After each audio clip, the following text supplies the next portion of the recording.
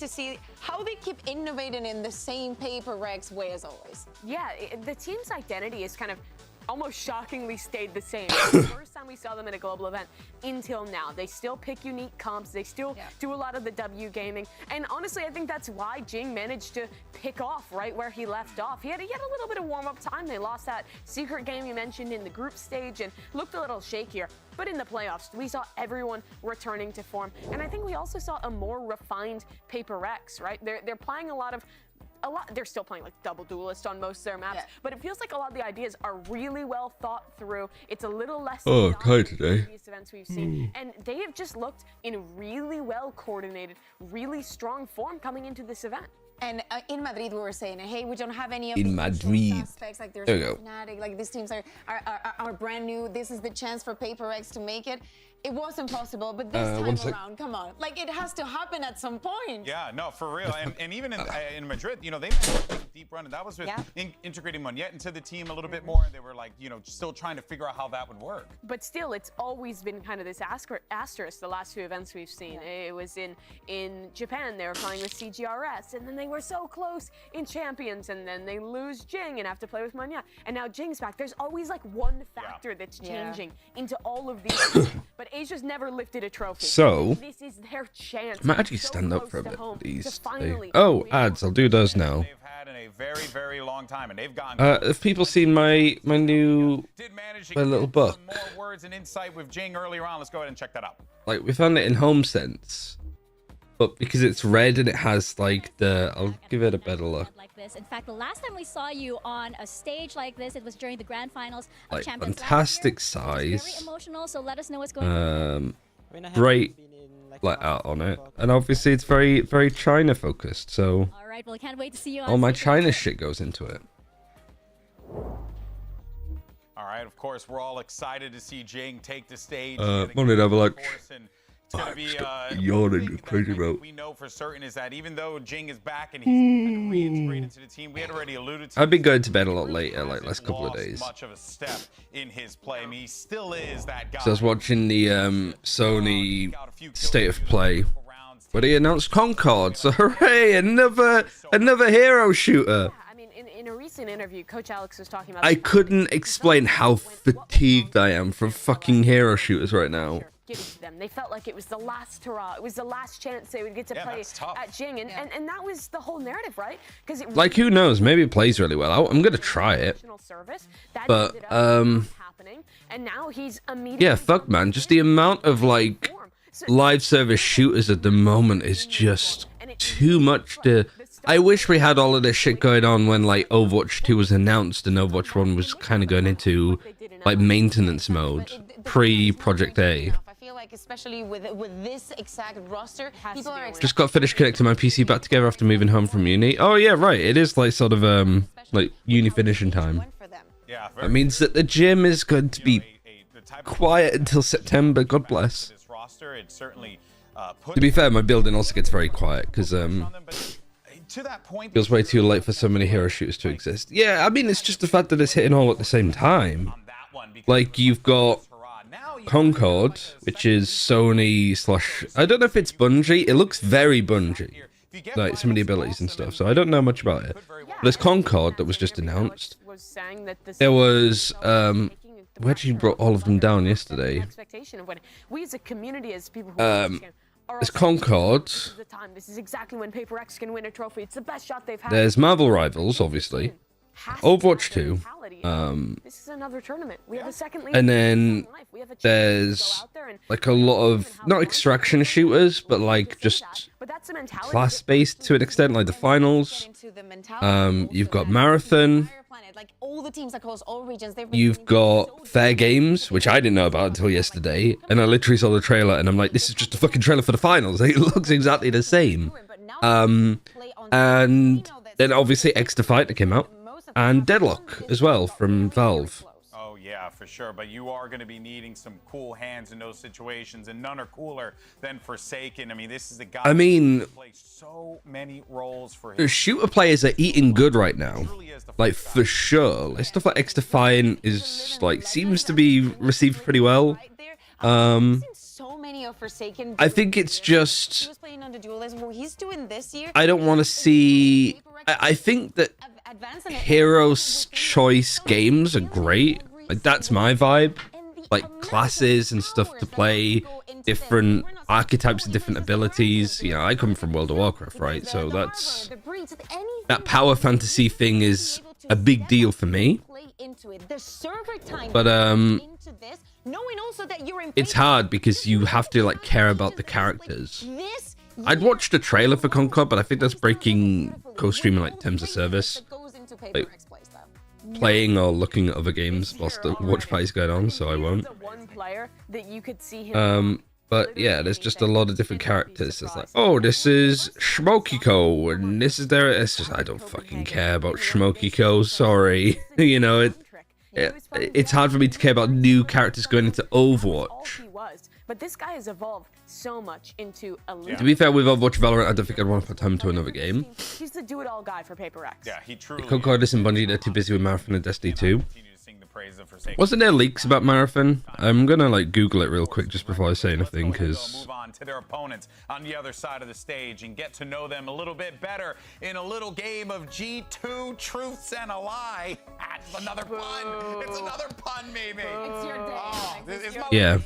You gotta It's a Dexerto article. Using a 2. Cállate. Okay, here we go. So you guys know how this is gonna work. He knew more Spanish. I'm gonna read, all right, a couple statements, all right?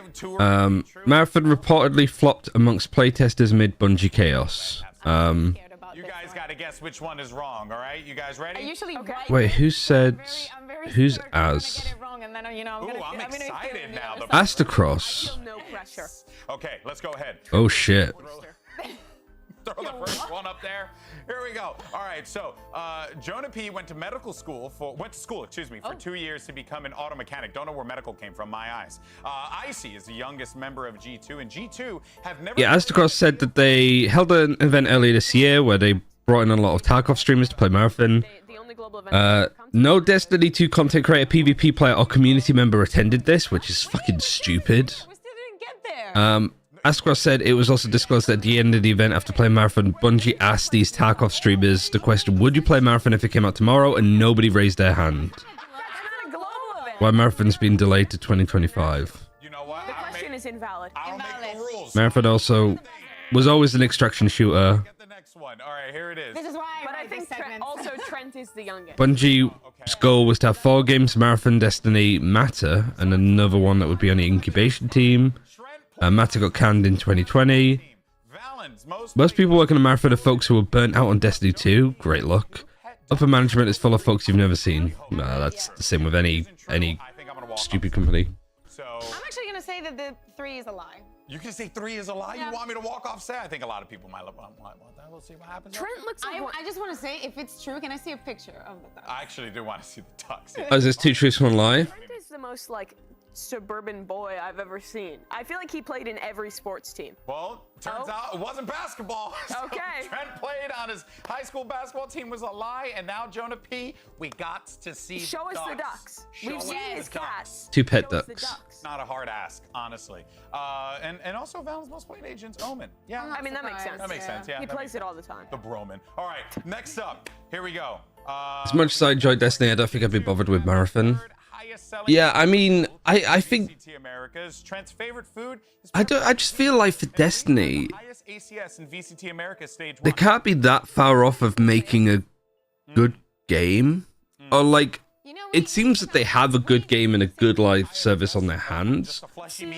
However, if they continue to ignore new player acquisition by making it an incredibly convoluted mess, I think 3's a lie. they're just fucking themselves over. Like, look at how like much Blizzard and World of Warcraft is prioritize trying to make like new player experiences as good as it possibly can be. Young guy, like he looks like. But that's but what if like they need to know what his favorite food is then, because they cannot just put something random. It's true. If it's maybe they did ask him. They I mean, maybe we can get that confirmation. asked him. All right, let's go. Wait, 3. did you guys pick 3's a lie. 3? Okay, yeah. 3's a lie. Leaf had the Yippee. highest ACS in VCTs America. That was a lie. Fraudulent. But he did in his team, I believe. But I think someone In his team. Yeah. I think Oswald's got owned in playoffs. Yeah.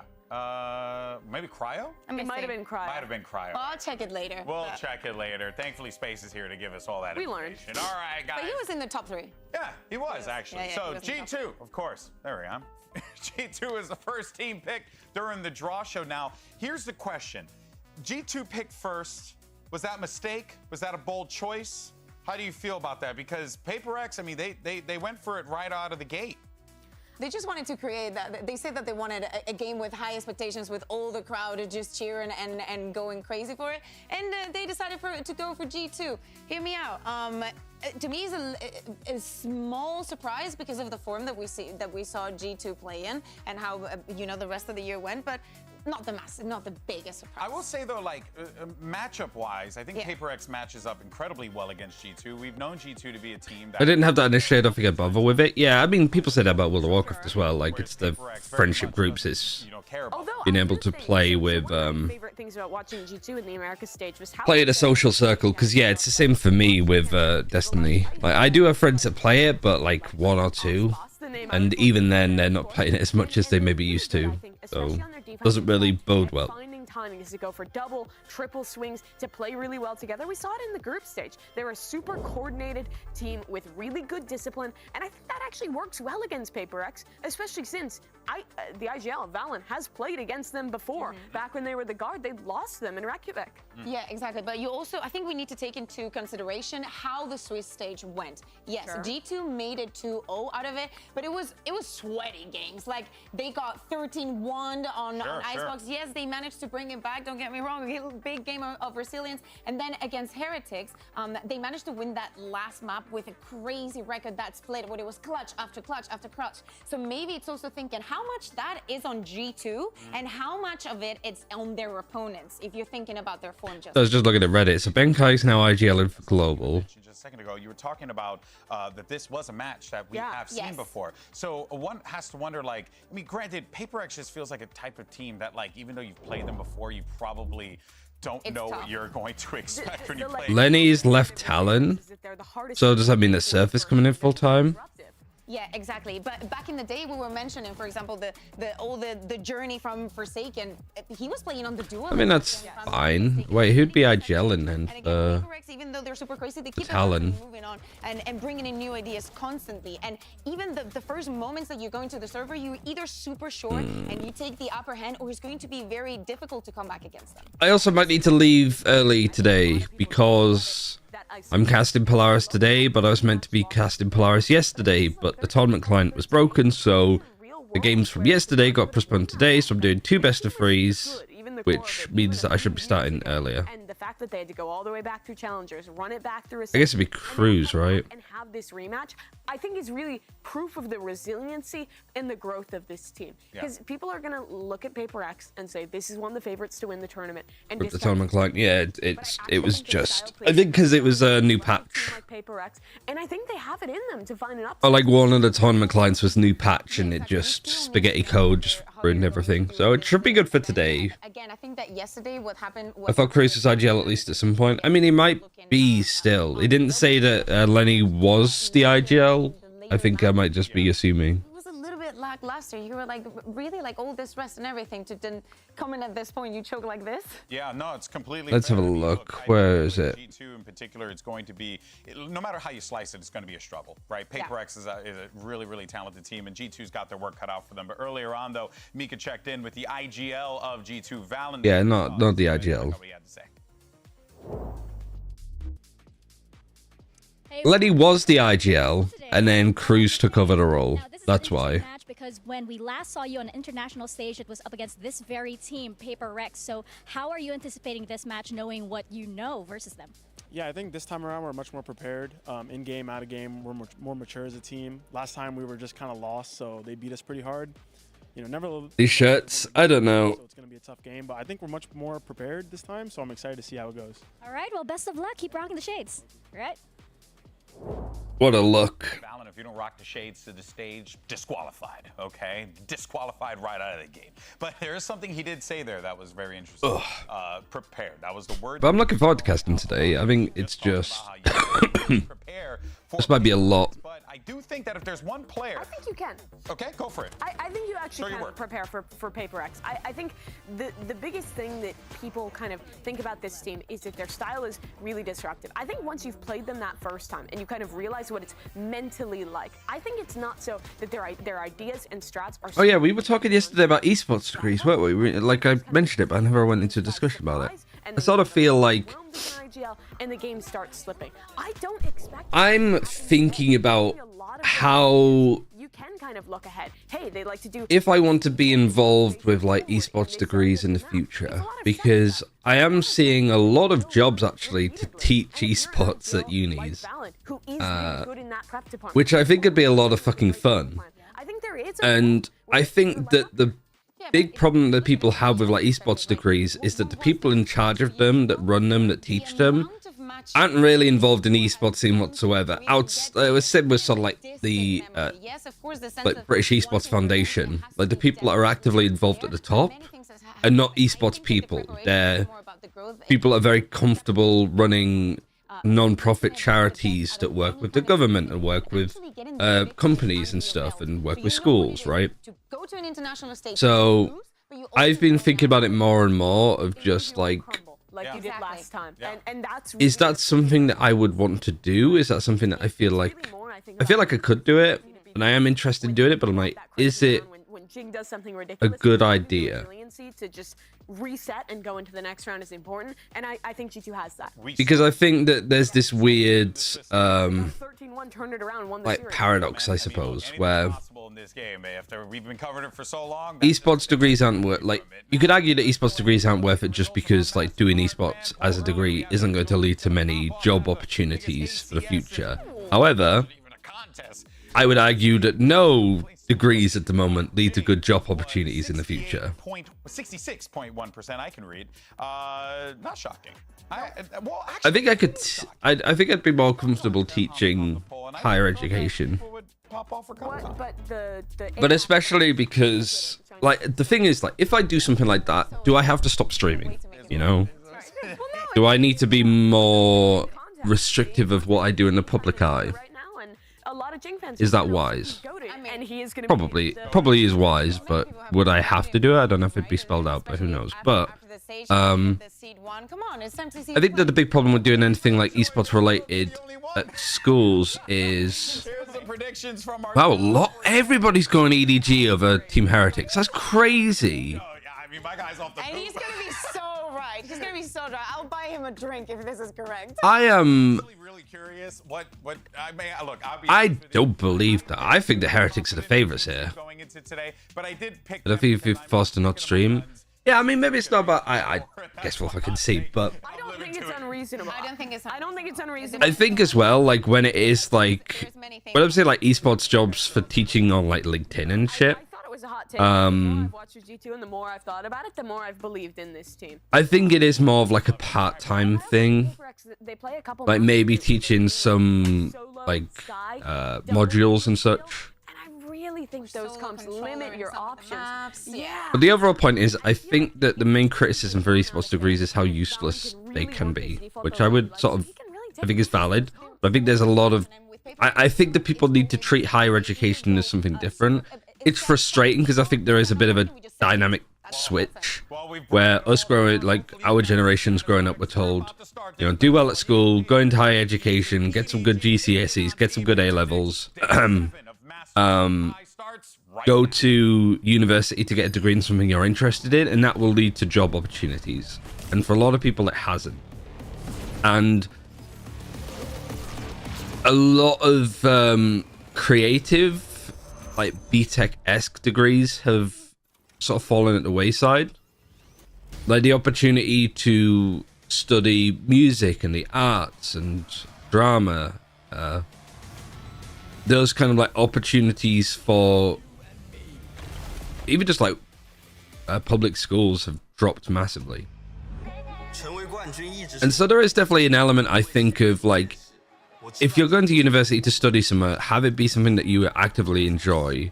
Like, be conscious of how many job opportunities it might give you in the future. But at the same time, all of the job opportunities that I've had have had nothing to do with my degree. It's just a supplementary thing. So I kind of feel like that with like esports as a degree. The big argument against it, I suppose, is like, yeah, the people that teach in esports, how involved are they in the scene? Like, how much experience do they have? How much do they know? Two times is strong, I know, but we will see in the match. And the best thing that you could probably do is to involve those people a bit more. So just be careful. With Valorant, I found my calling. My goal is to be unpredictable. Always changing tempos. Go fast when they expect me to go slow. Go high when they expect me to go low. Who's gotten Heretics that much closer than their 9th round? Oh wait, Jonah P in 1v3, all staring at elbow. Benji Fishy will fall, make it to an ace to potentially close the map. Can he pull it off? They're both right there. The spam onto the first, they're both weak. He's gonna connect it all! And Jonah P aces! Very fun for the generation in uni right now for me. I study engineering, even that's something that I feel like I've had hell level burnout to the point that I had to suspend my year before exams this year and go back to do it again next year. Yeah. Be the best team that I possibly can for my team. Also, it's a generation that have had their higher education fucked over by COVID. I just want him to experience being on the big stage. Now that Jing is back, W Gaming is back to work, we feel complete again. Since you chose us, you better be very prepared, because if you lose, we're gonna air you out on Twitter.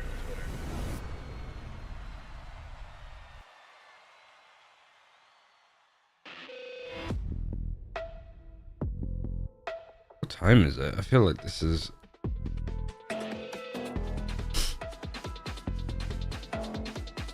Again, cosplayers, absurdly good. Only bit of ice we're going to probably see though.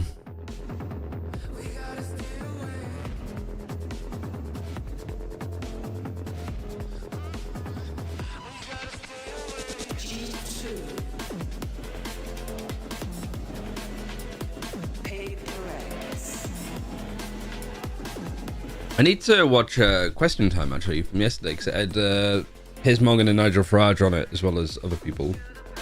They were the two main ones. But actually, like from the little clips that I saw, like Piers Morgan actually being reasonable with his takes, like questioning Nigel Farage why. Like, Here we go. what would be like a good argument to do a referendum again about Brexit and stuff, but also saying like with the whole talk of national service, which is a lot of horseshit, that how much, not necessarily my generation, but like the Zoomer like the 18-year-olds now, like how much they've been shafted by, again, like COVID sort of taking some of the best years of their life away. Stuff like public schools literally falling down, not being able to rent, not being able to buy a house, not being able to like go out because it's too expensive, and then having the audacity to be like, yeah, the younger generation need to give back to the older, like. Time and time again, but they never got to that point, and Lotus being the second one. And then you're polling like the 65 and over, and they're saying, even with all of the suggestions that the Tories have had, they're not going far enough. Like, what do you want them to do? This like solo sky double duelist comp on both these maps for PRX is really going to be reliant on opening gambits to take a ton of space early off just like one piece of sky util and on heavy executes. If G2 can play around that well and give a little bit of space. I lost my 18th birthday and a lot of other stuff this year to COVID. Actually have that much to hold in the I'm lucky because I'm from Bristol, where I think most people. What is the alternative to that? I think it's a case of really looking at the polls, previous results of where you live, constituencies, and sort of seeing what are the legitimate parties to be voting for. Like for me, like being in like central Bristol, I don't need to worry about the Conservatives. But we are in a, I think we're Labour at the moment, but we genuinely have a strong chance of like having a Green MP this year. that much confidence in it. They don't have that many reps, and the composition ain't that crazy. Fade Breach, Sky, Double Duelist. As I was saying, Split is the kind of map where, especially Kind of like G2's comp. I mean, I'll be honest, like I think since finding out that Split's leaving the pool, I'm just not really that. I don't get that much of a toss. It was also like is the permaban of the team that I'm on. But obviously that's not going to matter because we don't need to worry about it. Absolutely, always, no bias here. All we want is good gameplay. Yes. And these two teams should absolutely deliver on that. But we've all been waiting to see PRX take to the stage here in the playoff to see what kind of form they Wait, hey Space Librarian, what are we waiting for? Tournament favorites for sure. A lot of people are picking this PRX team. What team are you in? Not announced. I'm telling you, the G2 team is so good right now. I love the way. Can't talk about it yet. You've got some insane cracked players on that squad. Looking forward to getting Haven back. Yeah, me too. I feel also all of the maps since Pearl have been really good additions. I think Sunset is a great map. The B site could definitely do with some change-ups. Great way to set the pace. Just go fucking in. Do your PRX bullshit. So you have time, you have space. You're just cutting noise, going for a fight. You do have the support here. The stun isn't going to stop you at all. Fucking welcome back, Jing. Yep.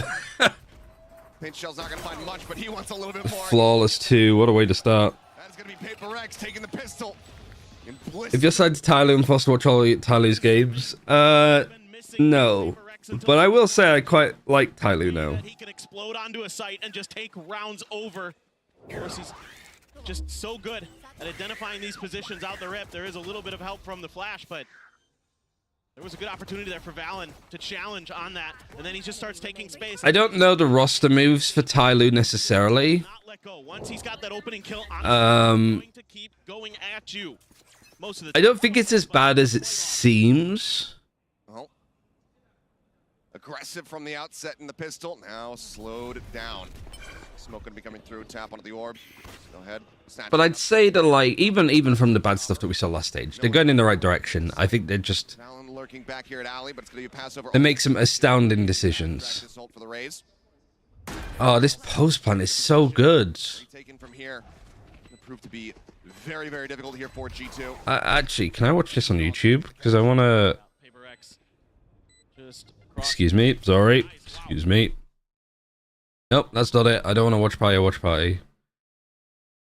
There we go. So he's going to push aggressively, looking for it, and he's able to collect another one.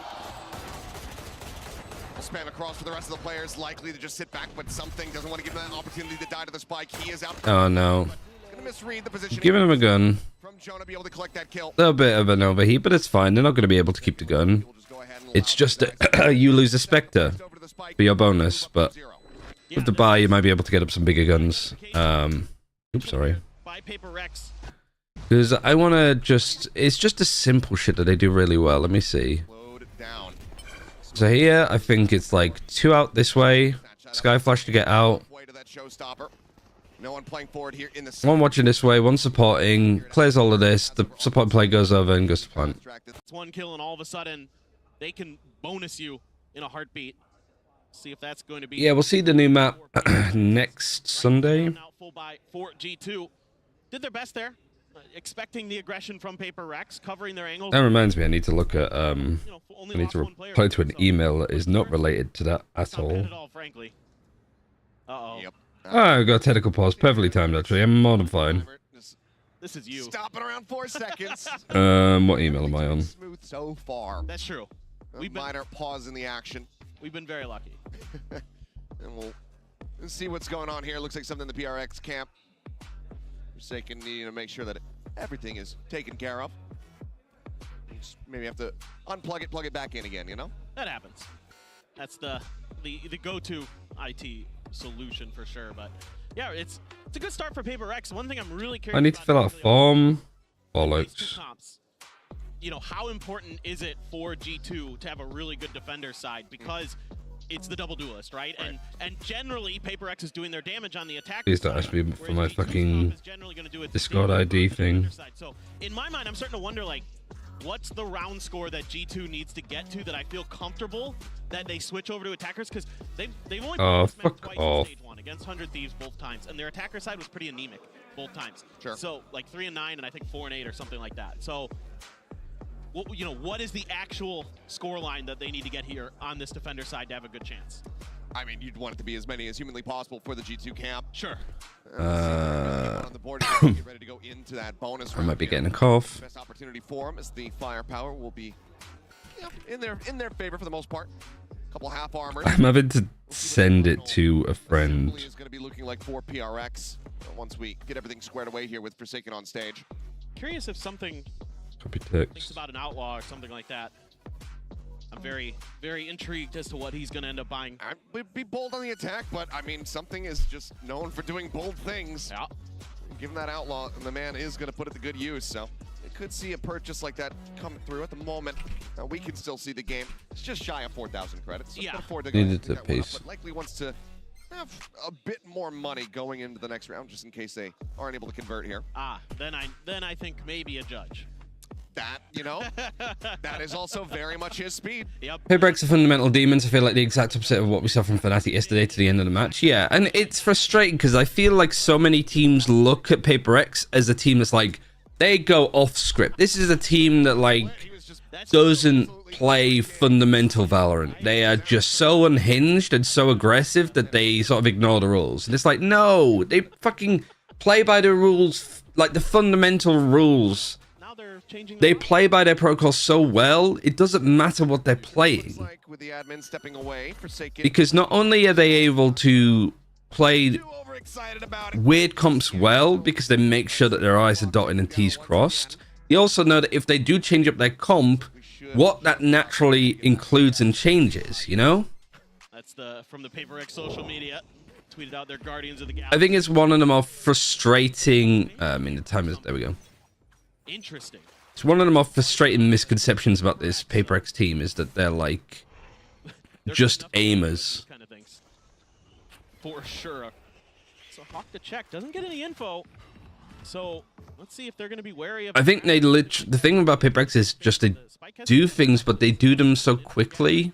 Mission for the PRX squad. That it almost looks like they're not doing it. Like people say, oh, they're not defaulting here. Well, the Viper started here. They just stayed around there for like 3-4 seconds, where you might wait 6 to 8, and then they're rotating. So now space can be taken, something pushing forward.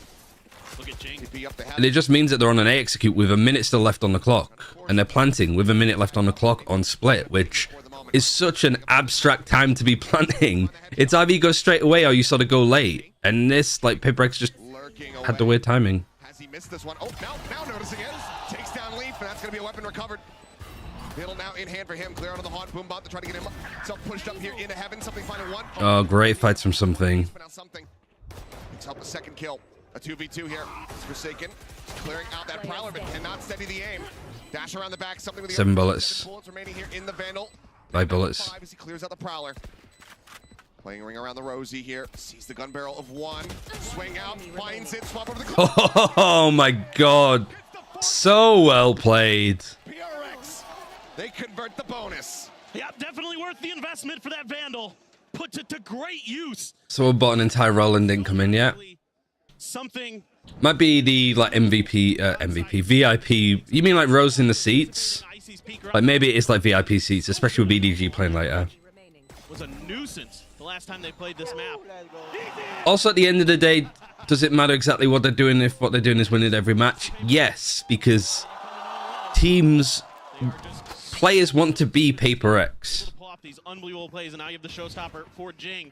Playing pretty far up is G2 this time. Oh, something just... That's just a bad fight, I think, for something. He had his dash activated. He didn't want to go back because of the nade, and he didn't want to go forward because that was just suicide. But, like, he needs to steer in the headlight. At least he down in the spot where the gun can't really get picked up. Fight goes across. Little smattering damage there on the tramp. Showstopper still... Yeah, G2, free towards A. If they want to commit to this site, but it looks like nothing's really been done to like condition mid or condition B. It's just sort of like straight A or straight B. There's too many players over here that we've seen. Let's try something a little bit different. It feels like a trap. And they made the correct read for sure. Mind Freak, clean there, taking Leaf out in mid. And now everybody's just rotating over. They're still going to be pushing their way over. Like, whether this is a gamble stack or just a good read on what PRX do on their split, kind of like remains to be seen. Double Paranoia's been thrown out. Haunt in the corner just as it come through.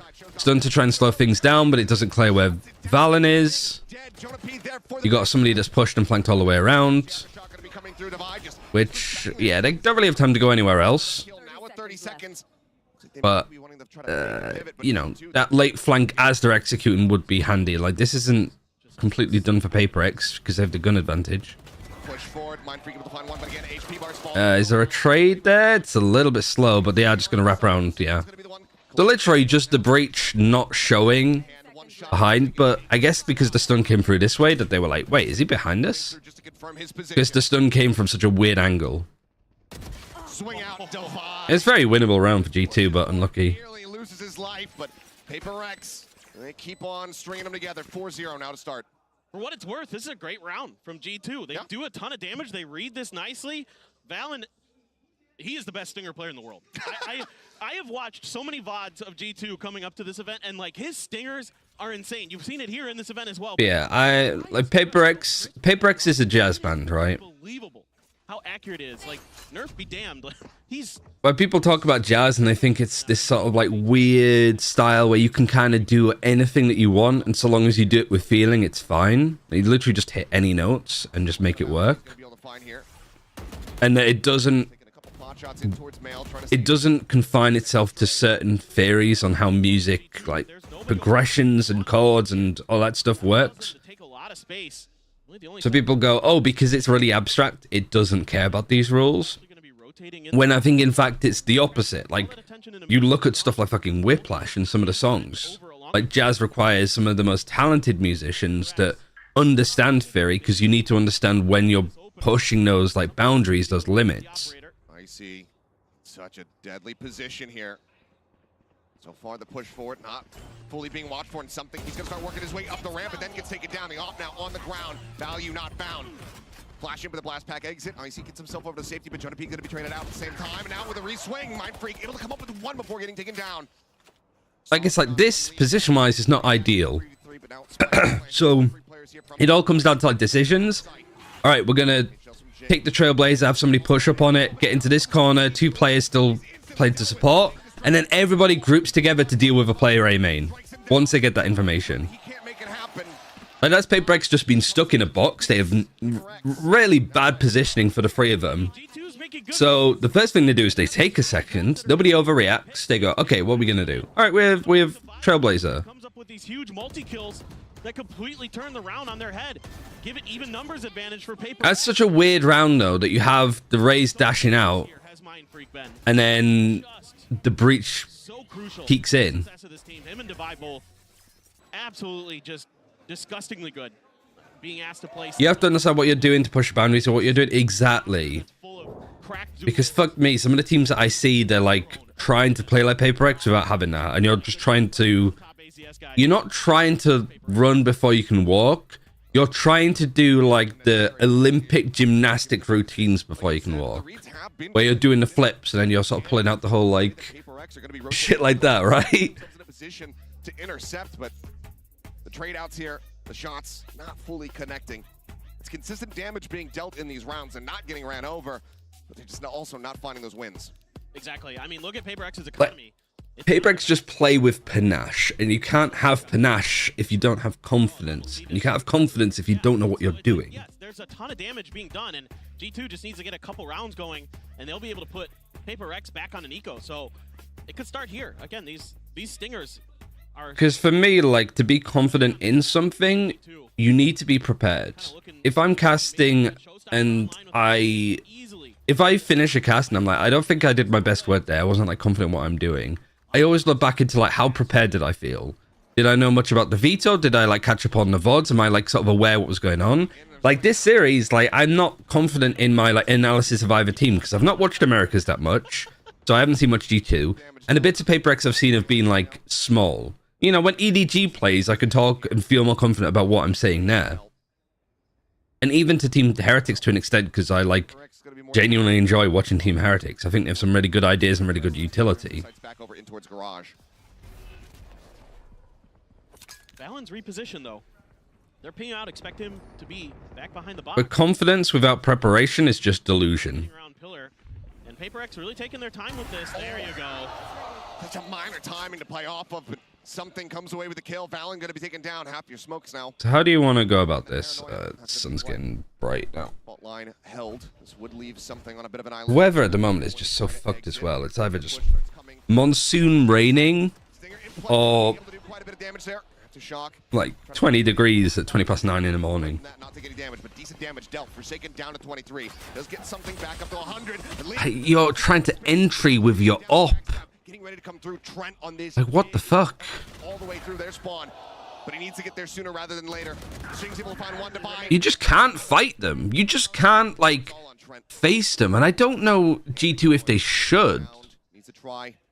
I guess they're on eco here, so they have to sort of take fights. But also, there's only a small amount of utility, really, that PRX would have to get onto a site, especially when their jet is dead. So wide peeking them and fighting them in this position, when they still have to get on the site, I think you're just inviting them in a bit. Yes, it still looks kind of aggressive because something's starting to push angles, but he's doing it quite late in the round. He's like, G2 just looks so flustered against him. Find that pick and he gets Valen with it off the dissipate of the smoke. Just so fast. Like, this is fine. Jing as well. So quick to react to these things. It's what makes PRX so darn difficult. So I guess they peek out because they've, like, lost this control. They don't have this and they don't have this. So they need to take something. Oh, okay, that makes a bit more sense. Because it didn't look... It looked a little bit uncomposed. But I think it's more like, shit, we've just lost this because Jing's pushed, like, new box. We don't have mid. We haven't seen Mind Freak. Let's go fight. To get the win in. You'd expect it to be this one, but you also don't want to be seeing an overcommitment of ultimates here. So the pit off the rip. We'll see what else becomes necessary as the round goes on, but for now, it's going to be mid-control firmly in the hands of G2. They know with this operator in play, they can't give up any of those early picks again. You can kind of afford to do it on an eco, but with the economy once again shaky for G2. A lot of space, a lot of info gain, and that allows something to continue. This felt a bit early. Ooh, saw the head, but can't G2 are just playing so fast. Because PRX are forcing them to play fast. A bit of a fake pullback. A minute has passed, right? A minute has passed and the spike is... There's no map control that PRX have actually got, really. They pass the spike over. 40 seconds. They're headed towards A. The spike is still here, but they can omen TP. Mind Freak just going to be peeing his way onto the side. Something clears the way to buy on this lurk. It's so disgusting. Yeah, Device just holding. They got a kill. Like, something was trying to, you know, 5v5 post-plant. You're like, we need to go do something. We can't just sit with 5v5. So he was about to push and fight, but as soon as this kill came in, he just backs up. And then this player is going to, like, protect their backside. You got this late lurk as well coming in from Jing.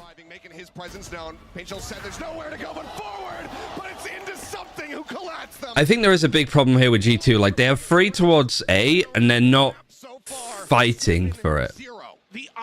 What's your thoughts on bridge being used more on split specifically, or you just mean on, like, across all maps? I think it's a bit of a band-aid fix. I think Breach is a great agent, but I think you essentially go, we're willing to give up information on the map. Like, for split especially, I don't mind it too much. Because I think that, like, sticking with Solo Initiator Sky for the most part isn't great. I think Split is... It's frustrating, really, because I think Split is one of the few maps where the meta nerfs to Cypher and Viper could actually do a lot to, like, break the super meta comp that's happening at the moment. Which is happening here, right? Like, we got double Initiator and we've got double Duelist. Which, you know, when the meta is like this on Split, it's at its best. Where you can have double Initiator, you can have double Initiator with a Viper, you can have double Initiator with a Cypher, you can have double Duelist with a Viper, you can have double Duelist with a Cypher. You can run your Viper and Cypher together and then have one Initiator, but that's not as strong at the moment. So I think just people stuck with it because it's like ease of use. And it's now just Trent and Icy left alive, sheriff's in hand. Spike planted. Well, unfortunately, not much hope in hell.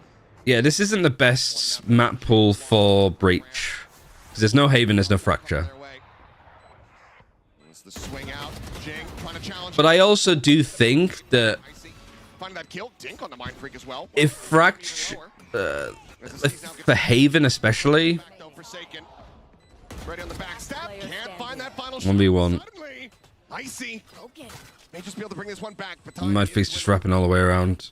working his way over here towards ramp. Here's the entry. Paint shell. It's a solid. He's read it well. Trying to create some space. Gets in onto the defuse. Tries to stay. Oh.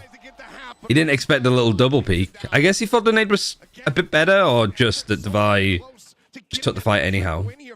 Good old David. But yeah, what was I saying?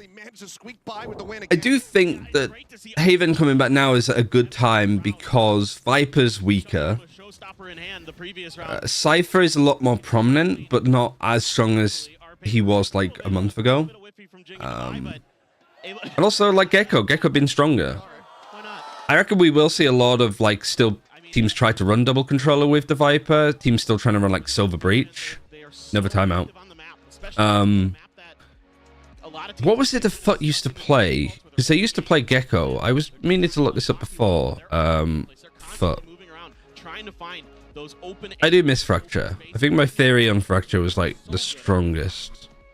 Now the second time out needing to be. Why am I looking at Fracture? Sorry. Haven. They were running Breach KO for a point, which is not good. No, they're not. They ran this 9 times, and it was loss, win, loss, loss, loss, win, win, win, win. I mean, the teams that they won against, and then yeah, like they lost to Attacking Soul. Available to the side of G2, trying to beat with that rolling thunder can cause some chaos. What was Attacking Soul running at this point? G2 can definitely do this. We've seen it time and time again this tournament. Silver Breach. Stalwart. They are so good at getting their aim under control and start making some good reads. They've made some pretty good reads. It's just PRX has been making better ones at times and just frankly out shooting them. And that's something that every team struggles against PRX for the most part. Is Like I think Gecko Silver on that map on Haven could go really hard. So, expecting this showstopper to be coming on to B. So Valen hightails it out of there. You got a couple players now thinking about going through Heaven. Mind Freak going on a bit of a walk. I used to abuse the fact that no one in my rank knew how to play Fracture. Yeah, I mean, yeah, it's easy to play it, I think, too. I think just the biggest mistake that people make, like on defensive side. Something off the angle, but he's ahead of this rolling thunder. He's not caught by it already. Trent gonna be taken down. Entry from Icy, able to find one. That's a frustrating one. 2 kills, tries to Wow, you just get deleted. You try to go for a rolling thunder play, and there's just a little gap. It's just beautiful understanding 8-0. Yeah, they're getting destroyed. the utility that Breach is going to be throwing and where he can get away with not getting hit by it. That's all it takes. You know, as soon as that aftershock comes through, he's like, oh, I can just stay tucked in the corner. The ult isn't going to hit me. And I'm just going to wait. And they can never really react in time. Jonah P gave it a try, but something just too darn fast. People overthought that map so often. Yeah, the biggest mistake that you can make as a defender is just holding sights. Like, you need to take something. You need to fight A main. You need to fight, B... Is it Garden? Like, B main, like, the bottom left quadrant had, like, a specific name, but I can't remember what it was. Once again, a kickback here. Dish was a little bit of, like, a neutral zone. Like, you could do stuff there, but it's not amazing for either side. It's more like holes on Breeze. It's like something that you can utilize, but it's not a major part of the map. The aftershock doing nothing to dissuade him. But yeah, you'd either fight for A main, you'd either fight for B main, or you'd fight for like tower. He's got the spot. That's gonna be Icy taken down. The slow creep forward. It's the best map, I think, to show fundamentals on how teams should play Valorant, I think. It's the best example to show what to do, and also it's the clearest example of what to do. Hunting, seeking target. Can't find either of them. They're already dead as he swings around. Now it is once again all on Trent. See if he can just stop this from being a flawless. Because it's so much of a, you know, we push here as attackers, the defenders push this. So, but we have a player like here too, so we can go for the A site, and we can play a specific post plant to deal with potentially being flanked by the defenders this way. Potentially a 13-0. Or we push this, they push that, but because we have some, like, you know, let's say you're running a 4-1, so you're running 4 attackers in A main, and then 1 player that's like a Cypher up top. I'll just draw a very quick fracture. Let me do it like here. I don't think he saw or heard Icy. Icy was being pretty good about What's the best way of doing it? I think it's more like this. Just so effective as working as a unit. Everybody's working together there, allowing time for something to go for that flank in case somebody could trade him out. This is essentially what fracture is, right? It's got A and then you've got B. My God. That helps too. I mean, Leaf just... Like, you push this, you fight this with 4, you have like 1 player of the Cypher here. The defenders then try to... Like, let's say they try to flush this out. Like, they try to get rid of the lurk.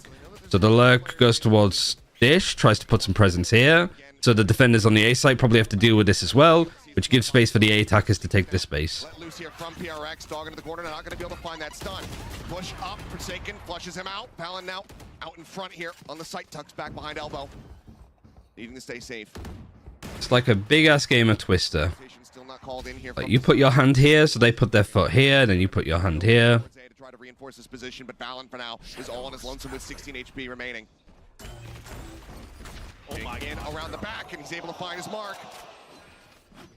Balin dealt with. Now the double approach. He's Forsaken, just playing off this one way. Swings, thinks that he gets the kill. And out of bullets, Jonah able to take advantage there. Now a 2v3. Something looking for another flick of the century. Can't quite make them happen though. Paint shells connect there into backside. Showstopper now comes through, but again, he is dealt with. Something just not allowing for these showstoppers to even get drawn out. I think towards the end of Fracture for Game Changers, we probably had the best... Odd One Out probably had the best Fracture in all of Europe, I think. Because they win Stage 1 of VZT Pacific, and they are not missing a beat. Something in particular. We're witnessing a murder right now. Oh, for sure. And that's Jing, the best in the business when it comes to blast. Which I'm glad for. Like, I'm not too worried about watching and paying attention to Split because it's on its way out.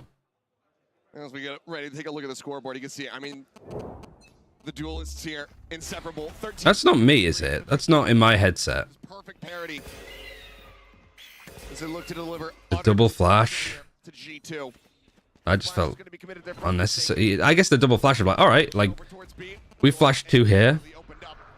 No, I heard it 2. So that's coming in from the stream. So somebody's phone is going off. Like the broadcast. This time it's Forsaken on the late lurk. Or Paper X, so it'd be difficult on site. Devi with the op. Gonna be trying to lock down. They're coming from every angle. Mind Freak able to catch Trent. Helios, turn off your phone. On this backstab, on this flank alongside Jonah P. Comes up with a kill. Devi gonna be taking out full flash, connects there on a Mind Freak. Weapon now scooped up, Forsaken. A bit of a riskier position. Not great position for Forsaken. Now it's all in the duel is something. On the first, turns for the flash, but he's taking too much damage, and there you go. All right, finally G2. Only took 12 rounds, but we got there in the end. At long last, fight back. They get themselves around victory here. Sure, chat. I want to just see if chat is saying... It's a hell of a road to try to run back. Yeah, and this time around they're a little bit quicker to react after giving up all that space to Paper Rex. They completely cede the A site to them, and they say, here you go, have fun. And they do a great job coming from a bunch of different angles and striking together. Yeah, this time just... Also, a quicker series for this means that I have a bit more time to prep for Polaris, and also we get to watch EDG and Team Heretics. To come up with those kills. With 13-0. Dealt over here to the side of Alex, but I think even he not going to be too upset given the game state here for them. He shouldn't be. You would hope. In a very strong position, G2, everything to do in the second half. But for now, as we go into the halftime, give them a breather. We've got a very special guest standing by with Mika for an interview. Hey guys, we Oh, the mums. for you. We have the whole Sasanto family right here in the venue. We have Yenny, who is Forsaken's mom. We have Ari, who is Forsaken's dad. And we have Hannah, who is Forsaken's auntie. That's right, the whole family is here. Now, of course, the world... Where you been? Busy. Should be fun to watch party everything else from now on. Cafe many years ago. So is that where Forsaken and Xcure learned how to be pro gamers? Yes. Yes. That is where they learn how to be pro gamers. It runs in the family, right? And since the whole family is here with your two sons, did you get to spend time in Shanghai? Did you get to spend time as a family? We come support my son and Team PRX. Oh, yes, of course. I can see that. And where did you go as a family? Did you see any sites together? Yes, my son is on the television watching us. Oh, see, it's a whole family affair, right? So right now, the score is 11-1 in favor of PRX. And I know that, Ari, you are a gamer yourself. So what is your assessment? What is the analysis of the map so far? Yeah, I'm analyst. I'm trust and I believe PRX can be win this map. Yes, of course. I think so far, you know, everybody agrees with that. What about you, Yanni? Isn't there one more brother that's coming through the ranks? Yeah. I will. Apa ya saya bilang ya? With PRX will be the winner champion. All right, PRX will be the winner. You heard it from them. Let's get back to the game. Oh, bless him. Thank you very much. Good to see the support. Good to see the fam coming out. As Forsaken taking a glimpse across the stage. And it's What's the second map? Lotus. Okay. It might not be too much longer until they're on their feet once again. It's PRX. He's like 14 and Radiant. Yeah, you've got two people to look up to, right? It's all but over. Yeah, I mean, 11-1. Like 4 people stacked on A. If G2 can get this done, but it's going to be really tricky. This is a All American fans must be feeling rough right now. I don't know. an initiator util over there on the A side. 100 Thieves are looking prime If they pivot towards B. to do well in this tournament, but like, are they going to be good enough to beat PRX? Something rushing forward, but it's going to be Leap collecting 3. Excellent response, some damage taken. Yeah, just grouping up, fighting together.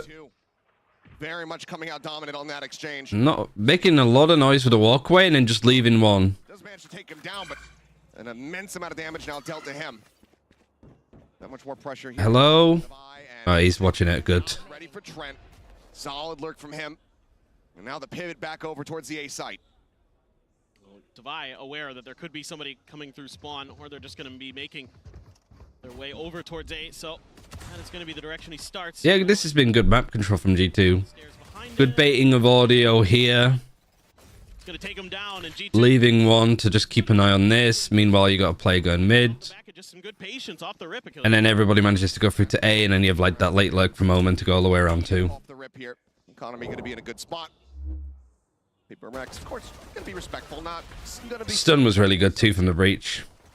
Like they were really expecting that aggression. To just gun down 3, try to fast track that pit, and there's that frustration starting to come through.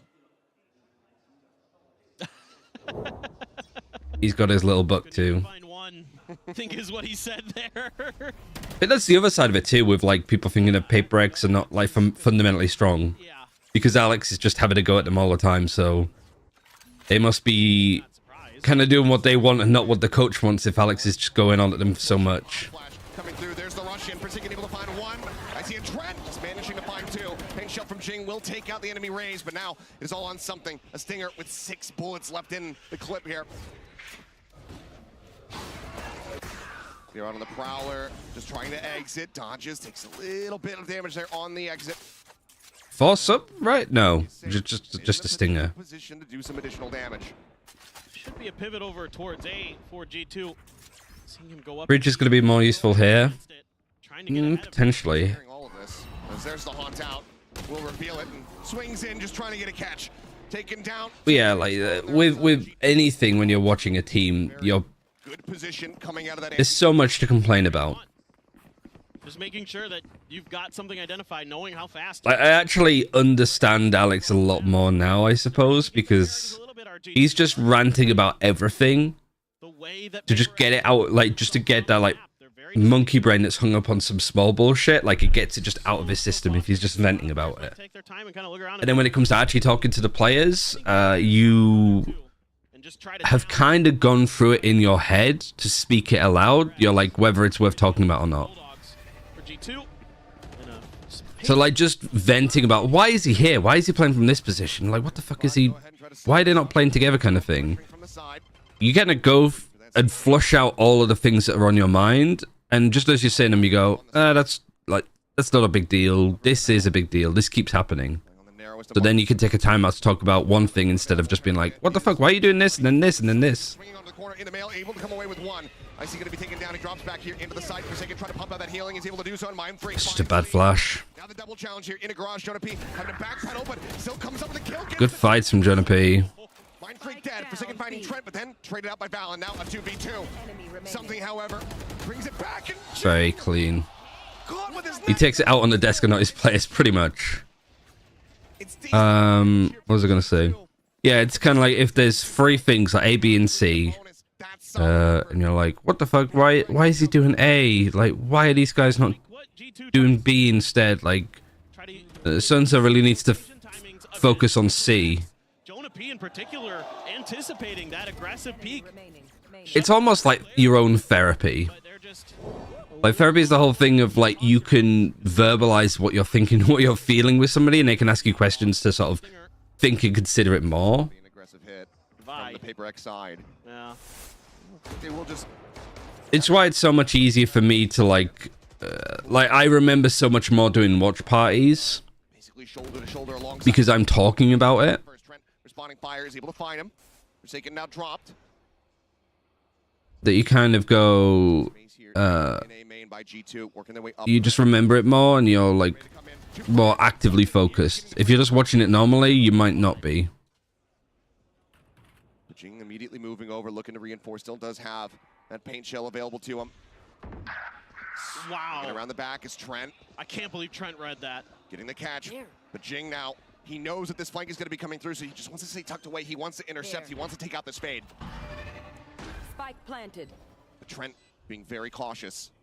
Turns back. This has worked out really nicely for G2 though. Trent actually not showing too much because there's no information. There's no need to show. Push forward, spots one fault line. He can't dodge it. Takes quite a bit of damage here now, down to 25. Flash is coming. Jing still holding the angle, but now noted. Yeah, he's like, all right, I've shown myself now. I'm gonna go help my team. In towards A, Dubai finishing off Valen, but time taking Jing dead. It's all in the Vi to try to see if he can finish the map right here, right now, but it's a 1v2 with the time. Not working towards him. One bullet remaining here in the clip. As he will just have to pull back. This will be G2's round. They stay in the game, they stay in the map. Just trying to do as much damage as he can to them. Knows the economic situation. They're gonna die to the spike? No, they're safe. All right. He's trying to see if he could maybe sneak one more gun away from G2 going into the next round. Yeah, Trent actually just doing a huge amount by not overextending and not over peaking when he was wrapping around. Wins the opener, but then gets traded out immediately through the smoke. Something there by himself. Can't transfer in time. Trent with unbelievable awareness. I was watching that in the map and I'm like, oh, Mind Freak's got an outlaw and he's creeping up behind Trent, but Trent just starting to get an understanding of PRX's movement, how they're constantly trying to find flanks, how they're constantly trying to work the map, and it's starting to get into G2's brains. That's a lot of damage to Leaf, though. Yeah, some spam out. He's knocked down to 51. As to buy. Mid. Mistiming it there. He just gets massacred. Viper now eliminated, full send, rotate, aside from Forsaken, who's still going to be lingering back over towards A, trying to make sure that it's not going to be any late lurks coming through. G2 in the meantime. Straightforward execute. Everybody grouped up together. This... There's shots from something, not going to be connecting. Icy able to take him down, now Mind Freak going to be dead. Jing, smattering of damage dealt there. With his Spectre looking for a kill, is able to find I mean, you've kind of left the spike at a shit position now, but it's fine. Icy swinging. Finishes him off. That's going to be G2 now getting the 5. Yep, now they're starting to get the feel. And they've got a showstopper. They've got some ults to work with. Nightfall, Rolling Thunder. PRX have both their timeouts still. You could just stop and take a minute if they need. But it is starting to feel a lot more comfortable. The way that they're anticipating. But I mean, it's just one of those like starts to a half, isn't it? You lose the pistol, you win the bonus, you lose the round afterwards, so you're on eco again. You lose pistol, eco, win against a bonus, lose against a full buy with a full buy, then you lose an eco. And now you've got so many alts to work with. Yes, there's the Seekers for Forsaken. But that's the only tool, the big ultimate that PRX has to work with. Some information gain, just Trent. Actually, G2 having the initiative sort of play and fake a lot of intel elsewhere. PRX wants to rotate off of that. Looks like they are going to start stacking a bit. I think the only thing for G2 that I don't like is I feel like they're just... Lone wolf over in that area. It's like a lot of utility that Trent has used. Like, the Haunt is good. Using both Prowlers was still a minute on the clock. Not a fan of. But I guess because he is ultimate, he can be a little bit more liberal with the utility that he's using. Is able to come away with that elimination. Snakebite now sent from Divide to try to slow down the approach here onto the site. Seekers needing to be used by Forsaken. Trying to track these players. It's all leading towards this A site. Face your fear!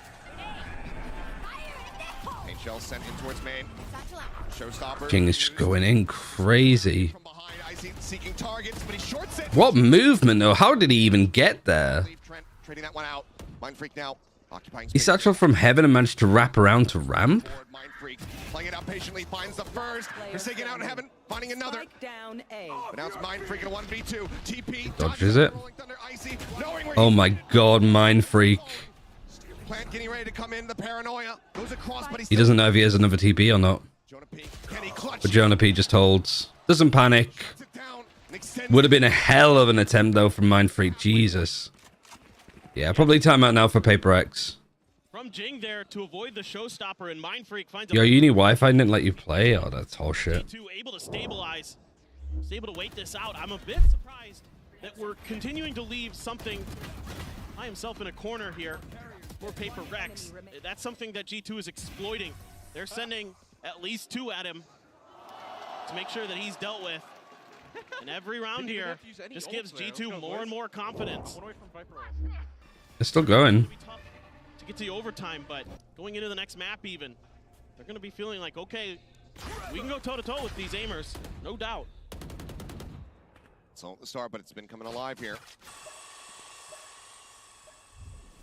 Boombot checking forward here in the vent, nothing going to be noted there. Showstopper and knives on the opposite side for Paper Rex. We'll see if those come into play. They want to save those for an actual full investment round.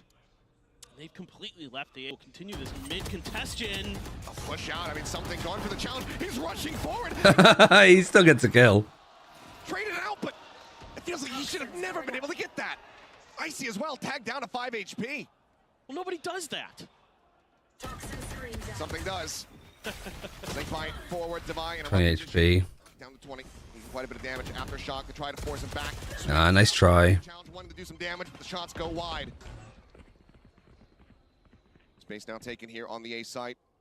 It's going to be Leaf lingering around heaven, looking to try to get the catch here. Meanwhile, Jing, Forsaken, pushing. Hello, Autumn. Freak now arriving. The slow swing, but the one tap of the Guardian. Leaf gets taken down. Now a 3v3. With that showstopper still in play. Exactly. Jing might just be able to try to finish this one right here, right now. Kid going forward, balance, swinging out. Jing not really anticipating that one, but now jumps up over the top, puts him down, balance, dead, gets a spot on the Icy. Ooh. 5 HP. Paint shell into the corner. Aftershock not connecting. It's 10 bullets and his stinger now 8. Swing back around here to elbow. Looking to challenge. The tap on it. The force space taken. Jonah P is saving him a little bit in some of these rounds. Christ. Like 2 back-to-back 1v1s. They're giving him everything they can handle. And G2... What are we exactly like what the fucking at? Like what something just did? Scoreline? To keep this map in play. Come on. It's unbelievable that he can get away with this. But look at this movement here from Jing. He lands on top of that after... Yeah, man. Jing is just so good on Raze. Jonah P has been incredible in these 1v1 clutches. Absolutely stalwart for G2. The Professor doing a great Stream. this map. Oop, there we are. From being over just yet. 5 rounds away now, G2. That's what you need. 5 more just to send it to OT. He got away with a kill. Attempts at map point here thus far from Paper X, but G2 continue to hang in there. So timeout called from Paper X. Alex looking to intervene, looking to get split done and over with. Just how much more gas? I think the biggest what they've been difference with like watching Paper X versus other teams that try to do outrageous stuff is I feel like the timing of when Paper X do crazy things is always like good. That's a huge piece to the Paper X puzzle. It feels Like something going for that play is fine because like he didn't have a gun. He used all of his knives for Blade Storm. He's like, well, I'm just gonna like try and confirm a kill anyway. If he did that on a full buy when he has like op or some stupid, you know, like exactly what this looks like. I mean, you got a lot here. This looks even like Devi like trying to get here to go for a fight with the sheriff. Like if he gets that kill, it's a whole different round. Flash at the ready. Yep. Get ready to push forward. Not saying that like PRX aren't making mistakes here. A bit of damage there, down to 51, but Icy is well tagged up. Op now right. Like here, like just the crazy like movement around from the operator, like how pacey it was. Down a lot of the entry power. But you go, well, it makes sense because you got the op and you want to reposition as quickly as you can. Now they got everything. Yeah. Like this is a little bit optimistic, but it's not going to be expected. Just a bit too aggressive, and Trent easily able It's a little bit too much. I mean, that Prowler is way too good for it to just fucking catch plays up there. Forsaken gets caught. Trent almost gets caught with utility in hand. That's a big entry here for G2, who now have the site and now they have the pit. Yeah, I mean, that was maybe just something overheating there. When you have the first kill and then you just overextend. Find value from here, trying to find But you're also playing with one initiator. Feels nigh impossible. Good luck. I mean, Devi's going to try to push this. He might catch. Yeah, he's got a perfect timing there. He's played that amazingly. I don't think, yeah. Oh, he is cleared. Oh, man, there's just fucking crazy clearance. Trent 1v3. Time on his side. Quick little jiggle peek. Ooh. But he cannot get the second. Mind Freak will be the last. All right. Nice from PRX. Plenty of time to spare. It's paper. Oh. Split 13-7. A little bit touch and go on that last round with something getting the first kill and then be traded. Oh, he broke his software. What's a shame? GG. GG. That's just the first map. We've got Lotus coming up next. PRX's pick. We'll see how G2 fare there when we come back in the break. You had a quick cast last night, yeah. Easiest day of work in my life. People gonna die. If people not dying, I'm gonna contact boss. Give me a beatbox, Jason. But I have a feeling that today might be about twice as much work as it usually is. Like this? I need to have a word with Fraser and just be like, we're doing 2 best of 3s today. Like, let's just make the desks absurdly short. Not sure what sensitivity. Because I feel like when it's 1 best of 3 and you're doing like a little bit of like the pre-show desk thing, it's fine. But doing the pre-show desk and then doing the 2 best of 3s, like, I almost want to suggest like we do it like we did for Eclipse, where it's pretty much like we had a little bit of talk about it, but we would basically just go into the maps when they were like loaded in. It should have been 13-5. Still a good scoreline, like maybe a bit sloppy from PRX towards the end, but I mean the question is like for G2, I don't know how much fucking stuff they played beforehand on Split. Like I have my stats and all that, but I just haven't really kept it clean. Yeah, they played Team Heretics and beat them there, and then they lost to 100 Thieves. So playoffs they changed to this comp, and they lost one, won one, and then lost another. For Lotus, what did they run? I imagine just the usual, right?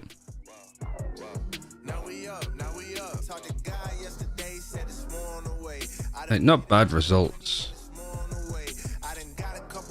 And then PRX, Lotus. I know that they changed a lot of stuff, but I'm just trying to remember what they went on for Sky Breach.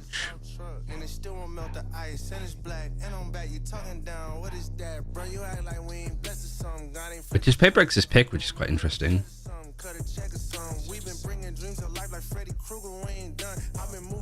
Maybe they just feel like what they have stylistically matches up well here. But to be fair, like they picked G2 as the opponent.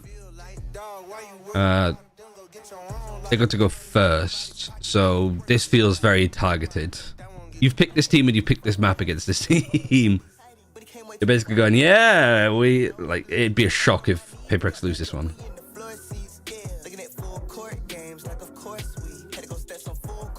But yeah, I'll probably mention that to Fraser later. Just hey, let's keep the desks giga short. I don't mind casting 2 best of 3s, but doing 2 best of 3s and then like even a little bit of desk, just too much. Because it's also like if there's any tech pauses for whatever reason, or like we're doing a desk and we have to fill because the players aren't ready yet, or somebody crashed and they have to restart, it very quickly becomes a long day.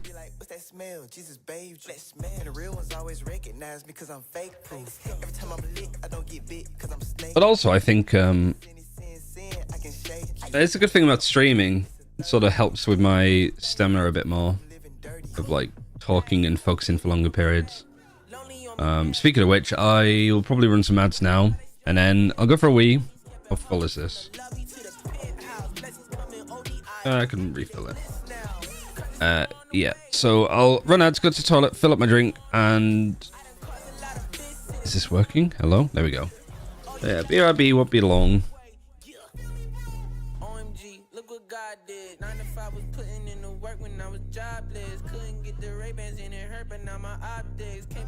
Take a look around, they sending options.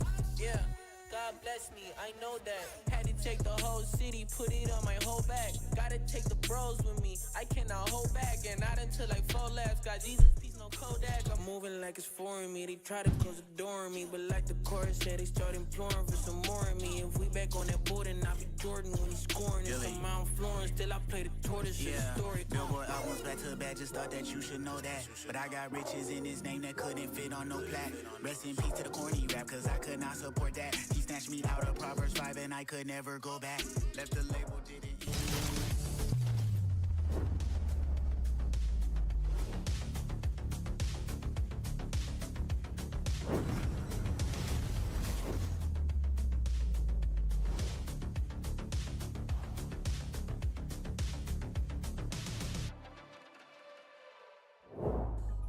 Hey guys, I'm here right now with Coach Alex of PRX. Congratulations on that first map. You mentioned that you were a bit relieved to be coming into Shanghai with some more downtime than usual, especially since you weren't playing until today, this very day, right? So how did PRX spend their time off?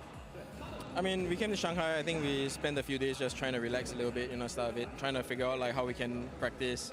After that, it was just practice as per usual. We tried to spend like maybe 8 hours a day practicing, I think that's what we did.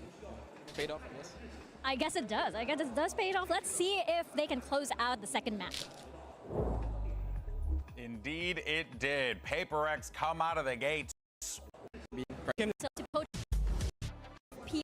PRX, congratulations on that first map. You mentioned that you were a bit relieved to be coming into Shanghai with some more downtime than usual, especially since you weren't playing until today, this very day, right? So how did PRX spend their time off? I mean, we came to Shanghai, I think we spent a few days just trying to relax a little bit, start a bit, trying to figure out like how we can practice. After that, it was just practice as per usual. We tried to spend like maybe 8 hours a day practicing, I think that's what we did. Paid off, I guess. I guess it does. I guess it does pay it off. Let's see if they can close out the second map. Indeed, it did. PRX come out of the gate swinging. Oh, my word. With an 11-1 half. And even though they dropped a few rounds, but this one in particular was round 3. Number 3, because the way that he dashes, smokes, it shoots the Prowler. My man was in 7 bullets for so long. He stays on 5, sees, I believe, the barrel, gets the kill here, swaps on 11 HP. He literally doesn't hesitate for half a second into this beautiful play that allowed PRX to do what they did during the entirety of the attack. Funny enough, the rounds where G2 were on their on an eco, they were closer to getting the round because, as Mimi is saying, they did have the read. The problem is that PRX was reading into the read every single time that G2 was trying to distract them with a piece of utility. PRX would turn around and get Leaf on the back of whoever is going to just crunch onto them. Which is what we did talk about, right? We were like, what is, G2 might try and receive this aggression. What does PRX try to do? It turns out PRX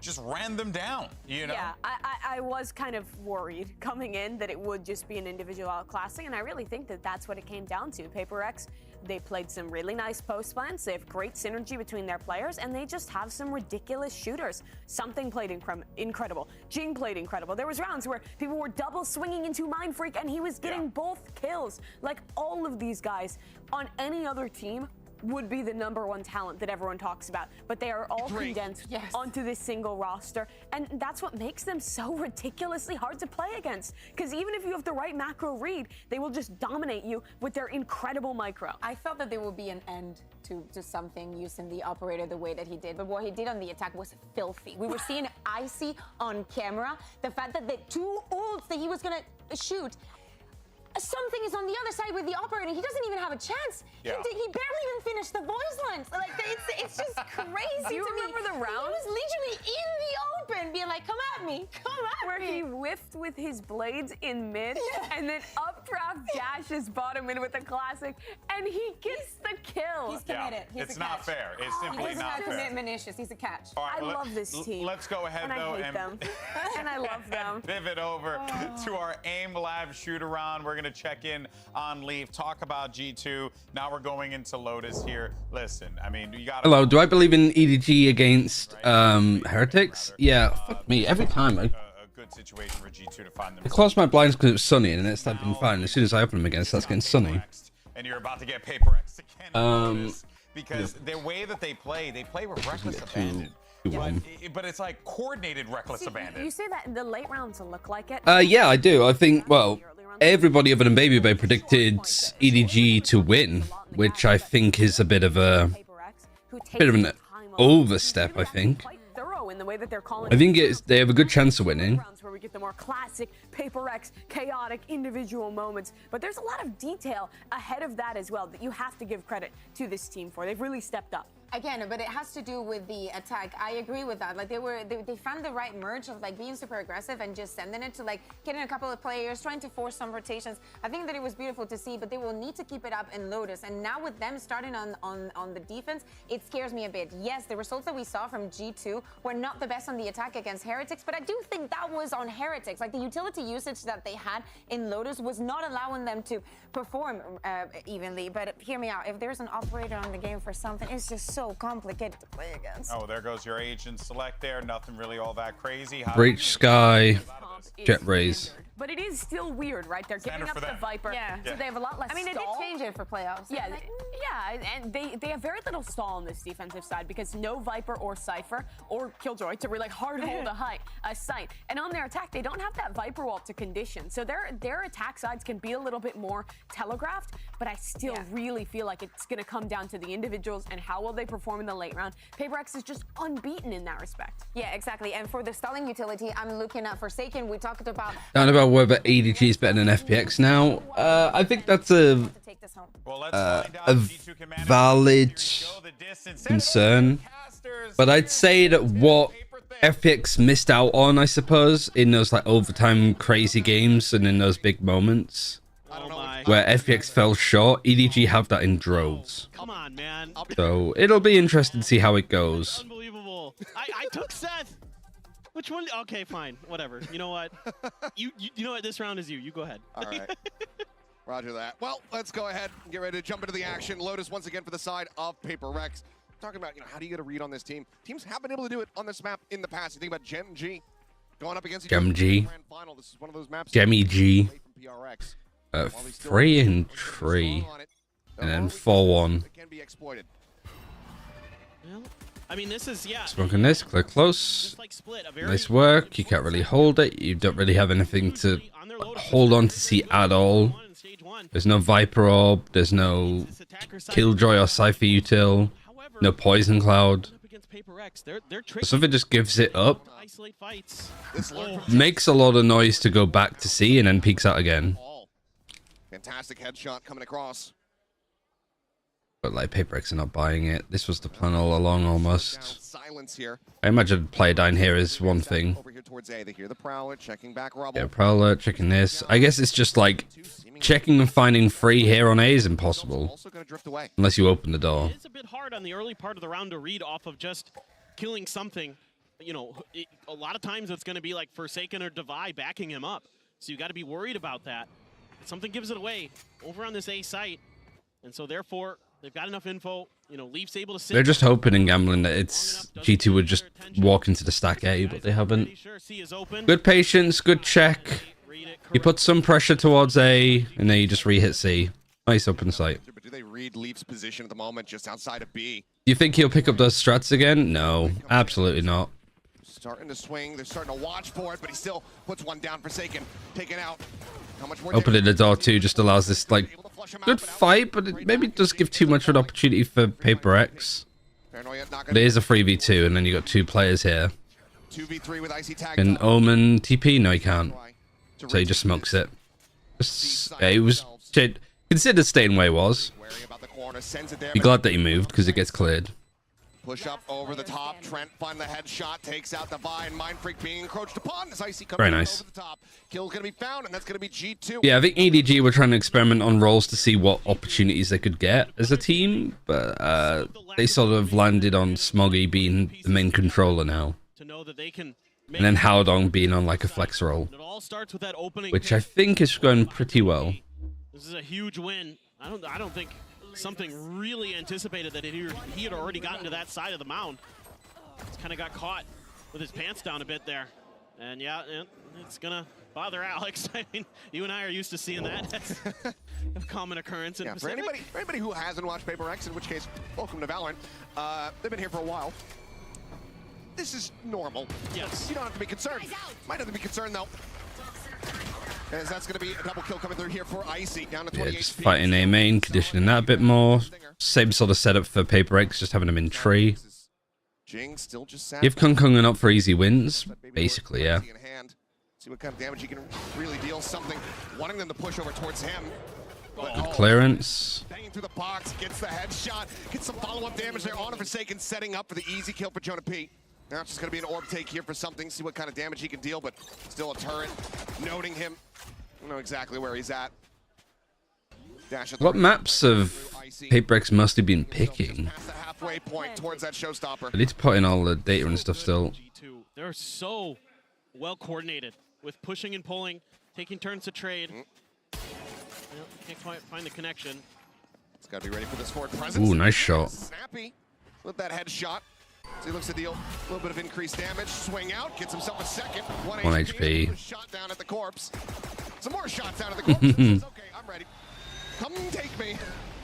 Phantom will be carried over. G2 will start off 2-0. Okay, something is going to get his, but this is just a great start for G2. I love the way they're working the map, being really methodical, using those high pen weapons to great effect through the boxes, all the things that you would want. I mean, yeah, that's pretty darn nasty. Something. Of course, it's something that gets the little play, yeah, the little highlight. Impressive for G2. I love the way they play these. Almost got a showstopper, almost. This round is just good. And again, you're like defaulting fighting for A. Where Paper X was setting up their defenses, now you don't get much attention over at A. Sky Flash and Stun to fight for B a bit more. Find nothing, see nothing, back out. Swing out, nothing spotted. Just hoping to catch somebody. Like, it makes sense, right? G2 on a lower buy, they might want to go B because of the fact it's easy to get onto and play closer angles. That's the second time that something has died first here. Nano out just to try to clear some space. We're here, like 1-3-1, grouping up to go into 4. They open the door, so they have to re-clear this, which is kind of hard when you don't have a fade. Because you have to use a Sky Flash or just walk it. No Boombot, no dog. To find any lurks or flanks or anything like that, so much space is under G2's control. And look at this rotation. I mean, Paper X have opened the door to check. I mean, you do have 2 TP, so you can get off site if you want. slowly creeping up over towards A. Mind Freak sending out that paranoia. He gets paranoid. TP out the safety. Gets himself in towards backside. You don't know quite where he's gone. But nice double peek from G2. But Icy and Val in here. In a 3v5 where you have to retake the call to save. Saving, yep. Divine inching forward, seeing if he spots anything else out here. But G2, they're going to be converting this bonus, and this is a fantastic start. This keeps going wrong. They're playing great. And G2's doing the right thing of like, on the pistol where they got this kill, they put some pressure towards A. And then they went back C. This round, they get that kill here because they were defaulting more towards B anyway. And they just reset, go for an execute. It will be instantly traded. Can't hold on. Like, that's something that just Fnatic weren't doing yesterday at all. It felt like. Try to maintain these weapons. like G2 sort of shown that like they have a bit of a default that's working and getting a lot of success here, but they're not doing the same play off of it each time. Here's the push. Oh, he goes for last second, but is able to go ahead and hold on to his weapon. But 3-0 start, G2. This is everything you want to see for this American squad after what we witnessed on Split. Yep. And they've got a showstopper to boot. Great opening shot from Leaf. Just completely. Right there. Stream. Mostly for the side of PRX. Having a moment. Well. 4 again, 4-1 over here. Looks like they might want to challenge this Rubble space. Oh, what is going on? Is it the stream? Is it me? No, it's the stream. Significant going to be found there. Jing just trying to play an angle where maybe he can catch the showstopper out of the air. Mind Freak in behind here. Swing on the corner. Jonah P going to be taking low. Showstopper now going to be coming in. Mind Freak able to find one, but Icy takes out. Trent's gone down to his own teammate. Coming through, Divide trying to steady the aim. Okay, sure. And now Leaf arrives. Puts one down, Nanoswarm. They're at back Rubble, forcing Divide out into the open. The classic. Oh my god, Divide. Divide will collect 3. As PRX get themselves on the board. I mean, I don't know if this is just YouTube or if it's that util coordination Twitch. From the breach and the omen makes it so difficult behind that. It's just Divide and so aware. Gets a good flash. No, it's everywhere. Okay. The stream is just bad quality right now.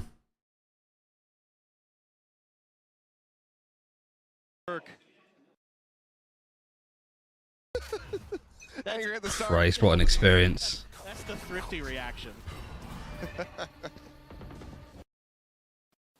Again, big presence here towards A from G2. Slow creep up towards this orb. Survivor Seekers at the ready.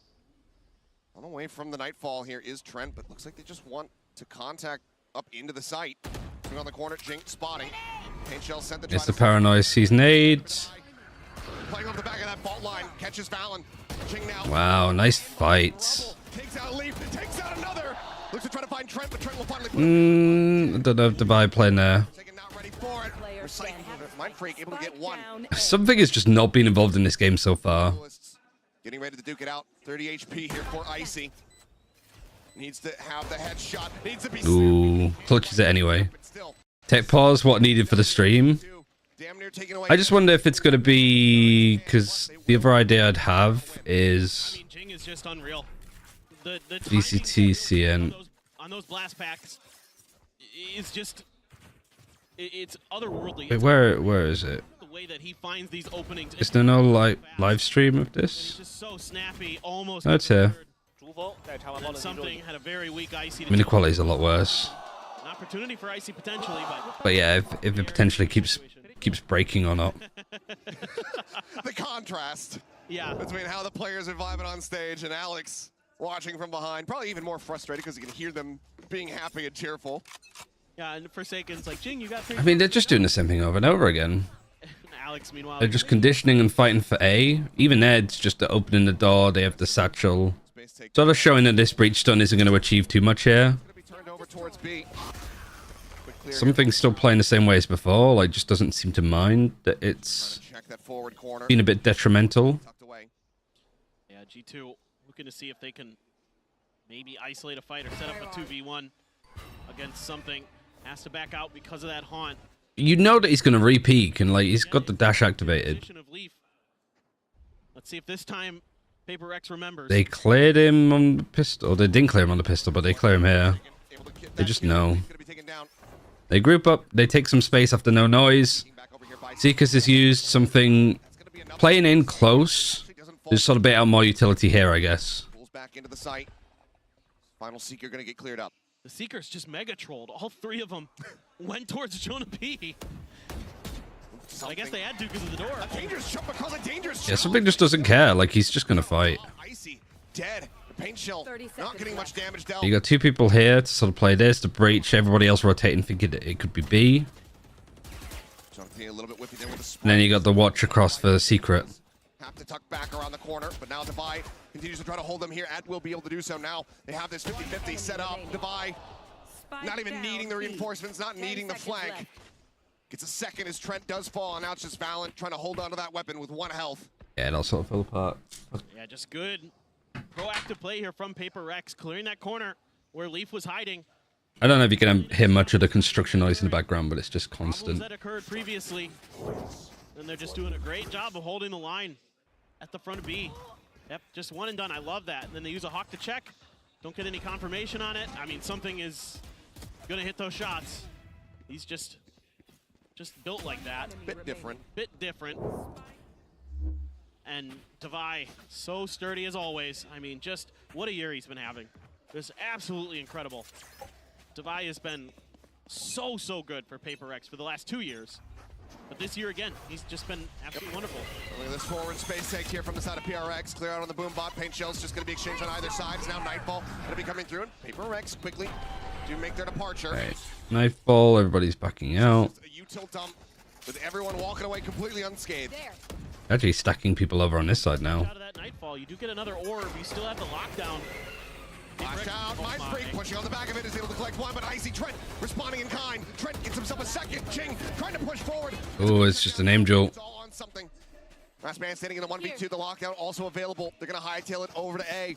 Should have a decent... Yeah, like planting in lockdown just to buy a bit more time. Something's reading this, knows where they're going to be headed. But can he clutch it out? Oh, it's going to be stacked against him. Leaf playing that first contact, staring in towards stairs here. And they're not doing that. They are just offering this up into a... Back. Turret set up. Well, it was 2 1v1s. He's trying to inch forward, take as much space as he possibly can before alerting. Swings in. Great call. Not going to be in play. Rush around the backhand side, looking to peek in towards tree, spots nothing, but now he knows it's going to be approaching in from main, especially as the Prowler comes in. He wants to fight. Sees connects. He's got his hunt in 3 seconds. He wants this kill before he goes for the defuse. He swings. Really well played from something. Him getting close off that turret and peeking was a masterstroke. Unbelievable. I mean, this is just a straight aim duel on Mound, and G2 comes out ahead. Kind of an over-aggression, I think, from Devi there with that last peek in a 2v1. But that gives something an opportunity to go to the other side. He's so quick with the rotation again. And he gets the info immediately as he gets over there. He hears the bunny hopping, he hears the door open from tree, and then he gets to see where the turret comes. That's such a good like decision. Like gets close and is able to just wide peek off that initial info. Because you know where the killjoy is as well. Every piece of util he had at him and still couldn't buy enough time. And it was still Trent who was doing his damnedest at the beginning of the round. Those 3 kills that got him into that position, having that advantage. That's 4 for FPX. GG. Can't quite close the PRX now in the lead by 1 round. Same position. He's not afraid to keep playing in this spot, is Leaf. Tucked away, listening for these rotations. In the meantime, Showstopper on the execute. Showstopper out. You know that he's here. They flash him on the aftershock. He's just fucked. They flush him out. They say you're not getting away with it again. Doesn't matter though. If he dies here and it keeps the attention of 3 players, it's fine. Not unless Jing does that. Oh, the right click to do it close as well. Trying to play elusively, trying to play quietly. Shorting out in hand. Fault line across Jing. Pops his way in, pops his way out. My God, Jing. Christ on a bike. PRX broadening the lead in flawless fashion. They're unbelievable. They're absolutely unbelievable. There's no way in hell that PRX should have been able to win that. Sometimes this is just one of those rounds. They do a good job early. Like they clear Leaf here, that's fine. It's good. Just how quickly he gets to here. Blinded by the paranoia, still hits 2, and then no. I mean, it happens so quickly. It's hard to know what the post-plant position's like. If you've planted and you've Viper's pitted, why are you pushing and fighting CT? So aware, our PRX, and it's going to be a timeout for G2 as they. I actually want to go back and watch that now that the stream's not like lagging as much. You're not getting away with it again. Like here. Hit invested, however. We're trying to make things a little bit more difficult. It just feels a little bit unnecessary. But I guess they're like, well, because there's 3 players here, we can go take space. But it's the fact that, like, it's so well read to do this paranoia and to, like, retake the space. Like, it's either a read or just incredibly lucky or unlucky in G2's case. I mean, I'm very impressed with G2 here today. They're oftentimes able to go blow for blow. Because I think the decision actually to take CT is fine. Like, you see Free here, so it's like, well, we have the Viper's Pit that's blocking up Waterfall. They might push Free, like, through this doorway, so we need to take CT. That's what makes him so tricky. And Jing's, these blast packs he's having today are some of the best I've seen all year. And that's saying something. I think maybe just somebody needs to, like, just be a target here. Both of them backing out into this position, they both die. That showstopper was ridiculous. Works from him. Still no operator here in sight. As things bouncing back into front line. Yeah, no, Icy still has his. Icy's on the opposite side of the map. He's doing a little bit of trolling and Leaf doing a lot of damage. Leaf is just fighting for his life, like with these mid defaults so much. After the previous round, but It's making him fucking miserable. man advantage here for the side of PRX, and weapons not able to be recovered here. Are they going to invest in Nightfall?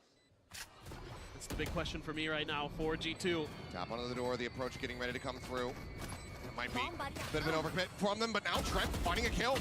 Shuts it down, re-swing in, Jing. Missed it. But now entries in around the back, finds the first one. Blast pack to try to offset, continues to swing in. It works a treat. Icy collects that kill. Now a 2v2.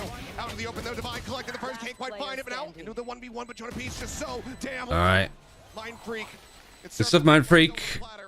Quite close in the end, considering it was an eco. To a solid effort off the back of the timeout, but it will be paper. Yeah, G2's timeout. I wonder what they were talking about. Here they just went for a straight A execute. It's good patience. Devi waiting, expecting that aggressive push from Valen.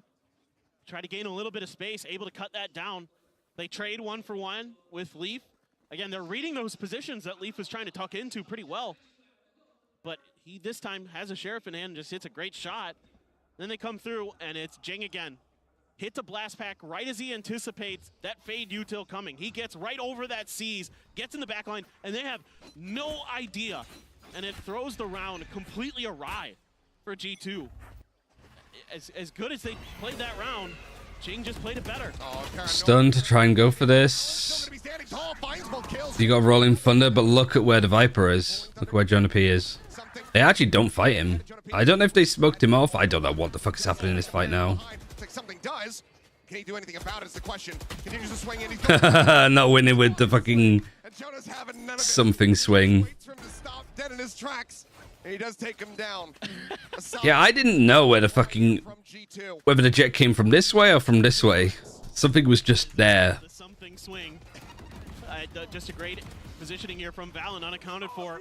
Yeah, that paranoia hits a lot of players, but Valen doesn't get hit, so it makes it easy for him to just cut PRX down as they try to push that. Even for watching it from G2's POV, like I don't know where the jet came from. Anticipating the aggressiveness, and yeah, he doesn't like it. Fairly costly as well. The Rolling Thunder. I mean, committed after two players that had already been taken down. That's true. Something now does get the operator into the mix. Quick break on the baby door there from Forsaken. Paranoia across, a little bit of damage going to be found there. Yeah, PRX are just fighting them. It's just blind spray across. They know how to fight them on Mound. They know how to fight them on A. And I've been clearing B a lot with multiple people too. I know it wasn't from A. I just didn't know if it was from this way or like if he had dashed and just found his way across this way. But all this effort is just to try to push them over to something. He gets the leg shot on the Trent. Because you had the Viper watching here, so I guess the Viper was smoked off. Connecting the Prowler on the chase. He's got to clear it out. He's got to backpedal, but he cannot. Jonah P able to intercept. Stops the exit, takes him down. Like the off angle of Forsaken's on is crazy. Nobody else is facing. Forsaken in a very committed position. Fault line. Yeah, just gets sprayed through the wall. Takes him out. The rest of the team have to respect this ult. 5v3. How are you playing this post plant? No blizzard spots on the one, a reposition. Open the doors, so you're looking behind. Everybody from PRX is coming from the same position. Ash decent on a lot of the players. Do they actually commit in for this retake? The 3v5 Snakebite to go ahead and further delay, and Icy on a very deep line all the way back. Here behind Rubble. Waiting for his moment. Jake, the push up into smoke, he's able to find one. Tries to backpedal out. They know Icy, but they should know as well that this round is over, that this is going to be completely unsavable with Divine out. Quanto a bad position, does get taken down. Mind Freak. Came down to being close again. At least on kills. Cash-wise, G2, they are flush with it. Now they get themselves up to 5. Yeah, this is a great execute here from G2, using that Nightfall to keep something guessing. He decides to stick around before he clears the Prowler and he pays the price. Very nicely timed. Wait for that shot, and then they swing around the corner. Just a random spray. Off of that fault line, they're able to kind of guess that Forsaken's going to go back upstairs, take him down. Very nicely done by G2. Got him, my boy. And now they have a chance to make this even in this half. Icy one away from a showstopper. Oh my god, Jing. That haunt, though, is really nice there, though. It just seems to read the situation so well. What a shutdown. Just picking him out of the sky. But you still have good control here, so you know it's somewhere else. Like, G2 are just having to play so fast because that's what PRX have conditioned from them. And it has just ended up in a bit of a slugfest. It's alright, 6-all. Good for PRX, right? More so. We'll see what, like, G2's defense is like. They're able to answer right back at the end. Finally get their footing. Finally start working together well as a team. Winning some of these opening exchanges again. And that's just insanely good shooting from Icy, the rookie, getting it done. Yeah, great shot too. Hey, Crispy. Gets the showstopper, gets the third. Awesome stuff from Icy. Incredibly solid round to bring us to complete parity between these teams. Tied up 6-6. Players will take a moment, take a breather here during the halftime. But for now, let's zoom in a bit more on Jonah P with our Omen player moment. Omen player moment. Having Omen as a sponsor is a little bit confusing, but it's fine. I mean, honestly, I wanted to win this game extremely bad. Not only to get us into playoffs, but we had a Berlin boot camp back in December, a while back, and Heretics, we scrimmed them quite a bit. They destroyed us, but yeah, it was not very clean from us, and you know, but just making that comeback and having that, you know, storyline for us. What camera do you use for streaming? For making big comebacks that we're known for. I don't know actually. I've forgotten what brand it is. 8-4s, 10-4s. Like a Sony A5000, 6000. Oh wait. When you place the smoke, Omen player moment. Yeah. It's a really good fault line. Jonah P in a 1v3. All staring at elbow. Benji Fisher will fall, make it to an ace to potentially close the map. Why is the quality of this gameplay as bad as it is? He's gonna connect it all! It kind of makes sense why people underestimate us. Like, our regular season was pretty inconsistent, and you know, if you're an inconsistent team, you're gonna get, you know, some criticism. They should say Omen, like Omen agent player moment. We don't really care what people say. We're just focused on why we're being inconsistent. Like Omen by HP. I do like it just being called Omen, but it's just a little bit confusing. It's not a big deal, is it? Working on the consistency, working on getting better, and right now we've been seeing that in real time, from the run back on split to now being dead even on a PRX's map pick of Lotus. They'll swap sides, but this is where they need to be the most prepared. That attack half getting ready to come in here from PRX.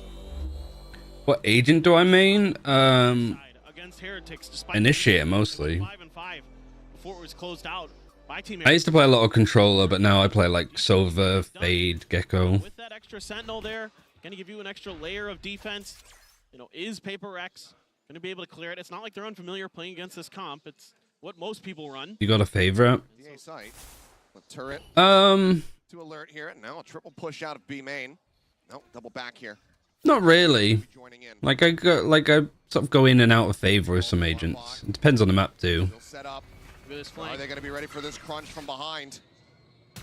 Shots coming across. Trent is giving up the game. And I think Fade's probably my favorite, like overall though. Something noting one, spotting out Icy back over here towards the spawn. But it's not fun to play Fade if you don't have lineups. Get the kill, and he can. Down to 5 HP. His paint shell connecting. Forsaken has to drop back. Right there. He himself tag low. 45 remaining. Fault line going to be sent. Jing looking to swing off that one, but nothing really going to be noted for now. He's just keeping Icy held back. Jump across the way. All right. Okay. Collecting another one is Mind Freak dead. Balon with 3. Divide gone. Jing put down and Forsaken. What a retake. A 4K for the IGL is G2. They will take the other. Which agent fun to play like dual stuff? Probably Omen. I think Omen's always good. Even like you have teammates in ranked playing Clove. I think Omen Clove as a duo is not that bad actually. Pushing through attacker spawn as fast as they can, and they're hitting some great shots. And he got flashed down to 5 HP, and then he's still able to win these battles. Unbelievable, Valen. Unbelievable. Huge 4K for him. And yeah, I mean, Paper X just couldn't hit their shots. That's all there was to it, to be honest. Trying to get into that post-plant situation. Alex having his moments. Just picked apart one after the other. Let me see. Triple Bulldog purchase here coming through from the side of G2. It's actually G2 winning both pistols here. Gonna try to escort them forward here on to see something getting a little bit of damage. Does get the headshot there on the lead. He'll be knocked down to 46. Spots out Jing, who swings around the back, Bucky in hand, able to find one but Are they bound. forcing or they just happen to have a Bucky? Power now taken away. Bucky into the hands of the Devise. The plant tapped for a moment. Yeah, just But not tapped. committed to. I have the spike. Give it over to Mind Freak. See if they can. Is Alex not beating Desk because he's on stage? Probably. I think he's trying to be a bit more considerate. Sees nade. Nade on the stairs makes it even better. He's left stranded on the floor and Forsaken. He can't get over to it. Mind Freak, he doesn't want to move a muscle. Push up into the Wow, the Haunt as well just forces him to push out. Really good utility on these retakes from G2. Nice and patient. Good clearance of stuff, and Paper X, even with a plant, can't get too much. Yeah, just brilliant stuff here again with their util combos. Yeah, you lose a player to the Bucky, but so what? That Seize Nade combo works a treat there, isolating Devi and Mind Freak on the back of the site, so they can't really get much done.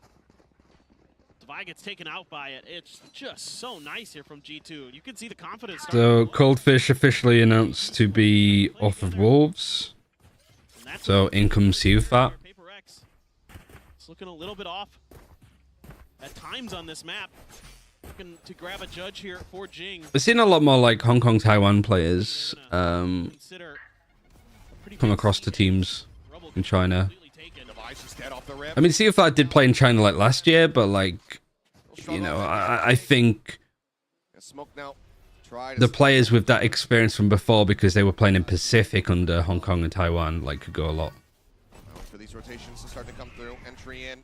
Valorant is not an esports World Cup. Good. Still tucked away here at Waterfall. Pitching for that shot. Backs away just in time. Something unable to get that. But I can't help but feel like you can only say no for so long. Claims two. Is Mind Freak taken down? Forsaken gonna be scouted, scrambling away, trying to keep himself alive. Sprays down one, but he's running out of bullets.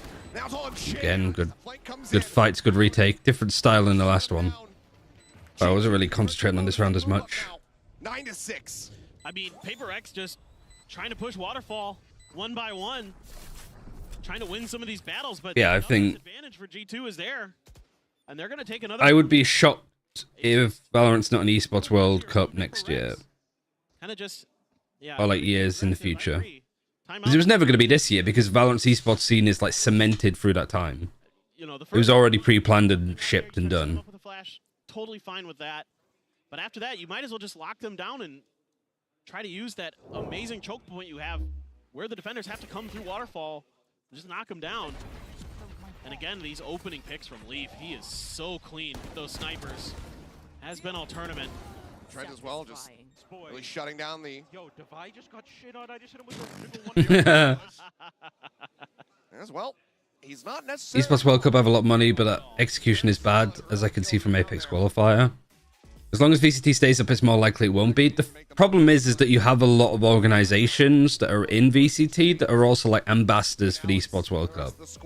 Can they find that round victory? Looks like I feel like there's going to be a lot of like lobbying from teams to be a part of it.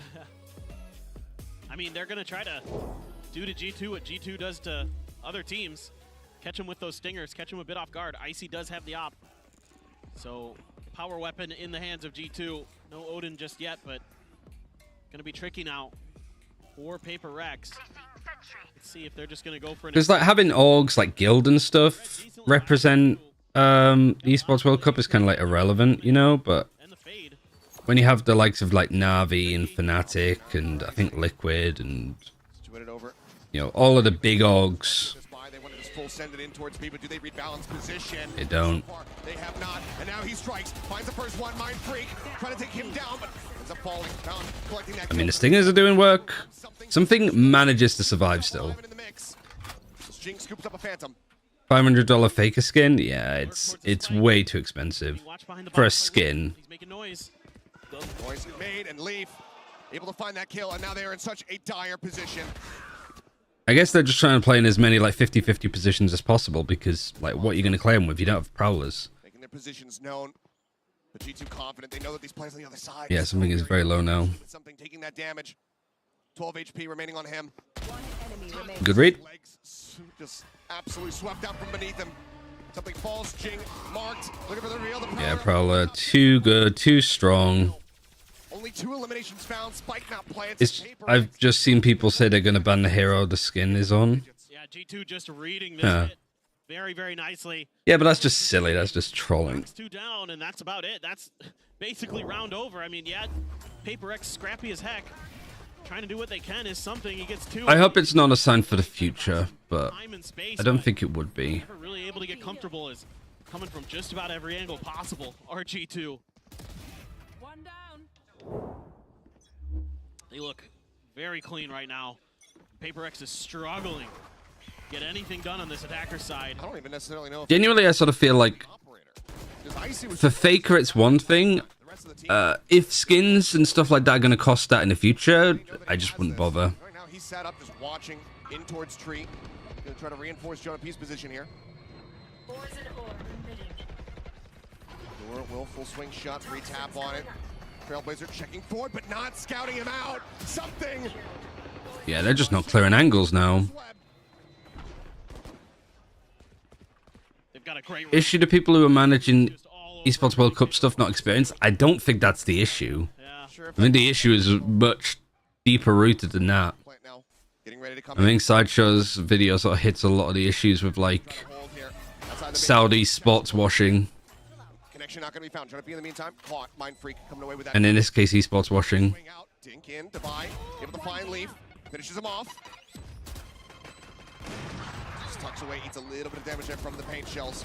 Fault line now crashing across. Fallon going to be taken down. Jing able to find that. Mind Freak still lingering still. The way that I see it, I've already spoken about it before, like when you have other franchised functional sports like football, Formula 1, boxing, MMA to a lesser degree, probably the Olympics and stuff in the future. When you have that, when you see those industries kind of get bought up to do more stuff out the Middle East, how can you expect the esports would be able to say no to that? Especially now when there is like this esports winter and there's more layoffs and orgs have literally died. You can't blame the orgs for trying to go to where the money is. My problem is just the hypocrisy. Tucked away. They just keep doing it. These cheeky. Like I feel check behind the tree this time around. Saying that you're I mean it's a whole different topic. It's not worth talking about. Sends a Divide down to a sliver. Mind Freak swinging out, finding one, but then taken down. Spike still bring forward now on the floor. Valen shuts it down. And Jing cannot find any more value. It's not even hypocrisy because like with stuff like this, you have to be a bit of a hypocrite. Yeah, these awesome defensive setups that G2 is using. You know, you complain about society yet you partake in it kind of vibe. But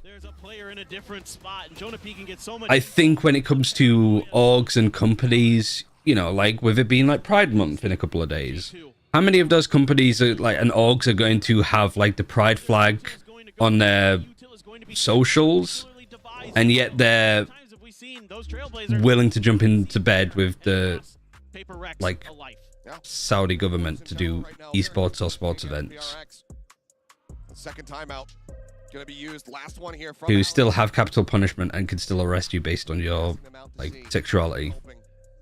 They make it safely across to the other side. For now, G2 all advantages pretty much theirs. 3 ults for PRX available at the moment. We shouldn't have tournaments in USA or UK either. Yeah, I mean that's the thing about it though. Like we can't sit here and say that we are not illicit in just how the world works.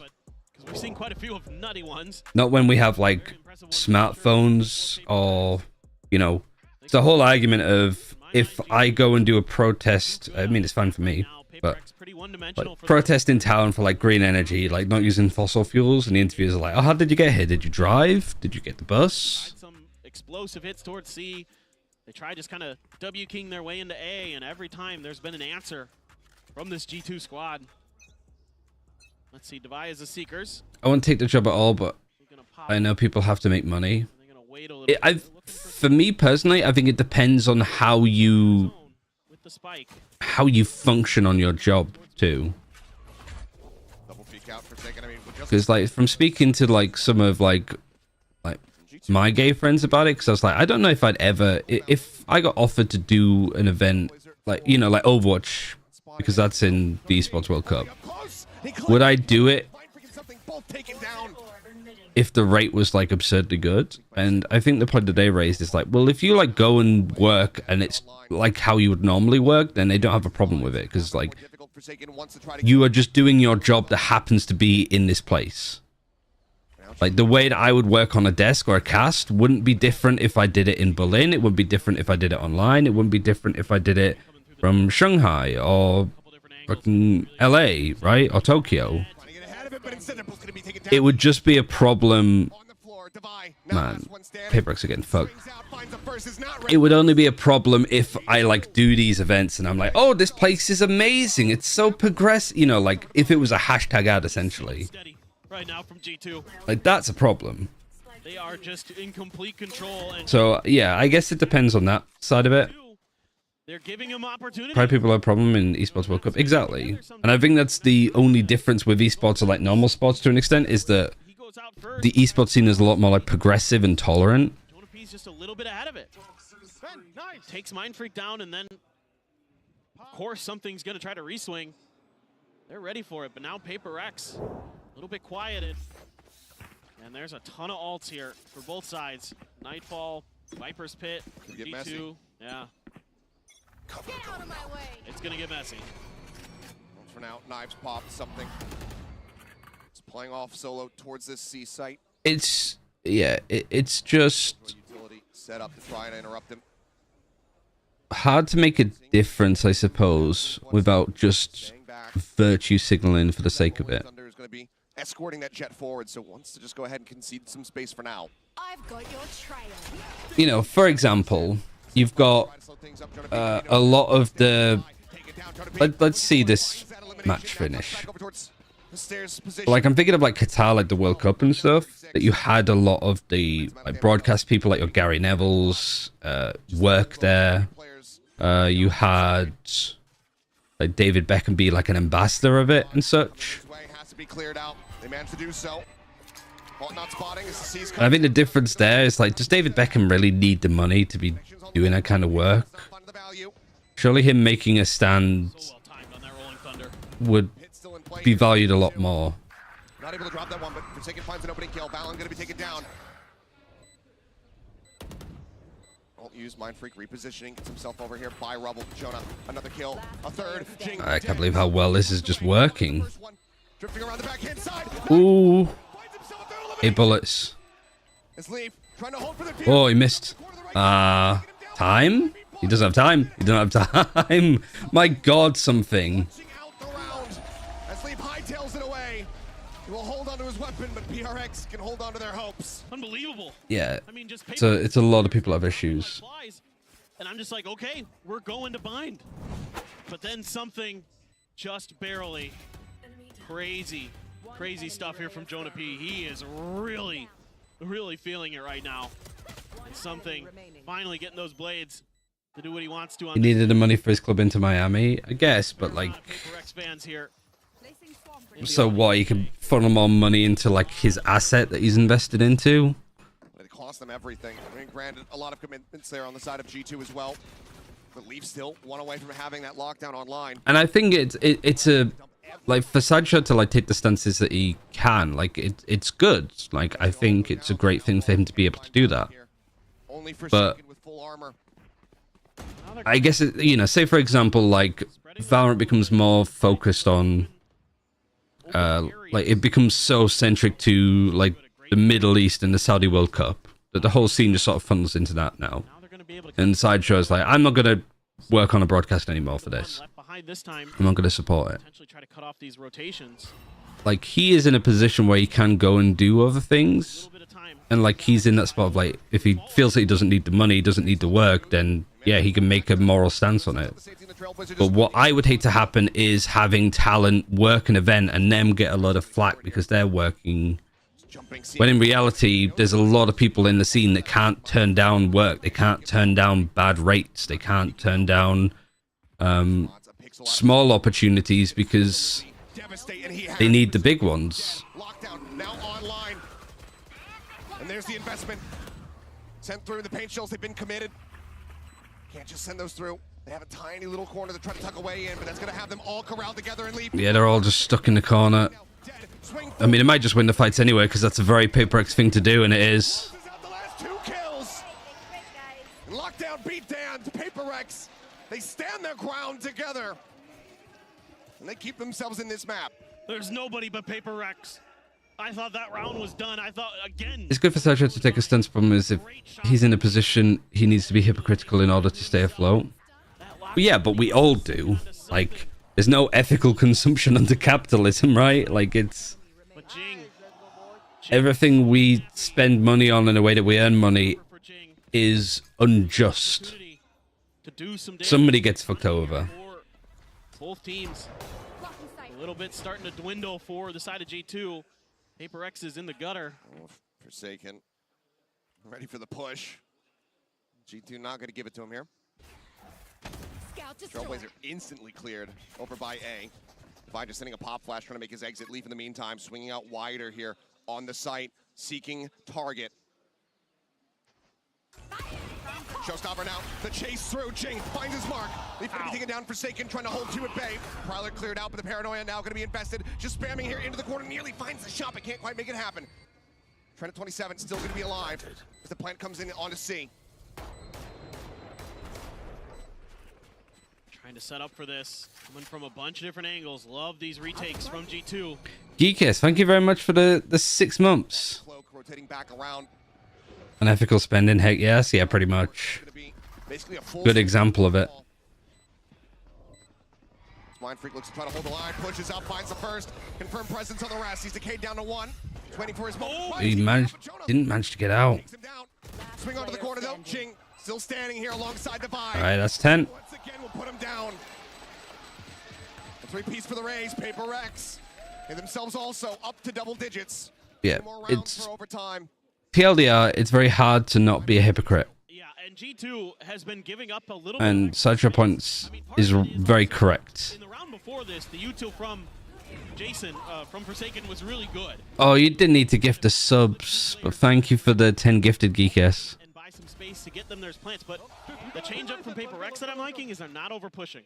They're starting to hold angles. They're starting to funnel players of G2 into choke points and take them down. They're doing a good job of accounting for the... If I was in a situation to go nervous a caster as a player, I wouldn't go because I physically wouldn't feel safe over there. Yeah, I understand.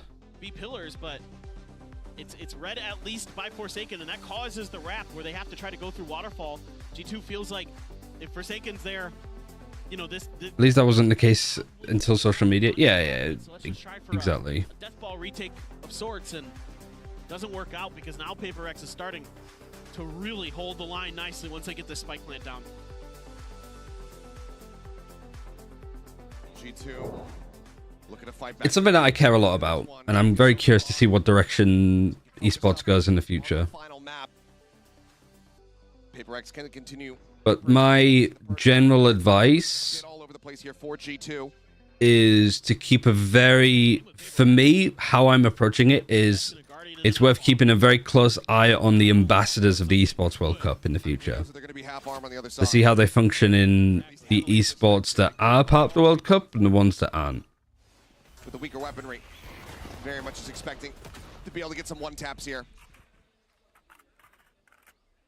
And do they give him the time of day? Jonah P, once again, sat back here at stairs. Ping comes down. PRX cognizant. I'd rather just people be outspoken about the situation in these countries rather than staying quiet. Yeah, but some, like, I think it's flat out dangerous to criticize the regime when you're there, right? That's the other thing. Paranoia. Oh, they get the stun in. There's the push up into the smoke, and Jing able to take him down. That pesky Viper now dealt with. Swing forward here onto the side. Device body one, but Icy catching a nice timing. Swings around the opposite side. And I imagine a lot of those contracts are very, It's a good pivot, but it's being read well by very litigious on making sure that people don't say the wrong things to the point where they just end up saying nothing at all. Exchanged here onto the B side. Decay going to be expiring. Jing taking some very aggressive space, but he's only able to find one. Showstopper now here from Icy, spotting out something, but only gets a smattering of damage. Cannot confirm that kill. And Icy tagged down to 15. Those places are more safe than any American country out there. I mean, we're going down a very dark direction. Now a 2v3. Tap onto the spike. Some spray across. Swing out for Might be it. being held.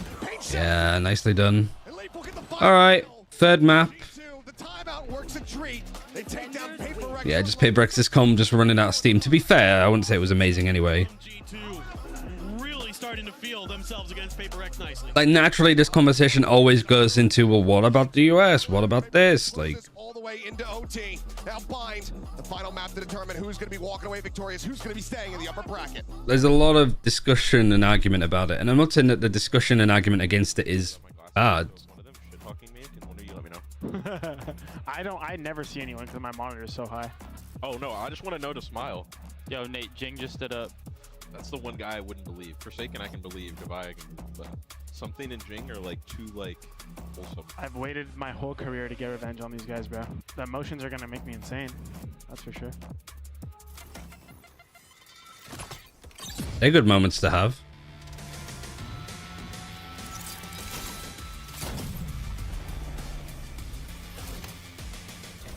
I don't know why people worry about esports World Cup event because it's going to happen in the Middle East. I mean, there's a lot of reasons.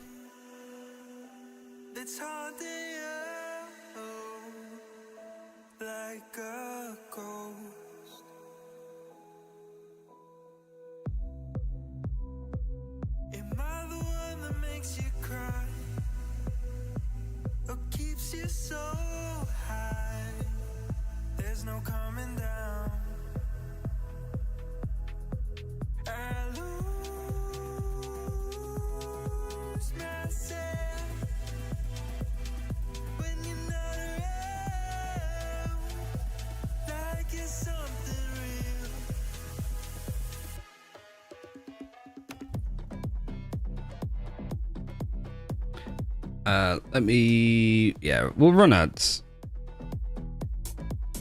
Did I even go for a Wii before? I don't know if I did.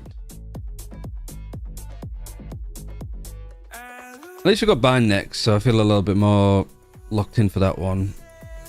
Let me double check what call time I have today, because it is different. It might be earlier. It is. Is this the actual one?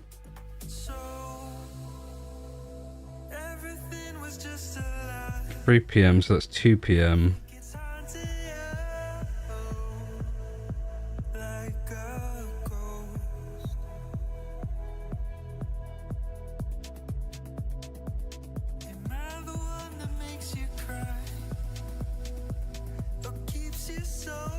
And so it starts at 4 instead of 5.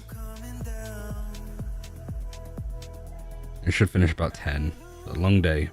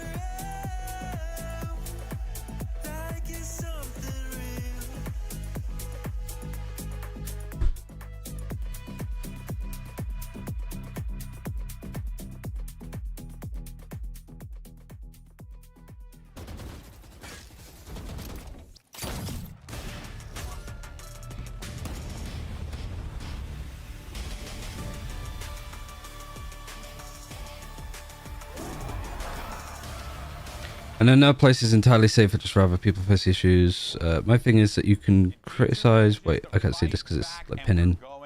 You can criticize a problem when people bring up what about the US don't try to defend it. That's my problem with the Sideshow video when he goes, at least the US doesn't do this. Yeah, you can't really say. Jing was doing some magic. G2 managed to pull one through, which was big for them. Yeah, I think G2 came in with another good game plan, and in this map, well, I think PRX is competent. No, I get used to Zaz. They're playing this double duelist, single controller composition with not a ton of initiator utility, which means they really have to be kind of focusing on like these just contact rounds. They kept on trying to go into these kind of late 4-1 executes, and I think G2 did a really good job of picking their timings on when to re-clear space, so they always knew where PRX was headed in these late rounds. I'm gonna go for a wee. I'll make a cup of tea as well, actually. I'm a little bit warm, but it's not too bad. But the way that they were playing, I think I need to just look after my voice a bit more, so yeah. BRB. And the way that they were retaking time after time, they knew when to give up the space and just be like, okay, you know, take the spike, plant the spike, we'll save all the utility and just fought you on the retake. And this was their same idea they had on Split, but I think the biggest contrast is they picked their timings to actually be fighting forward and play on site more, and critically, they were shooting, right? Valorant is an FPS game. It's an FPS game, it's a gun game. Wise Man once said that, but Trent and Valen, I think those guys were stepping up. We saw some rounds from Relief, and on the contrast for PRX, they were getting away with a lot less of the crime that they were committing on Split with these like individual hero rounds. Yeah. There was also some moments that they were pissing me off a little bit. It's the kind of much like Neon in that respect.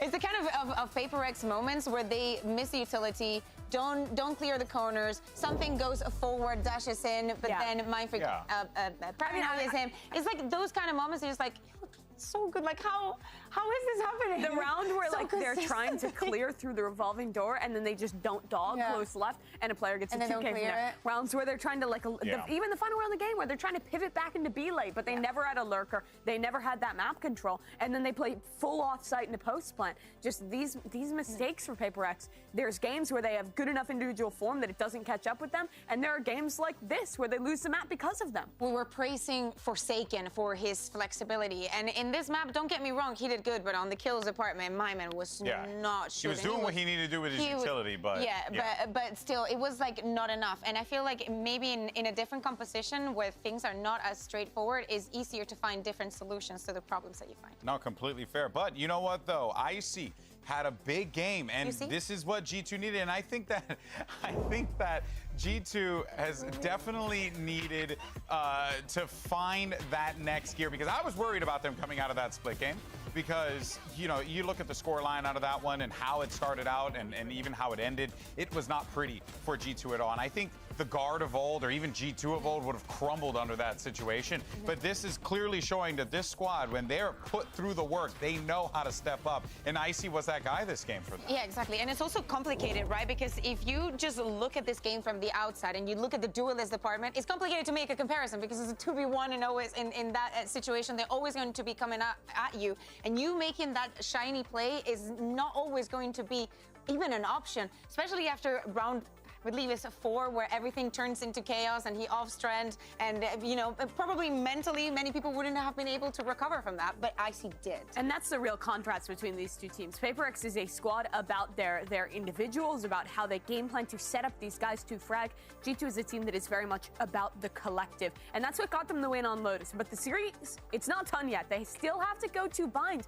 However, this is a map that I actually had some confidence in G2 on. I think they were great in Americas. I mean, look, I'm not gonna say, I don't want to say that there's a chance here, because honestly, like, there's a chance either way. I mean, these two teams, you know, they're here for a reason, right? Representing their regions. PRX #1 seed, and G2, you know, coming into this one with a lot of hype. But Bind has been good for G2. Yeah, I mean, they're the only team to have beaten 100 Thieves on this map, who was otherwise undefeated here back in Americas.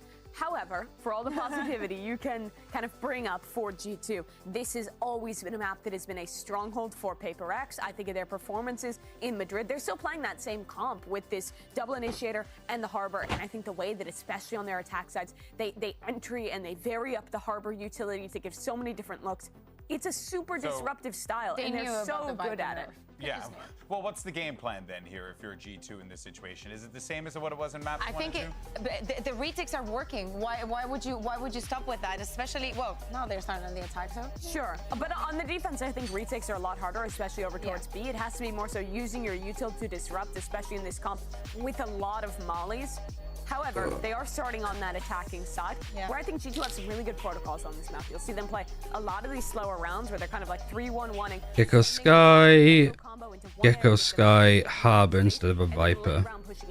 I think the biggest key to success here is really stopping PRX from going for their aggressive. But the Harbor could be a good slot in for Viper. Probably locking one of the sides with the operator if he's even able to get those credits in. But I'm looking at Forsaken and some redemption here for him. Oh boy, well folks, it's map 3. Let's see how this one works out. Can G2 get that revenge on PRX, continue their run in the upper bracket? One final time, let's send it back over to the boys. It's Achilles and Paper Thin for the call. Thank you very much. Yes, here we go on map 3 to decide which team is going to be sticking around in that upper bracket and which one's going to be falling down, losing one of their lives here in this tournament, be one step closer to being eliminated from it. I think Gecko is slowly becoming too powerful. I don't know. He's powerful. I don't think it's like he is getting powerful now. It's just like he's been powerful a while. G2 looked so good on this map against Team Heretics.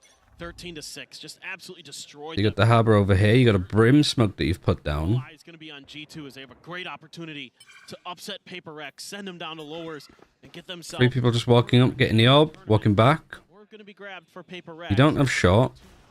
Split or not to 4-1 split, excuse me. Yeah. This is a strong side. 3-2 split, and then you got 4 players here. You see in the Brim, you don't know that there's fucking 4 people here, so Icy's gonna have the shock of his life if he sees too much. Something catching a glimpse, but so far, no connections on these shots. Spike being held just in front of the teleporter as Trent will go ahead and take that. And he just goes for the TP, and it's just Forsaken that's here. Down to 13, having to make his exit. Icy will get caught up. Mind Freak able to find that kill. I don't know if he'll either needed one more ult orb or something. I think that's like the best thing to do. G2 very much entrenched in this double push coming through. Forsaken finding one before getting taken down. Lethal will spray across. Jing gonna be tagged up a bit. I think the easiest nerf that you can make to Gecko, like, I think is Dizzy's fine for the most part. For Wingman plants, either make it that you need to be closer, that you need to be line of sight specifically of the place that you want to plant, and that he can't climb and path up certain ways. Within the poison for now. The push forward. There's the first one. Trent getting Jing as well. Wingman gonna be cleared out. Trying to be re-wrapping around through 2. But I think like Wingman diffusing and stuff is fine. It is all on the buy. He doesn't know which way to look. G2 taking another pistol. They're just so good at mid-rounding right now.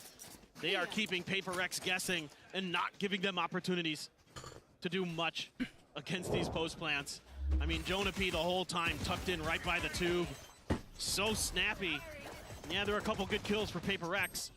These pistols are... What were your thoughts on FPX? For the side of PRX. I haven't seen the VODs all the way through because I've just been so busy. But we caught like ends of maps. I watched through the FUT series. Amazing resilience. You think back to the words of them, you know, talking about coming into this series, saying, yeah, we played against them in the past, but we're a much more mature team. We've learned a lot. We've grown. And they are putting that on full display round after round. Like, I think it was a really good event for them. Pistols so far across the series. Making playoffs would have been the dream, but they really were not far off. Not only making it, like, they had the hardest, like, route, I think, through. And they almost beat DRG. And they almost beat, Heretics. They try to find that kill, but Jing gonna be taken down. Allen just pushing his way forward into the site, able to collect 2 Two teams that are, like, consistently being at the top level this year. The weaponry gonna be carried forward. Just grabbing up the Bulldogs here. As G2 start things off 2-0. They bait out the util really nicely.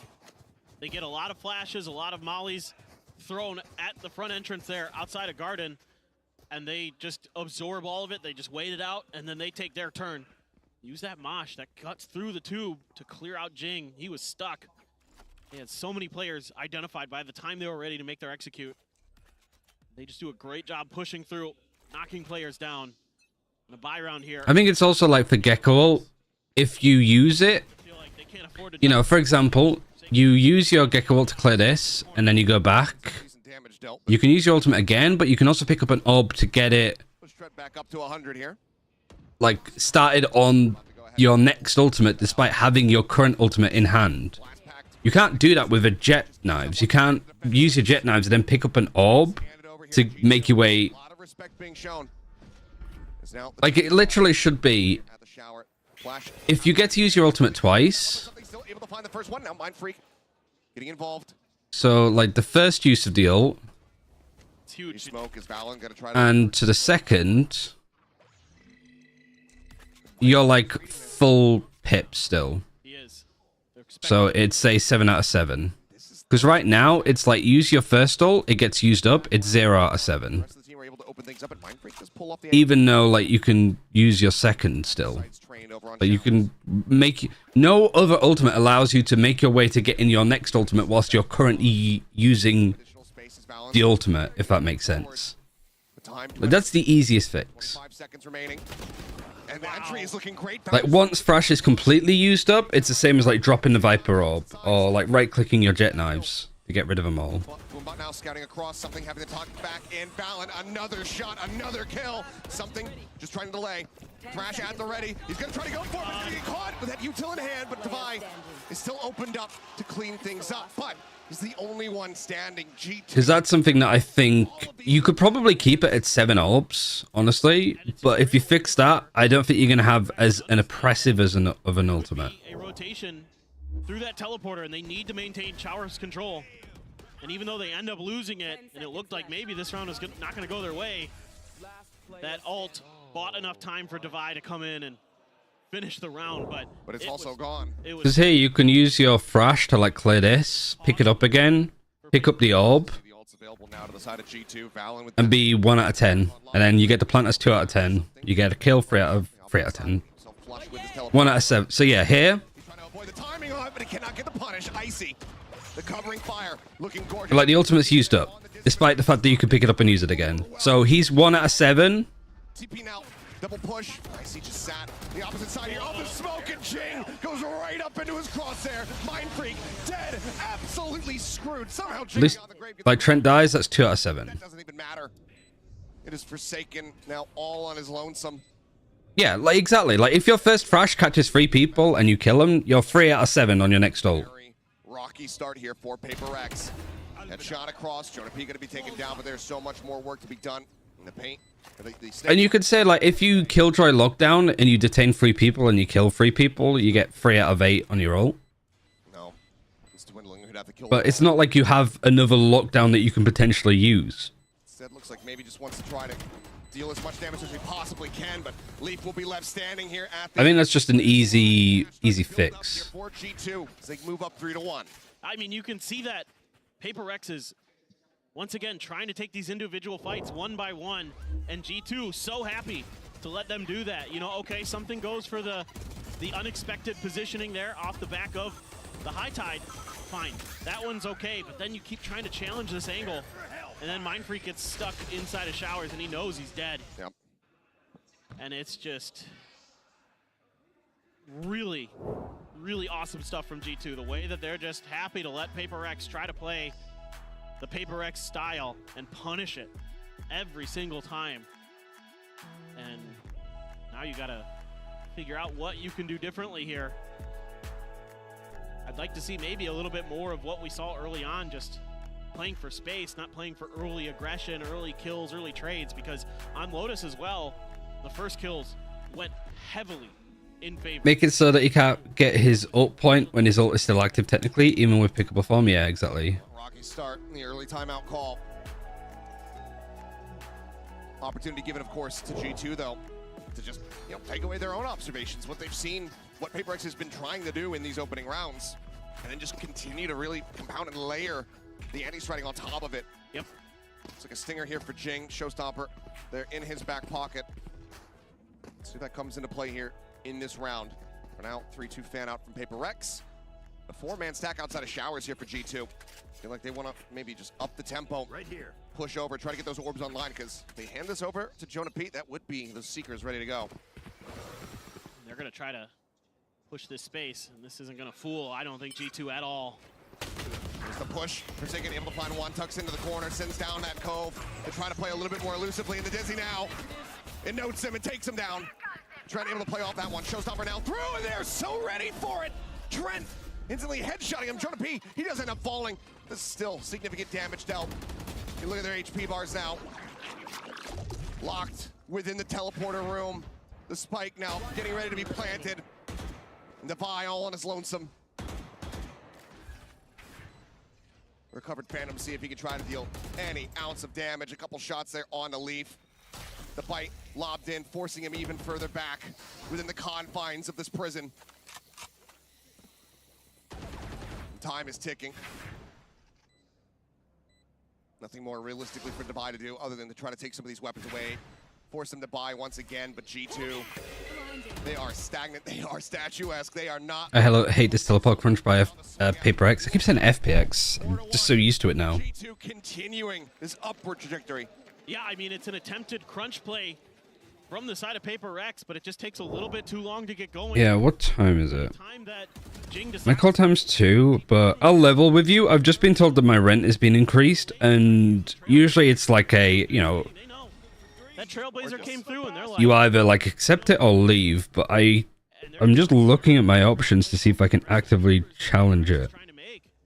Because by law they can do it, however, with the fact that like my flat is a building site right now and I can't use elements of my flat, like the balcony, I think it's outrageous to be asking for the same amount of rent, never mind an increase. So, and also like there's a lot of shit with a flat that just needs fixing and it hasn't been fixed, so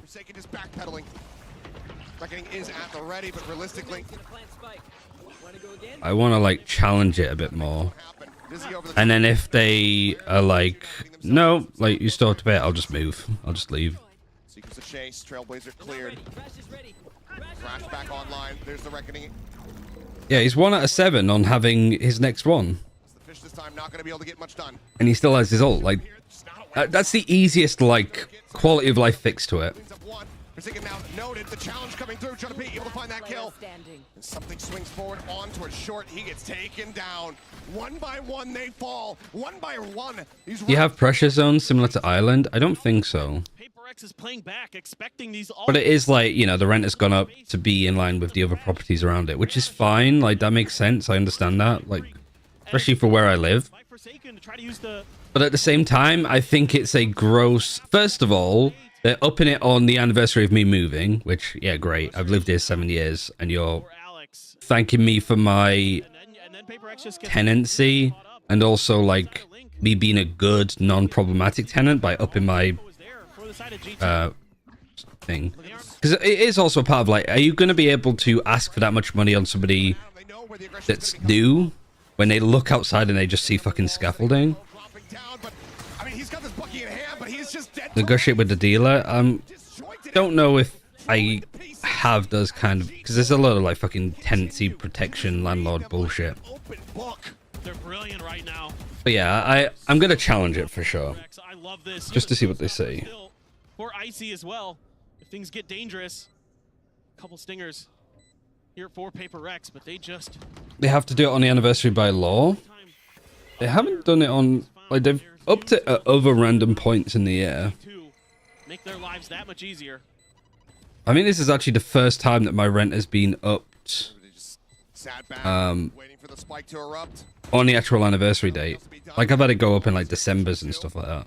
It would seem as, yep, Jing unable to trade that one out. Devi will find one, so Flawless not obtained, but Devi still taken down. Leaf narrowly escaping the blast radius. But that might also be like small things. Aside from G2 already. This is just devastation. It is, and they've already forced out a timeout from PRX. There's already been one taken. So, you know, now Alex has to rely on his players to kind of figure themselves out. I mean, in the start of the year of tenancy. 2-7, Jing. 2-7, Mind Freak. 3-7, Forsaken. 5 and 7 something, 4 and 5 divide. I mean the gun. Yeah, I'll have to double check actually, see when they actually came through. Just getting smothered with util, not able to really find opportunities to shoot back. Fnatic, PRX, Team Heretics, and FUT. I mean, we'll see. As efficiently as G2 has. Sure, you've got an op for something on the Gecko, and I think G2 here pretty aware that they have to be a little bit more cautious. But part of me is tempted to like end the stream early because I am casting later and I do want to give myself some time to like think this through. Also, them sending it to me on a fucking Friday, you know what I mean? Like, at least they've given me like 6 weeks notice because I moved in July. Just everything falling apart right now for PRX. These little mistakes so impactful. So it's not like they're going, oh, it goes up in June, you got 4 days. Forces you to play a little bit more defensive. Friday for them, yeah. Monsters. Coming through. Forsaken able to get a catch. Does intercept Jonah P. You know, if you have any questions, sorry, it's a weekend, we're out of office. He has. It's a little bit of damage there onto himself. But So that's, again, why I'm like, I might end stream to just message them. Because I think, like, it's a very valid, reasonable take of... they deal with it swiftly. Right now, the flat is... Kill here in the round. Taking down the... I'm physically not allowed to use my balcony because there's construction work going on. I can open my door, I can go onto my balcony, but I've been told by the people doing the construction that we're not allowed to be on the balcony. Also, it fucks up your weekend. That too, yeah. Gives me something to stress about. Not showing mercy. 7-1.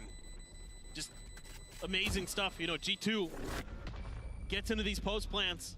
But I had my inspection not too long ago, and like there's stuff like some of the floorboards are starting to like warp. Some of the like cupboard doors are like coming off the hinges because the wood's like rotted.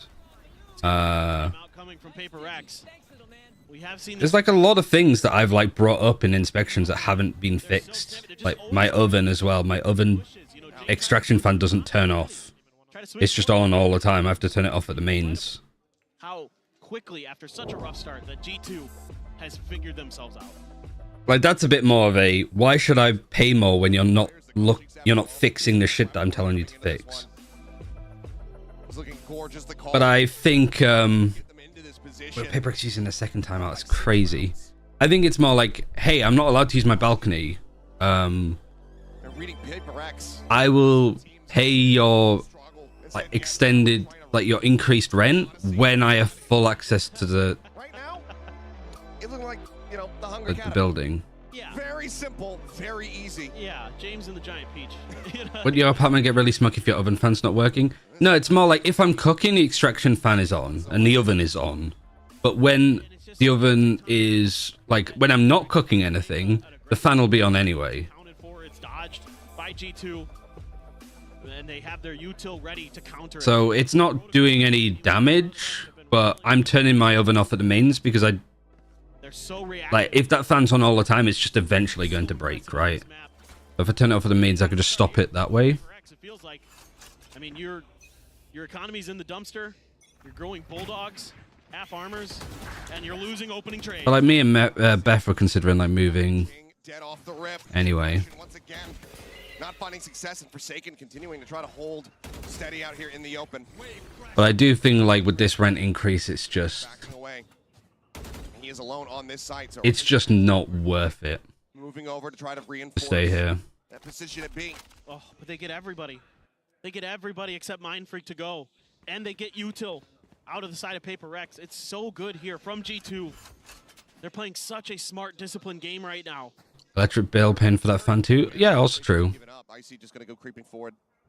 Can clear that angle there. Yeah, yeah, I know that the fan should be on over in towards B.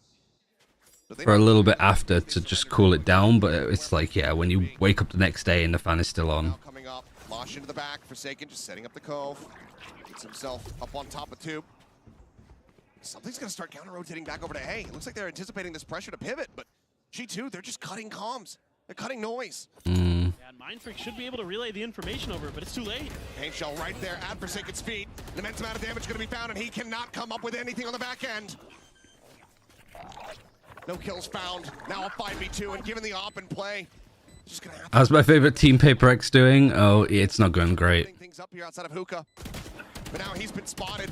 Swing out wide. Jonah P saying, you know what? You like the wide swing? Here's how it feels. Shot gonna whiff and something now noted.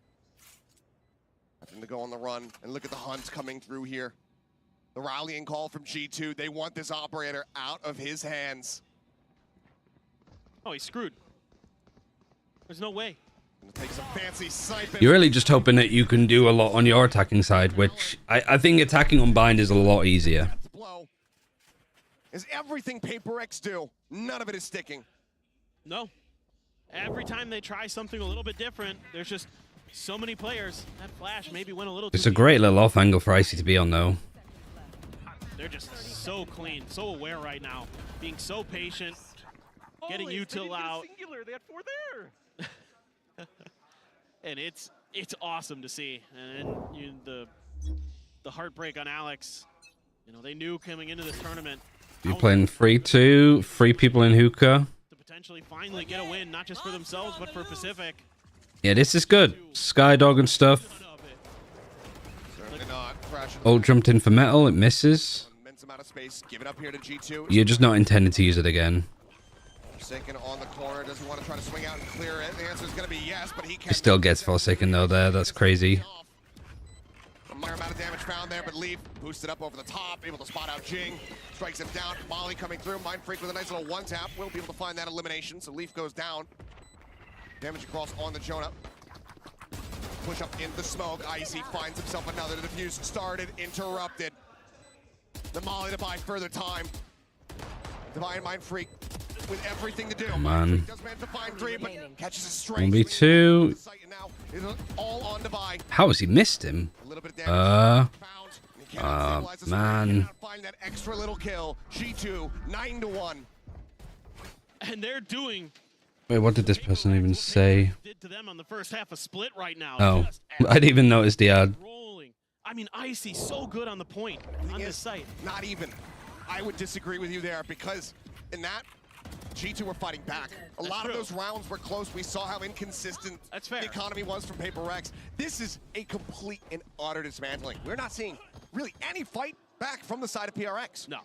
No, you're absolutely right. You know what would fix this for PaperX? I dread to think. But, you know, these plays just aren't working, and they're getting aggressive again. They're going to use the Cove and a bunch of flashes. I do like this. It's a good idea, but yeah, the setup is so good from G2. They're so good against this defensive aggression, like the positions. I will shut you down! They played anti the whole way, Achilleos. As soon as that Cove came out, everybody just backed around the corner and waited. And Thank you, hashtag no ads. basically no one on G2. And Icy, these last couple rounds, has been cold. Jing is 2-10. What a breakout year for this guy. Gecko to Clove? Nah, you have to run double initiator on this map. Jing now just trying to see if he can find It might be like double initiator, triple controller, so you don't run a raise, but again, that seems... his way forward here towards the site, see if he can fish for a little bit more, try to take away some of these weapons, but it matters not. The cash, the damage is already dealt G2. With only one more round to be played up. Just, I mean, it's a good showing as to why Viper is still good. And the economy's gone again for Because there's just nothing to stall some of these executes that G2 are doing. has to save this Vandal so they can afford a little bit extra coming into this final round of the half. But just look at the way they play it. They just wait it out, and then just great repeaks from Icy. And then he's using his util so well to just smother Mind Freak in that corner. Boombot into the blast pack, just making it so difficult for their opponents. G2, man, they are so strong on this map. And then they obliterated Heretics, and now they're about to obliterate PaperX as well. Fairly different fashion. It's looking like, again, more aggression to be had as Showstopper over the top. Not going to be able to find the kill, and Trent turns back, finds one. Icy taken down by Forsaken, but then he's traded out. Balin coming away the elimination. Teleporter used to get themselves out away from this orbital strike to safety, but Seekers still chasing, and Leaf doesn't swing the angle. B site now opened up, plant coming through, back site. The man advantage once again here for G2. They even have to thrash for this post plant. Oh yeah, monster on the loose. Sent to check, scouting around the back of elbow. Nothing going to be spotted there. Trailblazer. This is like the third or potentially fourth thrash. I think it's just the third. Oh, Valen. Just holding the smoke, ready for it to fall. Something does manage to find that. It could be fourth actually. Getting away from them. They have to get themselves onto the side here if they want the second round. Mind Freak with one. Jonah P trying to stay alive. As that is going to be the cleanup coming in. They have to wait out the orbital. Get themselves in onto the spike. Time going to be close, but I believe they just have it here. And that's going to be PRX finding themselves with a second round win. A 10-2.5. G2 so far out in front. Yeah, the guns come alive at the very end here for PRX, but it's hard to imagine that that's enough. It's hard to imagine that 2 rounds is going to get them over the line. Even as good as they can be on their attacker side, it's so impressive what G2 is able to accomplish. Comebacks of this magnitude, just rare sights for us. This one here. He's just dead in the eyes. This map continues onward. There we are at the half. We'll have the analyst desk break down the action for the first half. Well, here's the thing. We tried to tell you that G2 is pretty darn good on bind. And that's exactly what happened. 10-2. Yeah, the read that they've had on PRX throughout this one is incredible. PRX, I think, playing a lot of these rounds where they're trying to like hard anchor on site and fight forward, and these G2 executes with this double initiator composition have really been on point. Yeah, exactly. And if we take a look at some of those rounds, we were talking about maybe a little bit of this uncoordination on the side of PRX. But as the defense was going on with all the utility that they have under it, everything is so out of place time after time. And that only, it's feeding into G2's confidence. Yeah, and Icy has continued his momentum from the second map of this series. Man, yeah, I mean, he's been set up so well on these executes. These Gecko Sky combos just haven't really been broken consistently by PRX, which means he's able to run them. Alex, like, okay, nice round, move on. You have to, yeah. You can't be hung up on, he's feeling so comfortable and so confident, like, especially because you want to be going into the attacking side. Like, G2 got to pick the side that they start on here because they were Team A. that they have on them, how they're reacting to every single thing that PRX is trying. So this is We're going to the attack. absolutely doable, I think, for PRX on this attack to, like, at least make it more competitive. G2 was ready, tucked from the flash combo, then broke the dizzy, swung back in, and dominated them. G2 is playing incredible right now, and their composition is great on defense. Watch the way that they're going to use these mollies to perma-stall out any A execute that PRX wants to throw at them. If they want to make a comeback happen and stay in the upper bracket, they need to make a massive comeback, and it has to start on this pistol round. Not a lot of people had G2 absolutely shredding on their bingo cards. Let's see how this plays out. Send it back over to Seth, as well as Paper Thin. Thank you very much. Let's see if they can find that run back, if they can find some of that bite that we were seeing from them on that first map. Now, it's not looking likely. Exactly. It feels like they're just not quite in sync yet on this map, or on the, even on Lotus, it didn't look quite as coordinated as we're used to seeing from them. Jing able to take U-Haul control. He's got a shorty. Dizzy Blind coming through, but Icy ready. Right click to shut it down. The shorty, no value whatsoever. Plant gonna be found. Limited util now. Wingman flash. Would you say the Heretics is on G2's level? Yeah, I mean, I think so. I don't think there's a weak team in these playoffs. Coming away with another. Other than, like, FUT. Equalized now. So Wingman pushes And genuinely maybe Fnatic. and the clicks coming in. Might be done. The nade. Gets him anyway. Yeah, it's done so. He will not be denied. I think Heretics is very good. I feel that they can be a little bit, like, inhibited, maybe. That they sometimes just play in a way that boxes them in. That G2 has been talking about. Do you think the Team Heretics is better than Fnatic? Can't really say that when Fnatic won the grand final. But if we saw, like, a Heretics versus Fnatic game in, like, the losers bracket, I think it could be very even. Also, it was a best of 5, so you just have more maps on show and more chances to build up confidence. Best of 3 is so limiting. Look, we beat Fnatic in 2023. Yeah, but again, I don't know how much of that... Like, that doesn't feel similar at all.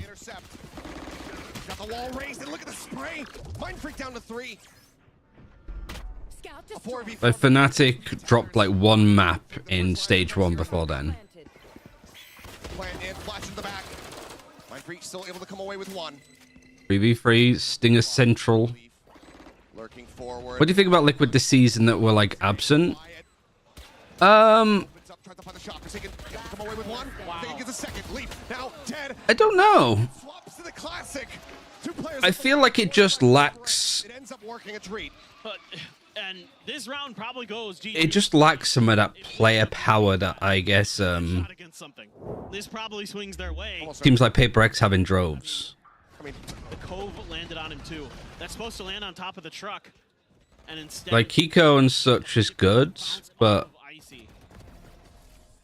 like I just think that the team is like too supportive, I guess. Messy, but a readjustment there. Like I think that Mystic and Enzo are good players, but they don't like excite me. G2, 2 sheriffs, otherwise classics. For now, just clearing out. Like somebody said that they thought that the Apex team of last year was better than the team this year, and I couldn't disagree more. Quick bounce on the pain shells. Check close. He's gonna enter all the way around. In towards elbow. Like the team this year packs a fucking punch. Right now gonna be coming through. It's an intelligent team, but it's more like a game sensey intelligent team. Whereas I think Enzo is like, as an IGL, more focused on like building the rounds and the strategies. And I think that just, like I said before, like it sort of puts you on rails a bit.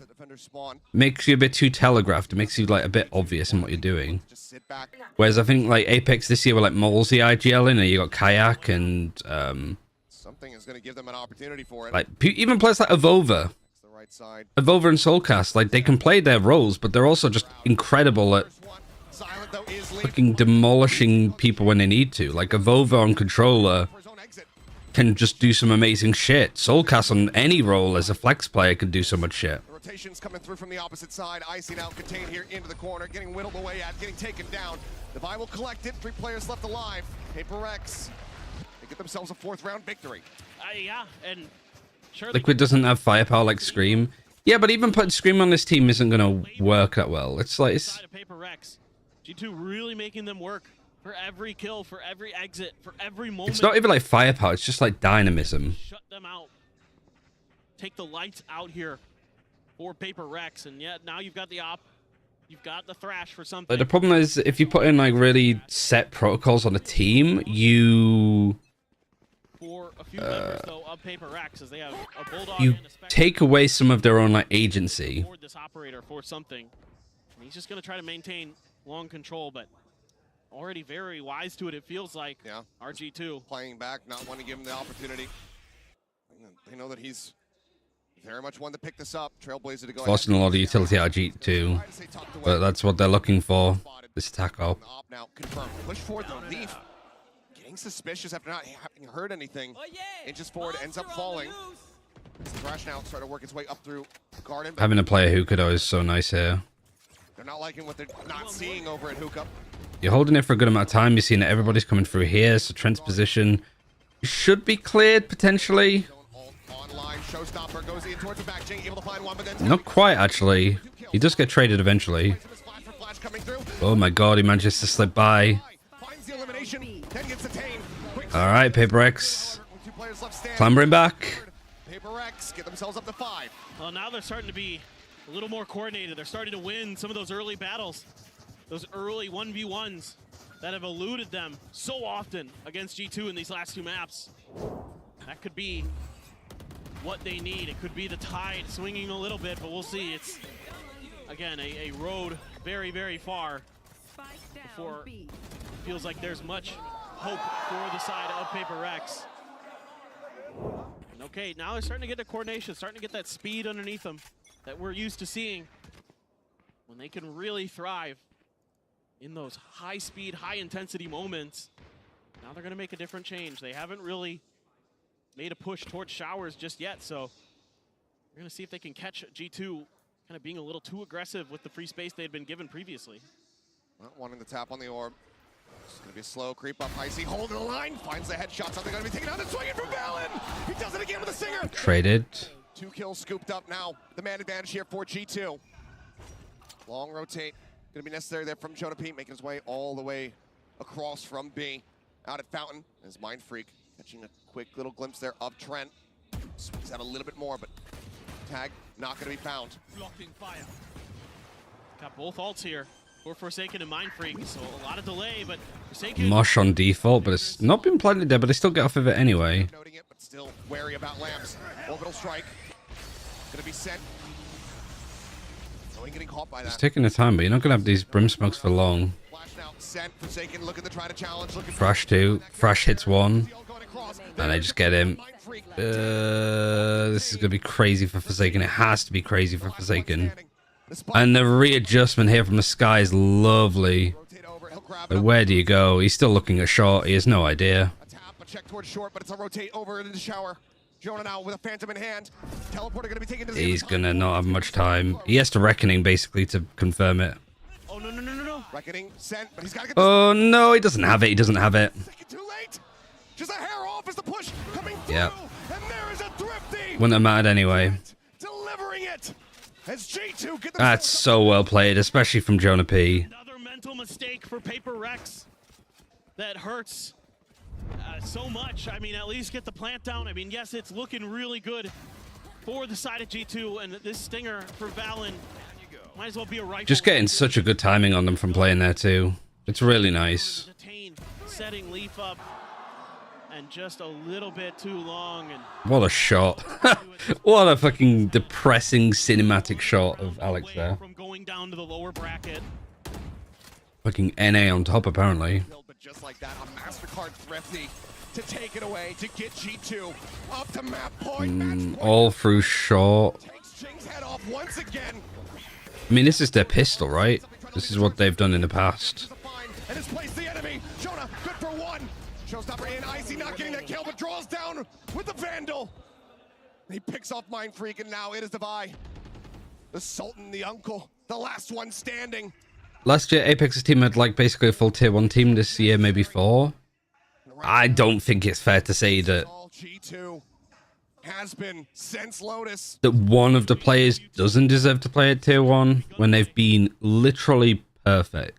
Meanwhile, there's boombots, there's And I think that saying that, oh, they just haven't dropped a map because it's Polaris, there's no other like big orgs there, it's like that's dismissive to how good some of the teams and players are in that league. So many places that he has to note. All coming back up. He's in front of it. 30 seconds now remaining. The corner check in from Leaf spots him. Valen immediately hightailing it back over. Look at the join in with the rest of his squad. Defi waiting on the angle. Now just has to go for the plan. Oh, the molly and the nade as well. Fuck, man, they're just so good with util. In the kitchen sink, sent at this man to make his task impossible.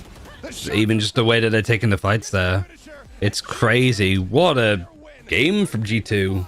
They keep themselves in the upper bracket. They say to PRX, you asked for this. Was it only Baby Bay that predicted against PRX? stellar performance. It might have been.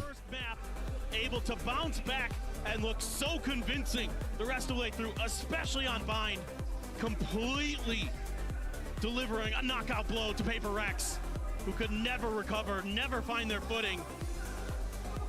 And this G2 team says it's not just 100 Thieves from Americas. We're also a force to be reckoned with. 5 first bloods in total for PRX on that map. Even of worse than Bind. Lotus.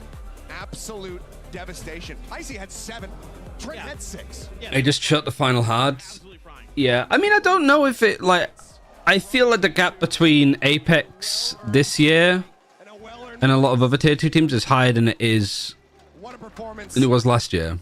From everybody on this roster, absolutely dismantling the princes of Pacific. But yeah, what time is it? It's mid 22 now. They'd be aggressive when they could avoid util, when they could counter with util of their own. All of these things were so good. Once they got past split, they felt so in control The awareness, the comms. Yeah, are just so so good. well read. I mean, there's so many amazing plays from G2 throughout this bind that are just leaving PRX stunned. Did you expect this level of performance from G2? No, not at all. Not at all. They're just too disciplined, too clean, and it certainly not the best showing from PRX, but that to me is all credit to G2. I love the way they played. The prep work here was just gorgeous. You're gonna challenge now 11 p.m. Plays from all the players, just No, I mean I was just checking, like, because I'll have to leave at 2, the series, but my God, what a roaring finish from and them. I probably need to leave at 1. I want to give myself like an hour to like eat and get a shower and stuff. Yeah. To be fair, actually, I might be able to do it where I just go in at 2 and then do tech checks and then leave. America's faithful. Let's go ahead and send it down to the stage now, though, for the Verizon post-match interview. EDG versus Team Heretics. Hello， 大家好，欢迎来到赛后采访，我是维嘉。让我们再一次恭喜 G2 赢下了本场比赛的胜利。我们也是请到了 Jonathan 选手来接受我们的采访。I'm going to quickly message Beth about stuff and then just look at the email. So I'll be like, I'm not going to be long. Just gonna go for a break now because I can always like make some food too. Sort of see where it goes from there. But yeah, be right back. I just want to sort out some of this 这 stuff. 场比赛是一场非常开心的比赛。那接下来也想问问 Jonathan 选手，因为其实，在面对 PRX 这样一支大家都非常熟知的打法风格也非常激进的这样一支队伍，我们很想知道他们的准备工作到底是什么样的，才能在今天达到一个这么好的效果。So first of all, congratulations on this win. And what kind of preparations do you make before going up against such an aggressive team like PRX? The preparation was more or less anti-strats and more just preparing ourselves to, fight people 130 into the round every round. So yeah, we just had to make a few setups to adjust to their playstyle, and it worked out except for the first map. The first map was just a warm-up game, so we appreciate them warming us up for the next 2. 他说，其实对于他们来说，准备工作反而会稍微显得简单一点。对于他们来说，可能更多的就是专注于自己的比赛，准备自身的东西会更多一点。同时，可能对于打法风格也好，他们提前的设定也好，这些东西都会相应的减少。因为在面对这样一支可能打法风格相对激进的队伍的时候，可能这些的设定也会相对减少。那对于今天的第一张地图来说，他觉得对方确实打得很好。对于他们来说，他提出了一个极高的赞扬。但是，可能对于他们来说，也更像是一个热手，在热手过后也会有个很好的效果。那接下来第二个问题，因为其实对于 G2 来说，在这个赛段，可能我们都会觉得他们来到上海大师赛很像一个童话故事，因为在最开始第一赛段的时候，他们的表现并没有那么的出色。但是今天他们击败了一支非常厉害的队伍，同时来到上海大师赛，我们很想知道他们都做出了哪些转变，才能让他们现在达到这么高的一个水准，并且有这么好的一个实力。So you have had a miracle run leading up to Master Shanghai after struggling through the beginning of Stage 1. So what was the shift you all made leading up to now and making it here to this event? I said the biggest shift for us was just confidence, mentality, and just staying positive even when we're getting destroyed. Like especially today, if this was in kickoff and we were down, we lost the first map 11-1 first half, we would be mentally boomed. So it's just the difference from that to now is incredible, and that's the reason why we can pull off these wins, just like T1 and now this. 他说，其实对于他们来说，更多的可能还是变得更加自信了，他们的变化，而且他们的心态变得更加稳定了。尤其其实是拿今天的这张地图、今天的比赛来做例子，在第一张地图，他们可能是一个极大的劣势，11-1。当时这样的劣势结束的时候，当时他可能会觉得，如果回到了在起点赛的时候，以他们的心态，他们可能当时就会觉得，完了，这局比赛我们是赢不了了。但是在现在，他们可以更好的调整心态，更好的调整自己的状态，从而达到一个更好的实力去结束比赛。我们在今天也看到了。那最后，今天献上了这么一场精彩的比赛，在场的观众们能不能再给一些掌声给 Jonathan 选手呢？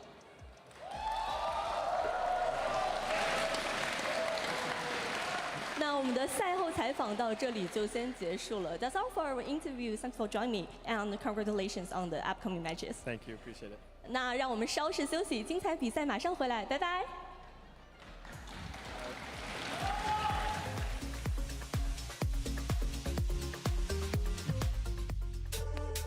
Here we go. PRX versus G2, our second day of playoffs, and it's going to be a clash of styles. PRX has picked to play them in the playoffs, and they have a chance to make an upset happen. So pushed up here into heaven, something final one.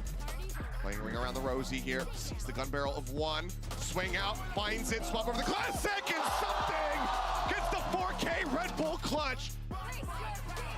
And there's Jing now arriving, making his presence known. Paint Shell sent, there's nowhere to go but forward, but it's into something who collapsed them. Entry from Icy, able to find one, but now something strikes. 2 kills, tries to swap over, pick him up after the uptrap. It's PRX taking split, 13-7. Jing now all the way in behind Rubble, takes out Leaf, takes out another. Looks to try to find Trent, but Trent will finally put him down. Now Divide dead. Entry coming through, Forsaken not ready for it. Needs to have the headshot, needs to be snappy, but he can't quite make it happen still. Oh my God. Jing, oh my God, sniped out of the sky is Icy. Comes up with 2.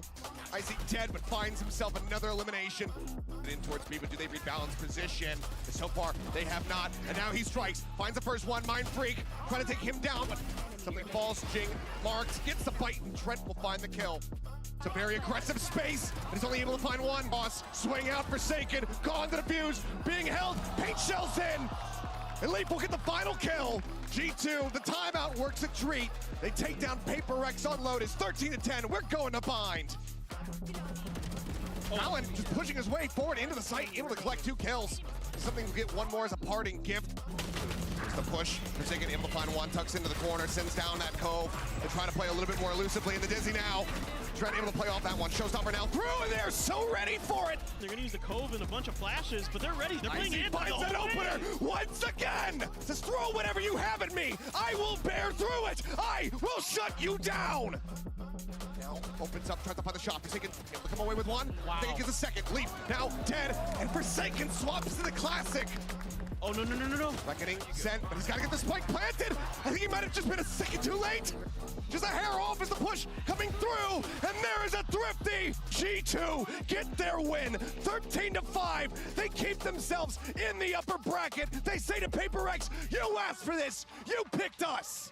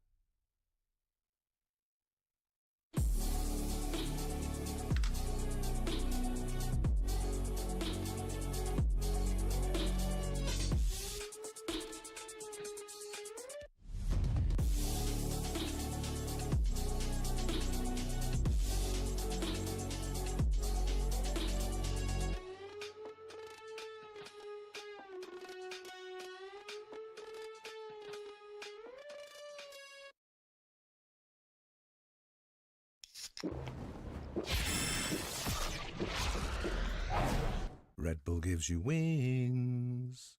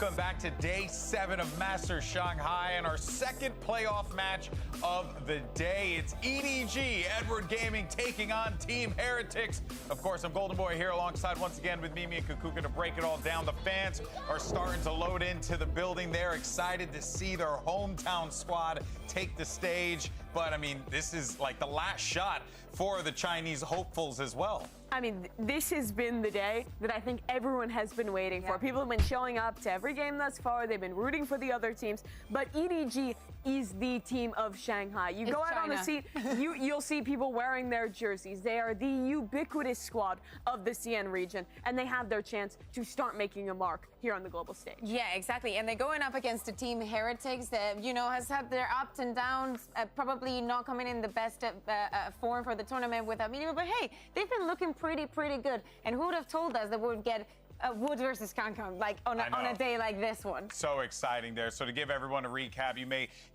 not be aware, but this is going to be that last stand for the Chinese region, as both of the other Chinese teams, DRG as well as FPX, have been eliminated.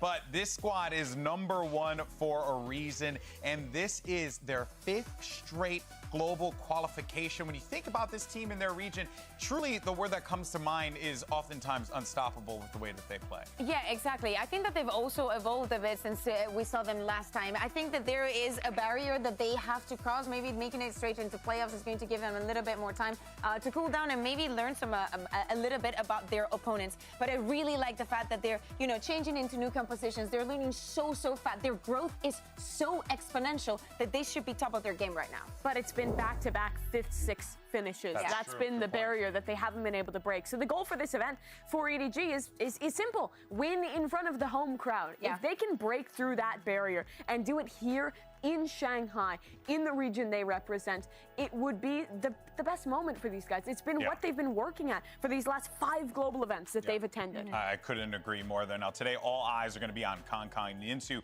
did manage to sit down with the star duelist ahead of Masters for a quick chat. Let's go ahead and take a look.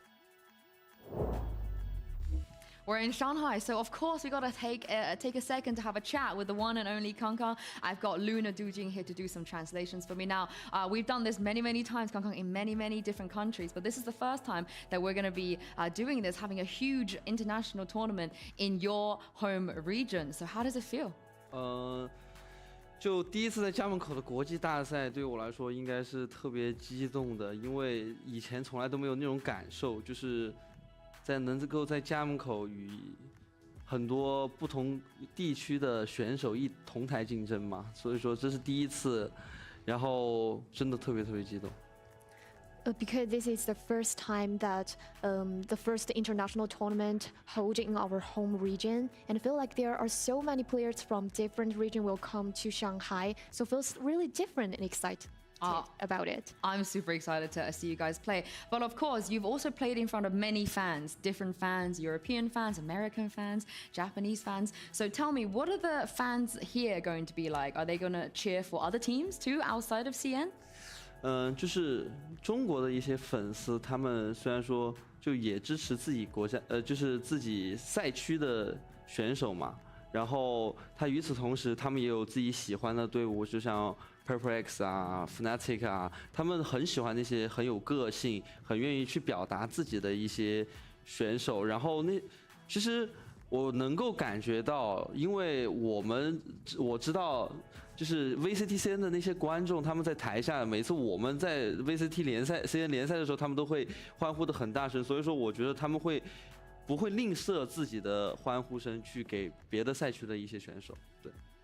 Because the fans from China, we can see that they're not only just cheering for the VCT teams from the VCT League. They also have their their favorite teams from other league, just like Fnatic or PRX and other teams. Of course, they will cheering for all of them. And because we play in VCTC, and we can always feel their enthusiasm, feel their passion on the stage. So of course, people cheering for them. I mean, if you play PRX or Fnatic, that's going to be really interesting to see who they cheer for. Now, lastly, we've seen many different versions of Kangkang in the past. You know, even your hair, it changes very often from tournaments. Sometimes you op, sometimes you play rifle, sometimes, you know, you play agents, we don't expect you. So what kind of Kangkang are we going to see in this tournament? What can we expect? 我觉得其实马德里的康康就比较 Man, the Twitch dashboard is not great, is it? 我觉得我头发长了过后会显得比较乖，但是我剪短了头发之后，就是其实我感觉会有2个人格。Also, why is somebody saying who the fuck are you when I'm not even here? 狂 It just makes you sound like you're 比较消 like a 人格就会出现吧，然后也 honestly that you're like a 比 bot. 赛场上去感受一下，再次感受一下，就像当时我剪了寸头，会想回到东京那个时候，我觉得并不是，其实我想在上海有一个新的起点。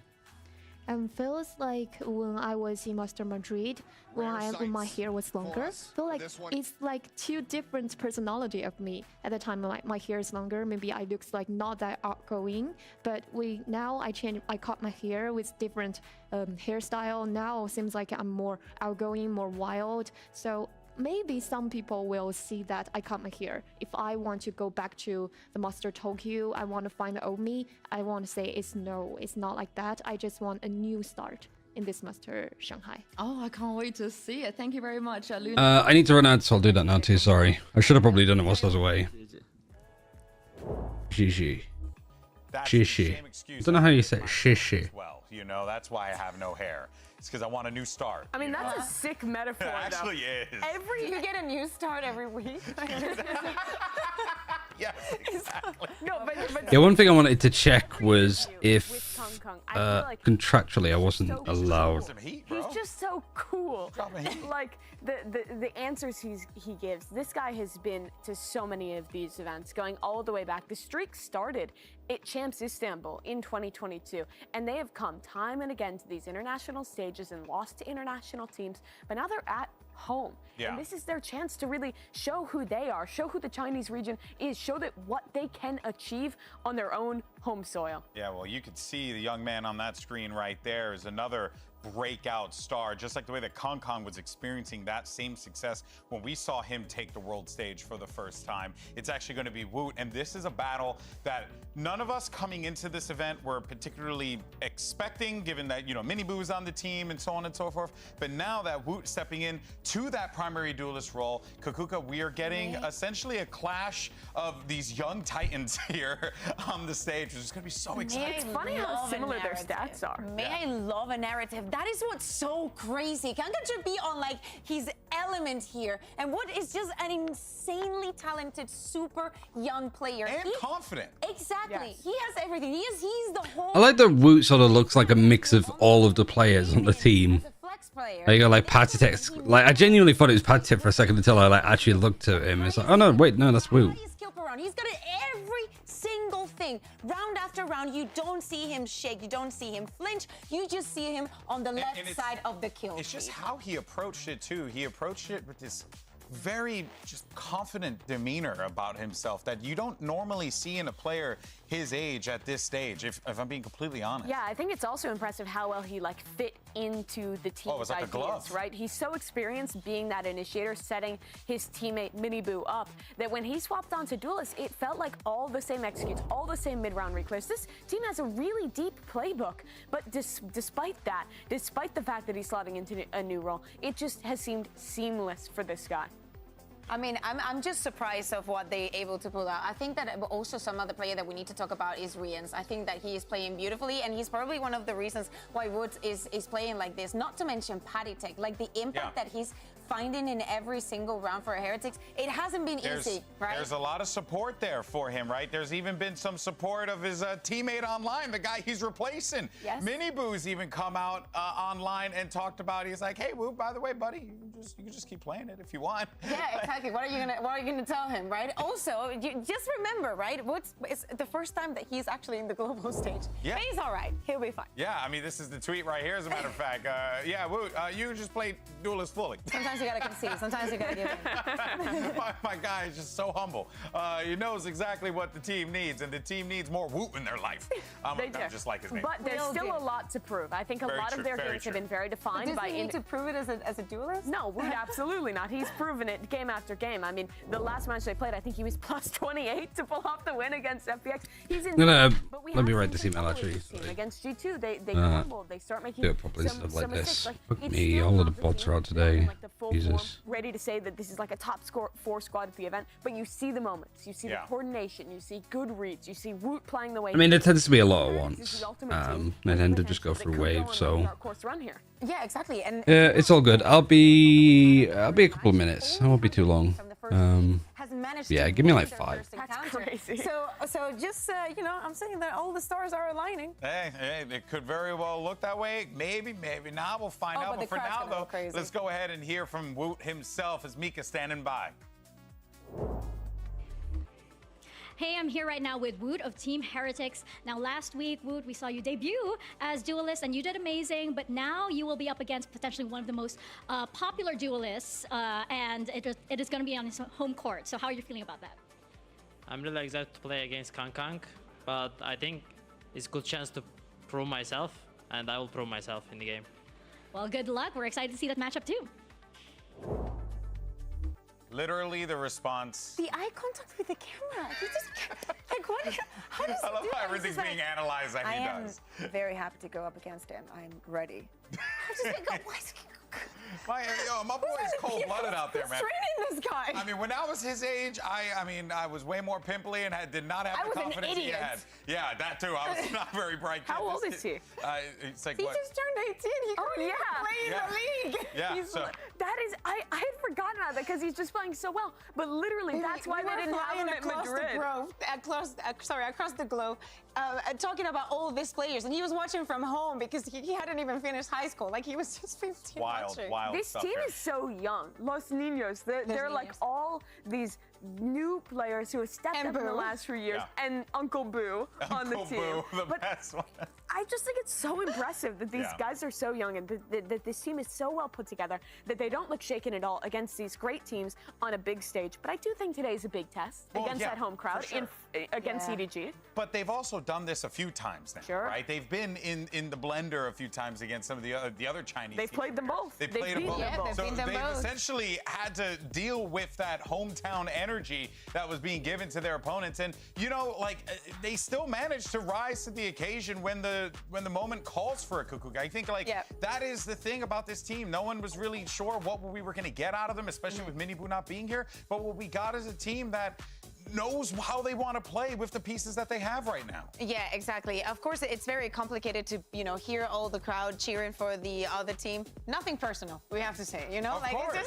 It's just the matches that they were given. But time after time, they've also been under a lot of pressure. I think that playing an opponent like FPX, when you added in that crowd factor, is what could have set the tone and the difference. Yeah, it absolutely can. I also think that, well, EDG is the best team from the CN region. We see a lot of similarities. I think especially in the way they call their attacking sides. Most of the CN teams play a lot of these really slow, like 4-1, like they're like 3-1-1 defaults, and are just late round going into hard hits. And that's really similar to how FPX play. I think it's a little bit more refined with EDG. You see more variety where we're going for some harder hits sometimes, and you see less of the silly rounds where they're fully running down the clock and losing out. But there are still similarities. You can't give things away in the mid round when you're a defender. And I think Team Heretics have to be used to that style by now, which could be an advantage today.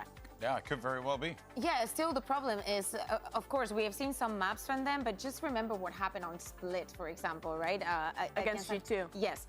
It's a map that we understand that some things are not ready, are not prepared, some things you don't even expect to even, you know, get to that third map. It's a very unlucky situation to be in, but we can understand that they're just not ready in some aspects. Yeah, for sure.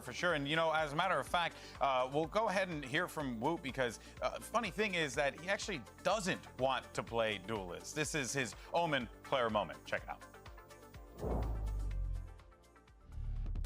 Hey guys, I am Woot from Heretics. Probably because of the ice packs, I lost my 5 years from my life. Like, it was so stressful. Also, like, playing duelist is making me like so nervous and making so much pressure on me.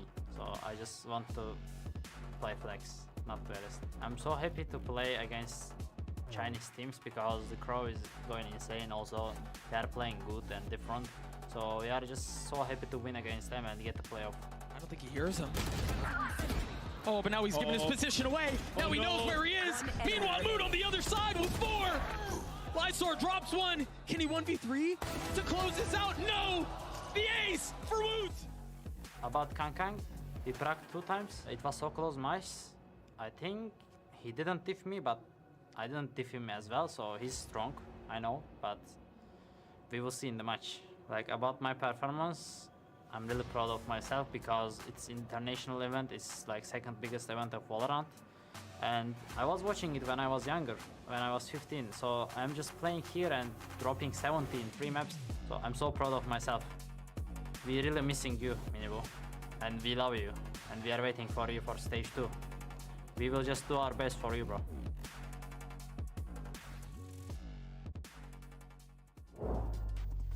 Of course, the team playing for their teammate, but again, it's just that confidence from him. He was 15 when Valorant was out? Yeah. That's how time works. I need him to be my life coach. Really? Yeah, like, did you see, like, of course, I'm super proud of myself, you know? I dropped 70 in 3 maps. I'm not supposed to be doing this. Man. Also, by the way, we miss you. We can't wait to have you back. How is this guy so Guy straight happy? up just says, I'd rather play flex. Like, yeah. The player he reminds me of is Zekken. Both really young, both started their Valorant careers super early and really stepped up into teams, proved the ability to play a variety of different roles and also to perform at a super high level consistently. I think that is kind of there's so many players like this in Valorant. It's honestly shocking that we keep finding new talent like this and they keep being able to show up to this big of a stage until next year and play at this level. All I'm saying is there's a kid right now that's watching this show and thinking to themselves, that's going to be me one day. Woot was that kid. We can't wait. We can't wait to be talking about We can't wait till you show up and pop off on the main stage because I have a feeling it's going to happen sooner rather than later. Unbelievable, seriously. And we're seeing the results come in from the poll. Obviously, some Heretics fans in the chat sounding off, but this is going to be a tough one.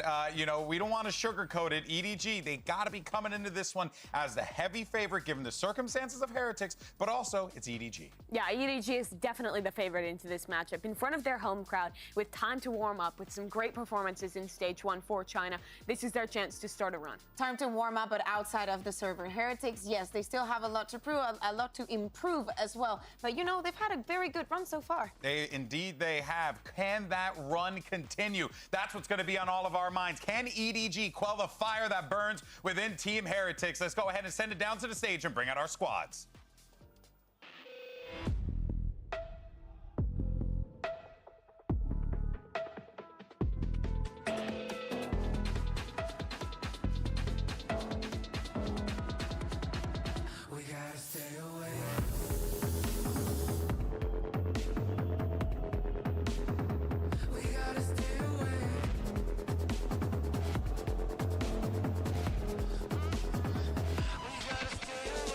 Team Heretics. Edward Gaming.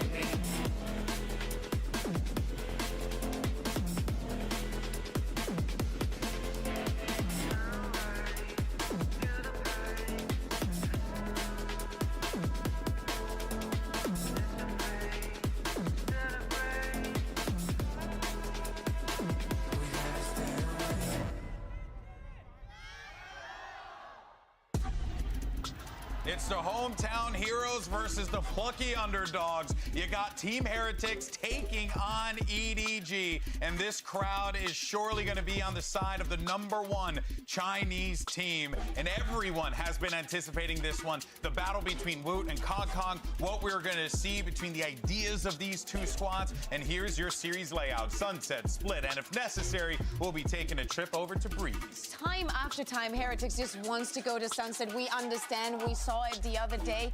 It's the second one that I'm extremely concerned about. I understand very well why EDG wants to go into this. Yeah, the last time we saw this from Heretics was against G2, and they really fell apart. I think Pat Attack on the raise and kind of the ideas within the team, it looked shaky. It looked on the fly. It looked unpracticed, and that shouldn't be a surprise. This team said going into the Start of Swiss stage, they only had 1 day of practice. Now they've had 2 more, and they've had some matches to warm up. But still, this is a squad who made a last-minute substitution, who has that kind of chip on their shoulder, but who also, I think, can play with nothing to lose because of that against an EDG who has so much pressure on them. But hear me out. You're Heretics. You've made it this far. Are you really going to count yourself out? I don't think so. Like, but I think there's a difference between counting yourself out and realizing that there's not pressure for us to go on a run and we can just play our damnedest. I think that's a mentality that's brought them this far already. I think that they can see themselves as winners. I mean, they most definitely could, right? I mean, look, everyone's here in this competition for a reason. These are, from stage 1 to now, these are the best teams of the stage. They have fought tooth and nail to get to this point, right? But I think that at the end of the day, when you break down both sides of the field here, Heretics, they're going to be playing with house money, right? They've made it this far in this tournament, to your point, Mimi. So they can't just keep going with that more. I mean, that mentality won champions for EDG last year. We've seen it before. And I really think that this tournament, when I'm watching EDG, is about managing expectations and managing pressure. You have this massive crowd. People have been waiting for you to come and step up, and they're starting on a bang. It's a comp change for EDG. They're taking a page out of their compatriots FPX's book and going for a double controller comp with an Astra and an Omen. I've never seen a comp like this before on Sunset. I mean, I have to say, this is the same that they were running. They just changed the Viper for the Astra. They want a little bit more of cell utility. Maybe they understand that the changes might be too extreme. Now, is Heretics going to be prepared for this because they decided to come here? Well, we're ready to get into the first map, which means it's time to let our casters cook. Here's Doug and Baby Bay on the call. Thank you so much, guys. This is going to be a really exciting match. Obviously, EDG, the #1 seed out of China, Dre, playing in their home studio, but also starting off on Sunset is fascinating. I believe it was Mimi who mentioned it on the desk. Heretics have already beat 2 Chinese teams on this map, 13-4, 13-5, or 13-3, 13-4, something like that. A stomping, and that was mainly because of Woot. He just had his way with both those teams, and I mean, he's going to go for a 3-peat right here, but they are going to be starting on the defensive side against this double controller composition. Now, EDG, they normally run the Viper instead of the Astra, but I imagine we're going to see some very similar ideas of basically trying to get that elbow control at A, and then depositing alert, and maybe going back, funneling players towards mid, trying to manipulate a rotation. It feels like the first time a team has had the opportunity to pivot away from the Viper comps that they normally run, given the fact that they come in as the #1 seed. A little bit more time in the lab to figure something out. We'll see if it pays off, as EDG is on the attacking side. And they've got Kong with light armor and a classic. And it has to be a slow approach for EDG because there's so much info utility out of the side of Heretics. You want to bait it out like they're doing right now, and then just stabilize the round and try to find an opening when those items are on cooldown. A flurry of bullets. Going across the middle of the map, and a couple of members have taken damage. 3 on the side of EDG, a little bit worse for wear. But they have turned their attention towards A. There is some presence from the defensive side. Woot and Boo are here, with Rian's not too far off. He tucked the Gecko Flash. Woot is free. Oh, it's so effortless for Woot in that position. Even spotting Kong on the third, dealing a little bit of damage, not getting the kill. Now coming through, 3 on the round. 30 seconds You mentioned how good Wu was in the last 2 matches against Chinese squads on this map. He hasn't missed a step. Yeah, the skill level of Woot is off the charts right here. I mean, he gets 4 to secure the round on Haodong.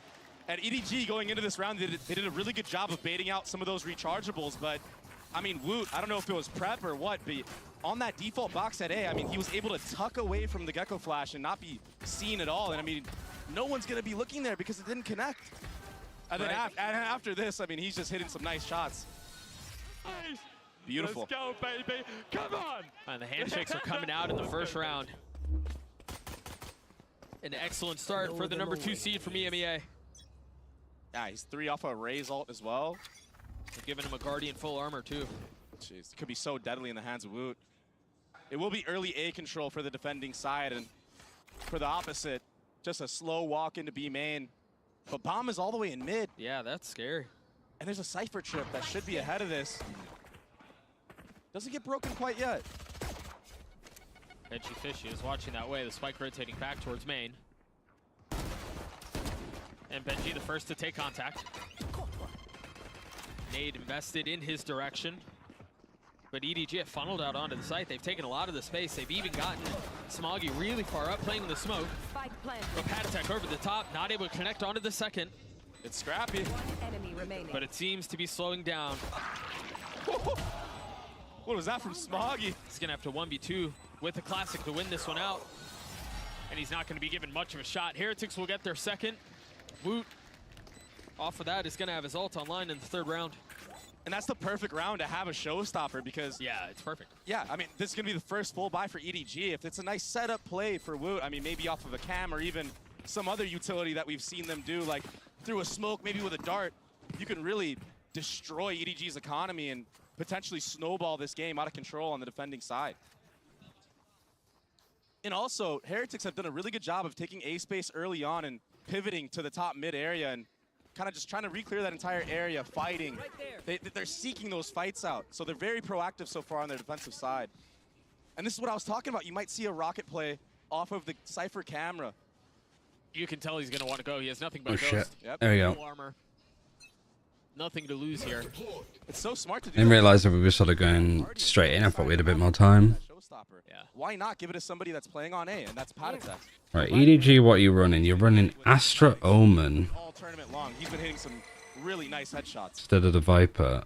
I feel that there's better options there. I like the idea. Approach for EDG, and honestly, for all the viewers out there, get used to this early on in the matches on Sunset. They like to play this way. They like to Coming straight from the math exam. There also is an element of like Team Heretics just... This is why this comp works so well, is just because it feels a bit more like timeless. playing more aggressive, and they change the pace. That's something EDG is really good at doing, but that camera... Oh, How did he miss? How did Haodong miss? They're still going in. That means it's just on too good of an angle. Not tagging on anyone as a spike has not made its way past the threshold. Kong with 2 kills. Chi-Chu weak, but a little bit of space for the attack. A nade in his hand too. And Patatek right now, he's just waiting for Buddha. Link up They have no smokes. They have 2 controllers and no smokes. But Kong, oh, the nade misses, so he's gonna have to hard clear the close left. I don't think he's going to. That's unfortunate. So Omen Flash will be the cue for the retake. Patatek gets the entry. Nobody's in a position to play from it. You haven't even planted. And all of a sudden, that freeze that EDG did, it's working against them. Smoggy has to tank, tries to get the spike, and he will fall. The bonus the way of Heretics. What a start. That was a huge impact from Benji to get that trade and aim in. Yeah, sorry, I needed to Missed that showstopper. But needed to reply to this email. saw in full effect what giving the gun to Patatek does in this scenario. I mean, he made full value of it. And I like EDG's approach of slowing down the round, waiting for a mistake from Heretics, but the time just clocked down too low, and it ultimately worked against them. I mean, they hard froze. Yeah. But who's it that's with Neil? There will be stingers. In Oh, full they're all effect, here. though. They're all here, and it's all messy. Haodong's the only one who has found success, as Heretics shut the door on EDG once more. One suppressed. I mean, Wu is just the linchpin of this team of Heretics on this duelist role. And yeah, he said that he feels a lot of the pressure, and that makes sense. Much like how Patatek felt the pressure at Chi-Chu right here. But you wouldn't believe it. Watch. Yeah, I just don't like the double controller with the Astra. I think literally any other controller would have been fine here. Nervous. I can't even imagine what he's like when he's not. Yeah. What does it look like when he's confident? Because this is such an execute-centric map. The lad is mad. You kind of need utility to clear stuff, and like just Astra stuff isn't amazing at doing that, I don't He think. could be anywhere at this point. There hasn't been any info gathered. And the cool thing about this situation is that I think he also has a cam that sees the A mid. legit Clove you could put in here, like Omen Clove, and just fucking run at people a bit more. Play together. You could keep the Viper, you could still have that like consistent pressure coming through. What else? Brimstone potentially, just because you'd have like longer smokes, stims, molly, orbital strike. And I imagine it's just going to be so hard. I mean, Rians has Sovadart. He's And then you could do some of the harbor stuff maybe that FPX was trying. Yeah, a lot of advantages, Wavy. the defense here. Rians cleans up the two that remain in pretty effortless fashion. Now he's going to get the defuse Yeah, I don't know. and his ult online for the next round. Heretics have started off masterfully. I mean, they've got plenty of money. They're going to have, they've already had one ult in Woots. Now they're going to have Rians to play around as well. Here's that replay of Woot just running through the smoke, helping his teammate Boo out, who got Omen flashed early in that round. I mean, he almost went down right there, but the stinger shot's just not able to connect. Benji Fishy is vibing right now. So nice to see. Early timeout called from After. Given that they're down 4 rounds, it makes a lot of sense. Yeah. See what adjustments have to be made. Yeah, and they have to. I mean, there's a lot of pressure on EDG as well in this match because Heretics is the team that took down their brothers. They took down both the Chinese teams that, I mean, EDG beat, so they have to kind of be like that big brother and help their... Who picked the map?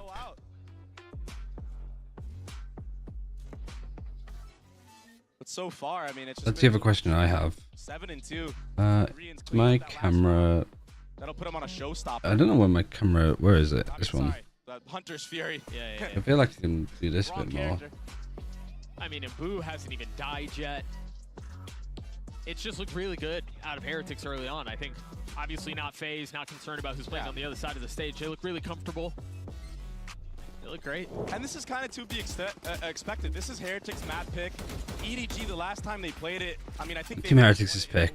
it was like 16-14, but it wasn't pretty at all. So Lotus was banned. What other options would they want? Bind? Kind of maybe would have been better for EDG with the way that I've seen them play it so far. I mean, you don't have that value of putting the wall up, dropping it, and being able to lurk up, walk up on a timing. It's just so tough to say. Yeah. They're trying to set it up, though. Yeah. They're trying to set it up with the Astra one-way here on the left side. But, I mean, we saw Woot just completely disrespect it. Right. Granted, it was an eco round, so, I mean, maybe he would have gotten punished on a gun round. Careful. But EDG down 4, yeah. Lost the pistol, lost the bonus. Like, when I came back, I haven't really seen too much of it. The only round I've seen all the way through was just an eco round. Yeah, I did watch the 100 Thieves one. They're going to have to deal with some of the Cypher YouTube. They were great, but we're not. see Heretics playing off the site. I like this smoke. This is, like, better. Again, they have Rian's as ult. Need to clear stuff. You haven't broken the trip, though. Yeah, I wonder if they decide to flood in. Ooh, that knife hitting. I think that was intentional. So nobody gets tagged by the knife to suggest they're staying B, but, and you see it on the minimap, they're all rotating back A. Yeah, it keeps a couple. You got the Omen here. The Omen can play here because you don't have a KO knife. So they can just TP out if needed. Boo here, who hasn't dropped yet. That noise should be start to rotate back. I guess he was holding the paranoid just in case. And then the Omen could just get off the angle. I think you play more contact here, to be fair. But you're just clearing this properly. Hunter's Fury is going to be used. It hits Kung Kung, who satchels up, but Boo is watching that position anyhow. Again, becomes a factor with 10 seconds left. They haven't really made it out of elbow yet. Wood's still trying to dash around, trying to dance around, staying alive at least for a little bit longer, but ultimately falling with 3 seconds left. Are they going to be able to... I think he'd adjust and move, but he didn't. He stuck it. 4v3, though. Right, how do you want to approach this? You got one player here, 2 that are pushing. Great fight from these 3. And so they're just knowing that there's one here, knows that the other 2 are coming from this direction. And they've seen those 2 players there, too. Still at the disposal of EDG. So everybody else can, like, just tuck in, make a bit of noise. Flash and peek. Good round from EDG. It was way too close. Yeah, and at the end there for the post plat, I mean, EDG set up... Like, you're playing up against a team that just has an abundance of utility. And not quite as much as, like, a Breach Sova would have. That kind of comp.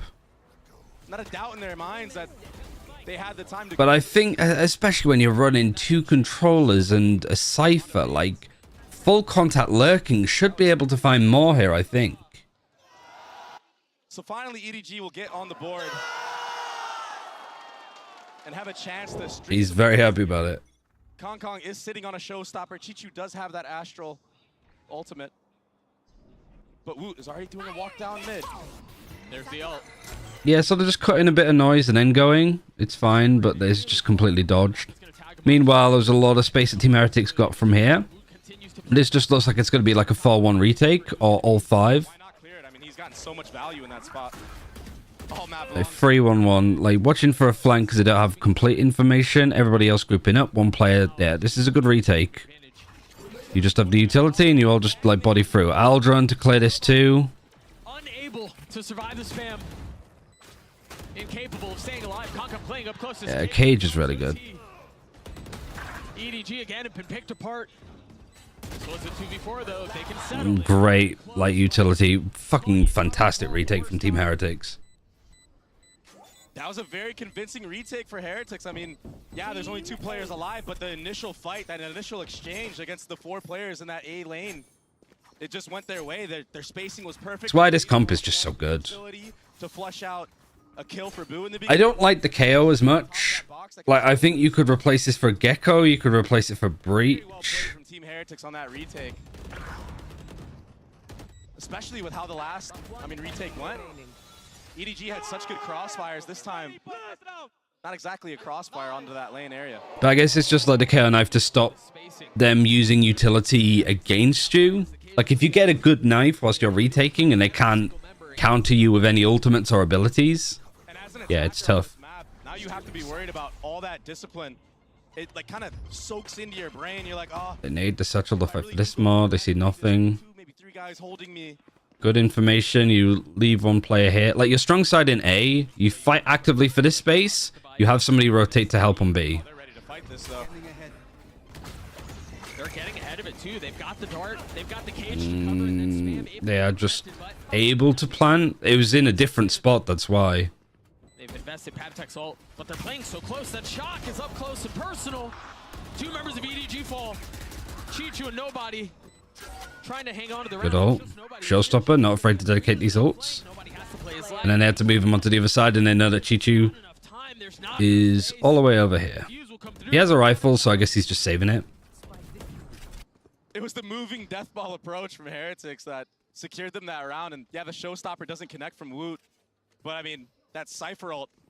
I don't even think this is EDG necessarily playing badly here. I think they look a little bit lost. But I think the way that Team Heretics is playing this defense is phenomenal. In that moment. And then let Benji Fishy and Patatech clean it up. Yeah. Feels like they shouldn't have gotten away with it, but 5 rounds now separating these two. EDG have found the tiniest sliver of success, but other than that, it's been all... To the strong side in B now. And they've tried a lot of different looks. I mean, you've tried doing a Gecko Flash hits the KO. KO's going to knife as a response. I think it only gets the Gecko, so this is still good. It's going to pull that rotation across. Like nothing is working right now for EDG. But it's still, like, stalled everything. And that's mainly because Heretics, I mean, they're playing the map so well. They're proactive. Like, because they have 3 on B, they're having to rotate. They've reconned here. They've hit the Astra. Seen that there's a Cypher Cam mid that they clear. So there's only 1 player on A that they're still struggling to clear. Ooh, because the Omen can get out like that. This is just such a good place for, like, the Omen to play from now. It used to be a lot here, but... The plant got interrupted. It's going to be on Nobody to pick it back up and try a second time. He still has that thrash though for the post plant. Yeah, I think just plant the spike and then pick up your util. Ugh. Thrash going to be used. Awkward place to use it. Still doesn't matter. They're going to try and farm the kill whilst 2 people are reloading, but there's so many people here. It's just 4-1. It's just this each time. TP invested by Smoggy. Where is he going? Just enough to create a distraction. Conca feeling a lot of the pressure, able to get another kill with 36 HP. That's all. They just win all of the fights that they need to. Riens is healthy. 2 on the other side. He's already spotted the hand of 1. Not able to land the shots. Double swing, Shirley. Yeah, such a tough position to be in. They're going to face him here. He's gotten a tap. 9 bullets left, though. Even if they try, time is just not on. He's just going to make sure that they die. EDG play that beautifully. Chi-Chu gets 3 as EDG find their second. And they lose all of the guns that they had. On that A site that secures EDG around. Yeah, I mean, that was like again, really liked what Team Heretics were doing. Just as initial fights, a little bit of luck spraying through the smokes. Too many angles to look at. The whole time, Chi-Chu was just playing in the back here, just toying with Riens. That's a very disciplined post plan. I really like that from EDG. Those are good signs. If they can emulate that on the B side of the map, they might have success there too. All right. They're going to do something a bit more aggressive, because right now, Team Heretics have been a little bit more passive. But yeah, they're aggressive. They take that A main control. They pick up the orb. How do they want to deal with the smoke? Spray it a little bit. Solder shut that there's 2 players here at least. Then the race can rotate. The KO has already moved over to watch mid. You got this camera like on the other side of this box. It's really good at like getting like mid information. But this time around, that slow Trying to break the trip. There's no trip there. You don't need to put the trip there because you have the camera here. But even then, you know, And I guess as soon as this camera's broken, you have to be in quite deep, and then these players might be able to like crunch. Yeah, maybe there's a paranoid that goes across. Maybe there's another KO flash and a peek. But yeah, you had that initial info and potentially an insert on A. That's why there's 3 players here. You have mid control, and you have all of these trips and like 0 pressure over on B at this point. But it's like the rounds where they don't have the ults where it kind of just falls apart for them. Right. This trip. It's the obvious one. Because it's look good on A. Can they do it here? They do get leaning towards the site. You see the utility already dumped down. But Just bad fights. Just like you've broken this trip, and it just feels like they kind of just sleepwalk into these angles instead of, you know, fighting them cleanly. They're just trying to clear everything. Nobody's in market, so Kong needs to go huge here for EDG. Great lurk though. I don't know if the camera would have spotted them, but this could be game winning. Not with the Nero Theft, never mind. Benji Fishy with 3, G2 left alone. The lack of success on Yeah, this fight here was a bit of a mess. G2's able to get his 1, Rien's. Too many bodies, too many people. Benji Fishy with 4. Heretics continue to roll. That's all because of the disruption that Benji Fishy and Rien's had on that initial B hit. You don't expect just a Sova and a Cypher to do stuff like this. I mean, Yeah, it's just there. you had full utility on the site. You have all 5 players alive. The bomb is going down, and all of a sudden you're being faced with this fire of Benji Fishy and Rien's. I guess they were so convinced that this won't be pushed, that because this trip went off, you have 2 people like facing this way. Because that's where the double controller shines. I mean, you can delay so many. Like, it's sad to see EDG being on the opposite side to this, but at the same time, like, I really am enjoying what Team Heretics are doing here. I'm really, like, enjoying watching this. Yeah, that's what they're trying to set up. Okay, and I've only got the Cypher. And then, because the Kern I've missed, you can flash. Kong decides to walk up here without using Molly in here. Omen can still get out, but he's on a judge anyway, so it's... Should be a couple 1 pumps here. Because the money is actually not great for Team Heretics. It's just half-ass peeking it. On the trade, the timing is beautiful. You just get annihilated by util. Even with him getting away with just 1 with the judge. 2v3, but you don't have Spike. You don't have Omenal either to pick up the Spike. That follow-up utility off the contact of Wood. Just a bad TP. The flash, the molly, I mean the dart. It was in tandem, right? It was like off of Wood's contact, we have a right-click flash out of potty tech. Not only do we have that, but Rien's has a lineup dart that lands in the back of elbow. And then he's able to go for even more with another right click. I mean, this was beautiful. Oh, it tags! That's what happened. Tragic. The dart tag. Kong, I didn't even see that. Yeah, and it just... That is definitely tragic. Perfect recon. Like a lineup dart or something. That will be the 2nd timeout for EDG. They're going to have no more going forward.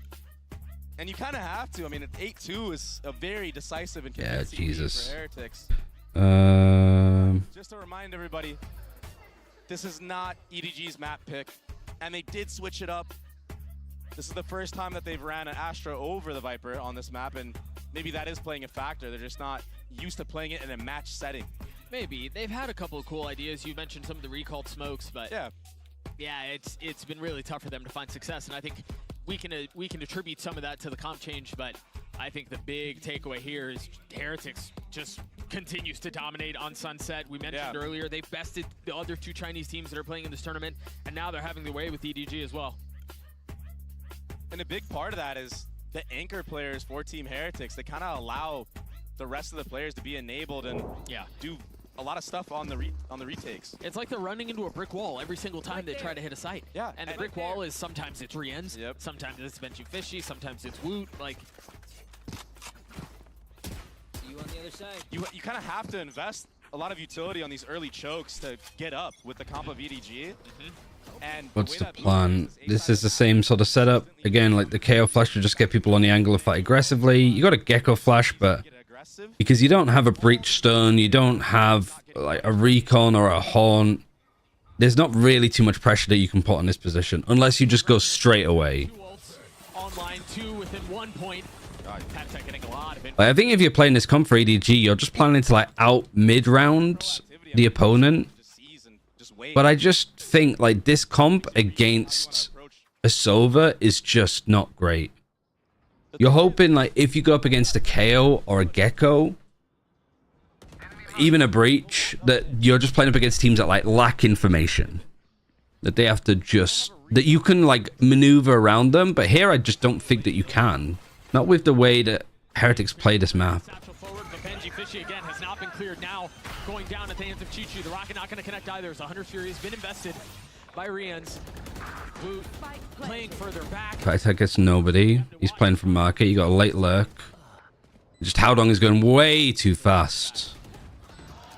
Instantly on the trade. A 2v2 as the nade comes back out. How do 1, 2, 3 peak, especially with the paranoia. One gets hit, one doesn't. Really nicely played together, and then they can play in the post plant.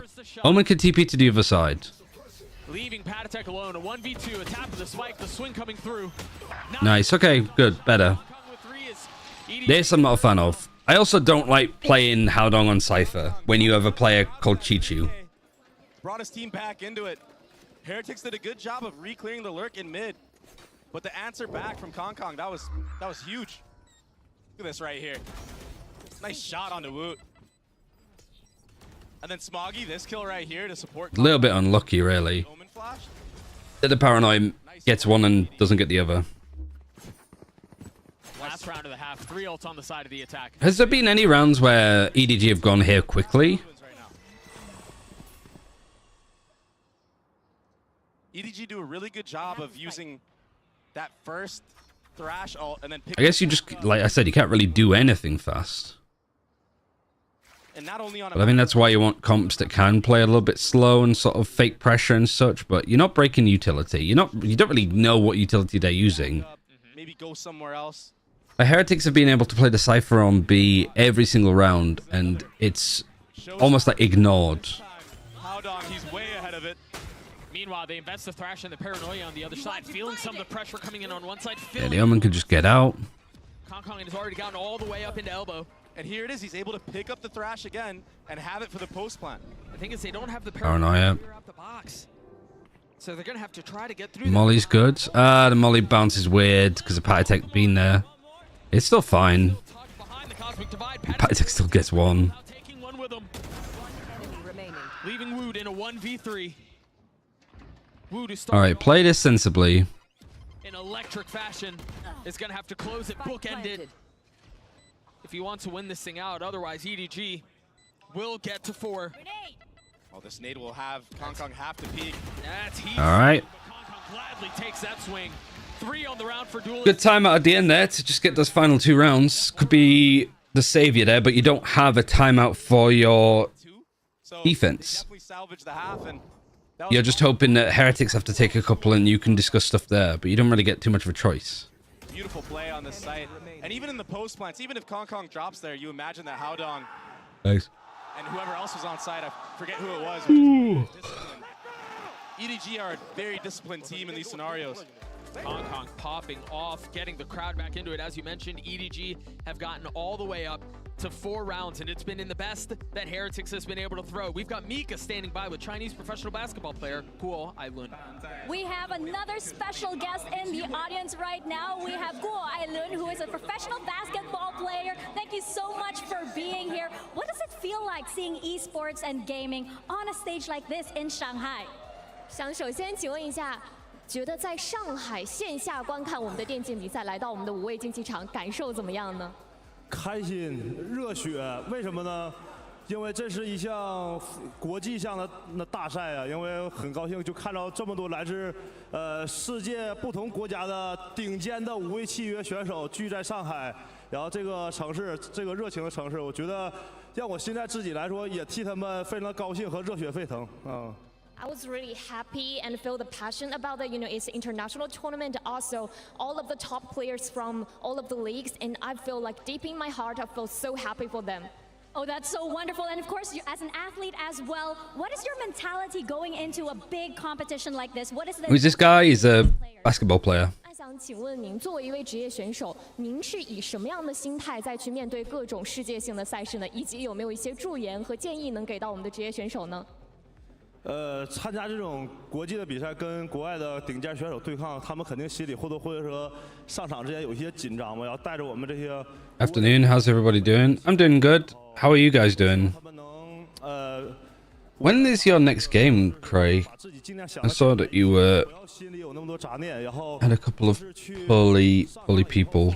去干这件事儿，不要想着后果，也不要想着自己是谁，放下所有的包袱，要这样才能。Oh, you're literally playing today. 自己的能力吧，希望他们。Your BBL and then.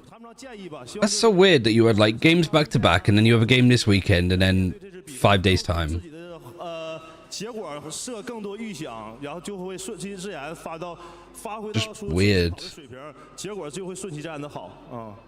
I want to catch the VOD of the Valiant series actually. 13-11, 13-11, 13-9. Perspective, I think when you participate in international Crazy series. like this, you need to like just take it easy. Don't think too much. Just play as good as you play as Euro. And I think. But I caught you beating G2. Thank you so much for your time, and let's get back to the game. 还有一个问题没问呢，你告诉他。齐家靠我再抢点镜吗？快开始了吗？没有问题，没有时间问我了。你想说可以直接跟大家分享一下吧。啊，其实还有一个问题准备好，他问我什么时候 Rosie Yappa. 激动的时刻，然后我都已经想好，我是如果今天唯一代表现在我们中国的战队 EDG 夺冠那天。You're going into the round, you can hear it. 我希望能大家一起等着那天到来。Oh, what an entry into the second half. Just literally yapping his way in. EDG down 4, but now on the defensive side as Heretics will have to test their mettle. Again, a map that they have found so much success on. Forced to close this one out. Right, what's the setup? You got the God camera here. 3 on B. Any utility used? I don't know if a boombot was. In EDG's favor. After closing out those last two. And then a trip right on site here. Heretics haven't made very much noise this round at all. They did dart B early on and get info there. And that's what ended up leaving 3 players. I think EDG's best way, you can have a boombot. Yeah, that's what I was thinking. This could be really deadly. Just trying to work out, like, buy-wise, does it work? No. Really right on time. Nobody's going to be paranoid.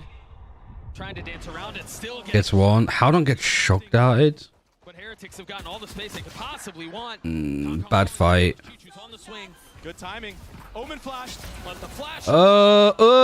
G2. God tier. Nice. Good stuff. Yeah, this fight was not good. You're mostly going from people in Link. This guy needs to chill. Beautiful Omen flash from Smoggy. What a setup for G2. Do we have a translator to know what the pro basketball player was saying? I don't know. I don't know where Sprite is. I think they're busy. I haven't seen him over the last couple of days. It's back, baby. There's that paranoia that you're mentioning. Look at that. Yeah. Chi-Chi's just good. Was free. The second one was steady. It's a hell of a start to the half for EDG. And it kind of felt like they needed that. 3 Bulldogs, a pistol, and a Spectre for EDG. Basketball player said, wait, isn't there a third question? I haven't answered that yet. It literally is just, this is my moment. Now 3 remain for Heretics. Right, 3B, you got the camera, you're being aggressive, you're just showing a lot. That little burst shot. This is a bit much. Alright, it doesn't matter. Kong and Howdong, the IGL. Everybody cleaning. Alright, clean, flawless, good bonus to be having. Yeah, 3 Bulldogs, a Spectre, and a Vandal, I'd imagine. Was a ghost in that round. And the cool thing about this composition that EDG are running, the double controllers, you have a one-way coming out at A, you had a pickup star in B main. And yeah, Heretics check that B main smoke. What are the chances that the EDG were just right behind lettered agency actually reply to me now? You were wondering. Yeah, we'll send you an important email Friday morning, but sorry, like you replying, it's end of the week, right? We'll come back to it on Monday. at least damaging Bastards. the economy of Heretics here. Flash dart combo, a little bit of space. Not afraid to make any noise. It's good. High-low, at least it's traded. Yeah, smoke. You got the Satchel on Raze, so this is a nice fast rotation. This feels a little bit unnecessary, but it's alright. Again, you're playing up against a team that has an abundance of util, and you've also just team flashed. I guess it's just they're not going to expect him here now because of where that paranoia came from. Oh my god. Don't think it was that worth. But it's a bonus, it's whatever. Kong, I mean, You need 2 of them are low. This is very doable for Haodong. and he has a trip in front of him too. Yeah, somebody's called it. See if he tags onto any of them. If you can get them to die to the spike too, that's also pretty major. Think this one through, but I mean, you painted a really good picture of the trip, the fact that there are 3 on the other side, he's by himself. Would be so difficult to connect on, and then the paranoia timing from Boo is just so nice. As soon as the smoke goes down, he realizes if they're going to be pushing from that side. You'd expect that the Omen would have moved. Yeah, they were able to get out and scramble. Alright, 3 kills. No chance. For 3 kills, 2 of them being super low. Very doable round. If you have like fucking Kung here with a Spectre, I think he does a lot better, you know? Like going for fights at that range with a Bulldog is mental. And like, yeah, like Smoggy peeking through that smoke. But Kong, I mean, he got in that site, and if this keeps happening in the future, maybe when he has a Vandal that can one-shot headshot, that's a completely different round. Maybe EDG take that round. This is good. This is like a good... Because it's like very punchy, it's very execute-centric, and it could go straight into an execute, but all it is just taking a main. And he's easily one of the... Aldron's good. He hears it. He's going to get the Omen to break it. Didn't show Kung at all. He even gets pinged. Hiding in this corner.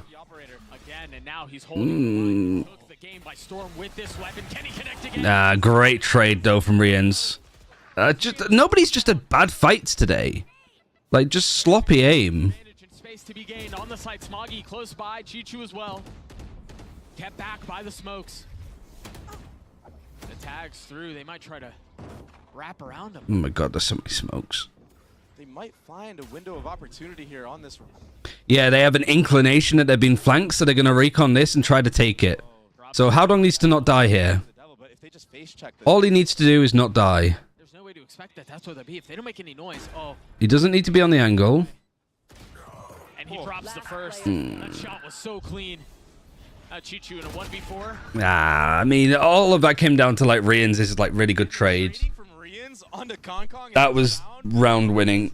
Just if you're playing, nobody should be on those kind of angles if you're just not hitting heads. You're 7 and 13.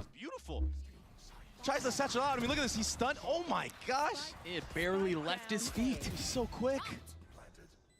Like, it doesn't do any damage to Wu.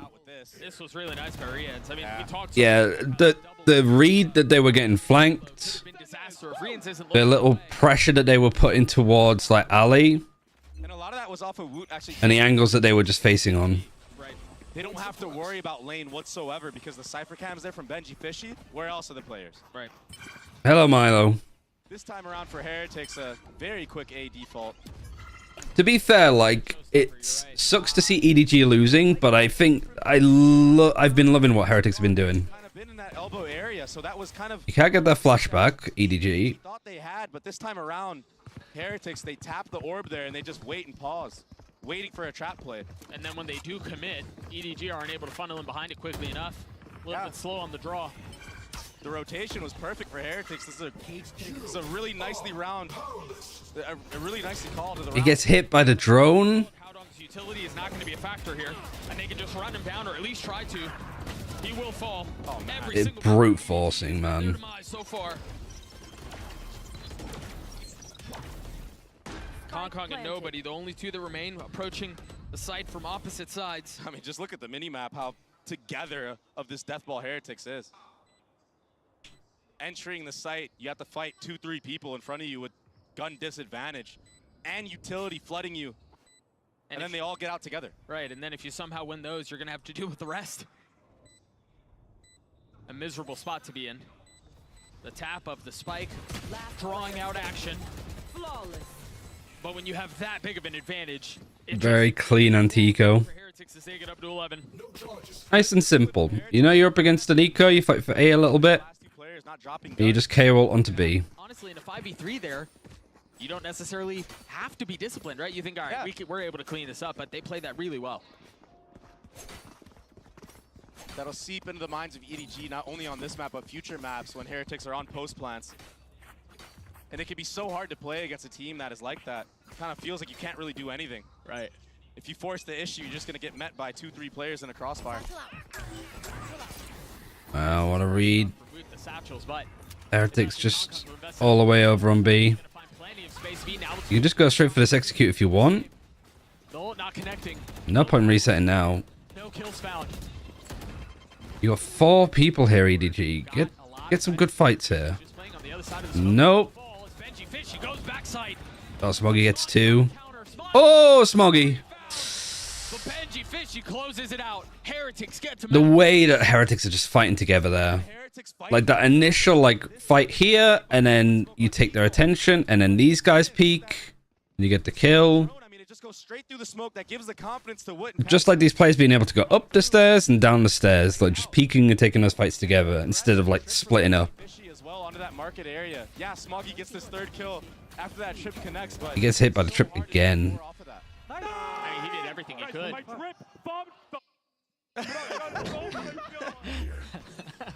What did he say?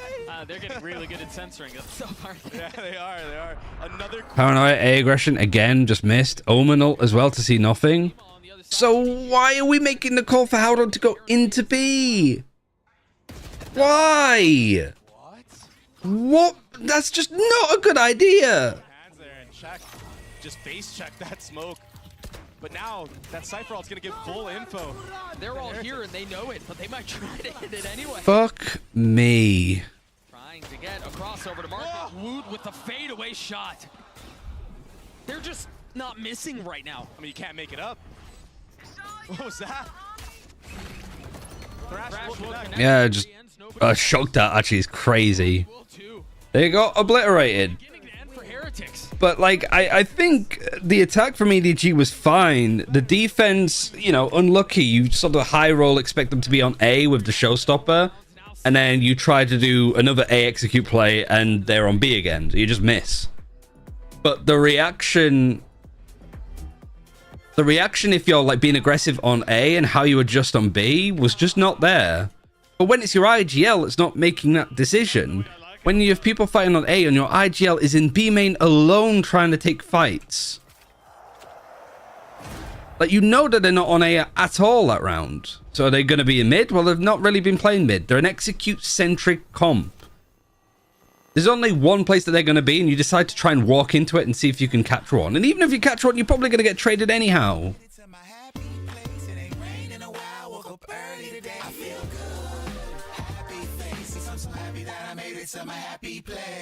Like, it's infuriating, that one.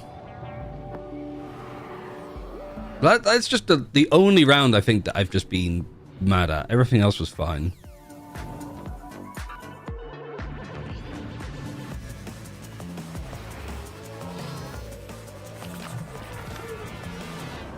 I want to see what people are saying on Reddit though about this, because yeah, that last round is.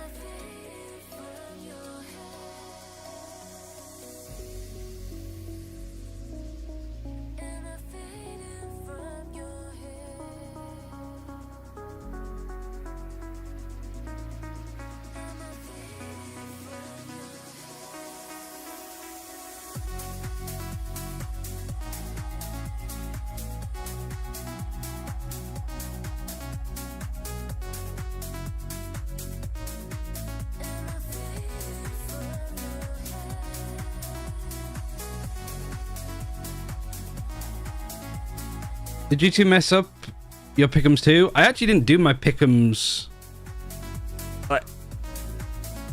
Yeah, I didn't do pick'ems for playoffs. I did my pick'ems for day one, and I was like 100% on them, and then I just didn't have time to do the rest of them. I'm just not like, I don't like doing pick'ems really, because it makes me like go into games with a lot of assumptions or like just biases here.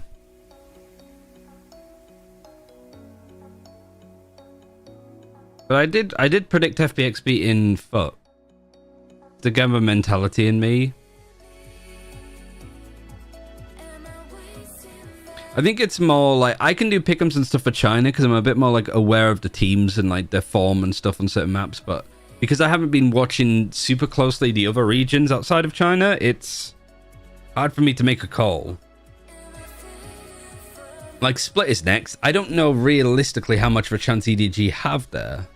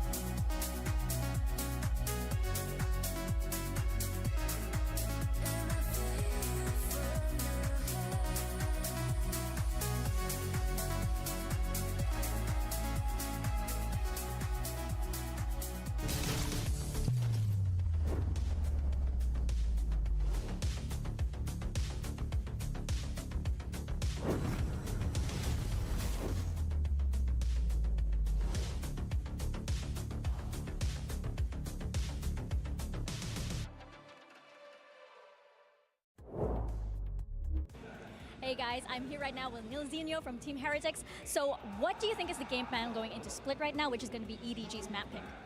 Yeah, so we kind of expected them to pick Split, so we're well prepared for it. We've made a couple of changes to how we're going to approach it after we lost to G2. We kind of threw quite a few bad rounds, so for me, we're just going to focus on our fundamentals. And yeah, we've had a little bit of time to prepare, so hopefully the work we put in pays off on Split. All right, and we're going to see if it does indeed pay off. We'll see the changes that Team Heretics has brought in. A focus on the fundies. Man, I tell you one thing. When you guys came back to us here, I didn't expect Heretics to be up 1-0. We're doing predictions for channel points. Oh, is in the maps? We can do. I haven't really been doing them at the moment because I can't keep up.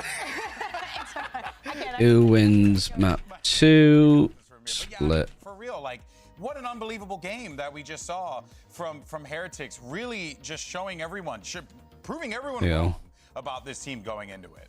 Yeah, I'm very surprised to see Heretics being so confident. I'm just looking at news as well. I'm surprised to see it on Sunset, right? To me, the surprise comes on from the side of EDG. We're talking about the Astra for the first time this year. So many things were different, and Heretics was ready. And their retakes were incredible in this one. I think they had a really good game plan of playing heavily into back sites, especially when it came into these B hits, and then finding the right opportunity to flood. If you give this EDG comp time to set up in the post plant, they have actually a ton of util to close out these rounds, especially with that Astra. And also proved to be really good with establishing these crossfires. When they're in an advantage, they are good to close out. But I think Team Heretics did a really good job playing together as a team, and especially the util coming from the initiator players of Patatek and Rians, I think were super impactful and set Woot up for a fantastic map. I mean, I think that is like the best thing that we saw about this map. Yes, we saw Heretics that was on point, that knew exactly how and when to start. Hey Kaz, how to react to the how's it going? Even though it's not an agent that we I did see, well, like Pancada's allowed as rumored. I don't think it's been confirmed yet. And Benkai's IGL, yeah, I saw. Overlooked because everybody was looking at Woods. You know, we had a reason to. Of course. But man, oh man, he's old. He shock darts. Even when he uses a drone and just catches someone across the cage, I'm like, this kid, when is he going to stop every single piece? Because sometimes we do not see this over. How's Shanghai been? This is my first morning I woke up early enough to watch. I haven't been watching a huge amount either. Like, I've been kind of busy throughout like the Swiss stage. Massive impact with every piece of his util. Even today, it's been a little bit on and off. There really wasn't. I mean, he's an incredibly impactful player. He was contributing so much to it, and I mean, we've seen. Oh, ads. Sorry. Let me do that. I'll go for We2 because I didn't go for the toilet earlier. Americas for us, or even Calm, right? Talking about players who just really thrive in that role. Leo. But Leo in the MEA, of course, like just like to have that player be that impactful in the game when all eyes are on the other direction, right? Looking at Kong. But man, you have to be a little bit, like concerned here going into it, because if they feel that confident in Sunset and then they've made those changes that Nilzinho said they made on Split. Yeah. I mean, this could be dangerous for Kong and the rest of the game. It absolutely could. I think Team Heretics is really well adapted to the style that the CN teams are bringing. EDG played a lot of these slow mid-rounds. Team Heretics was really proactive at reclearing space, and they were always at the right place to flood retake on their defense. That wins you rounds, and it's how they got that momentum to snowball the attack side, or the first half, the defense side, that is. Oh, of course. Well, let's go ahead and hear from Coach after, hear what he has to say as we get ready for Split. Hey guys, I'm here right now with After, and I have Luna to help with some translation. So After, what was the most difficult thing about playing against Team Heretics? What were they doing that the team EDG was really struggling with? 那请问一下，就是在对阵 TH 的时候，你觉得你们遇到的最困难的部分是什么？ What do you think of the DRX changes? I guess we'll have to see.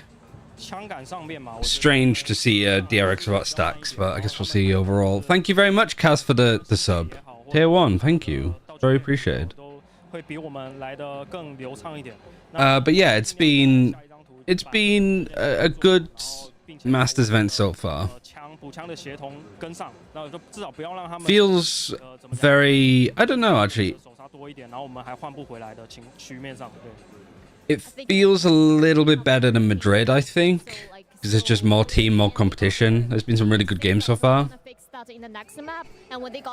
been copying some of G2 stuff this morning for my team today. Yeah, I mean, like protocols and stuff is good to work with. Synergy and their aiming will be on point as we head into the next map.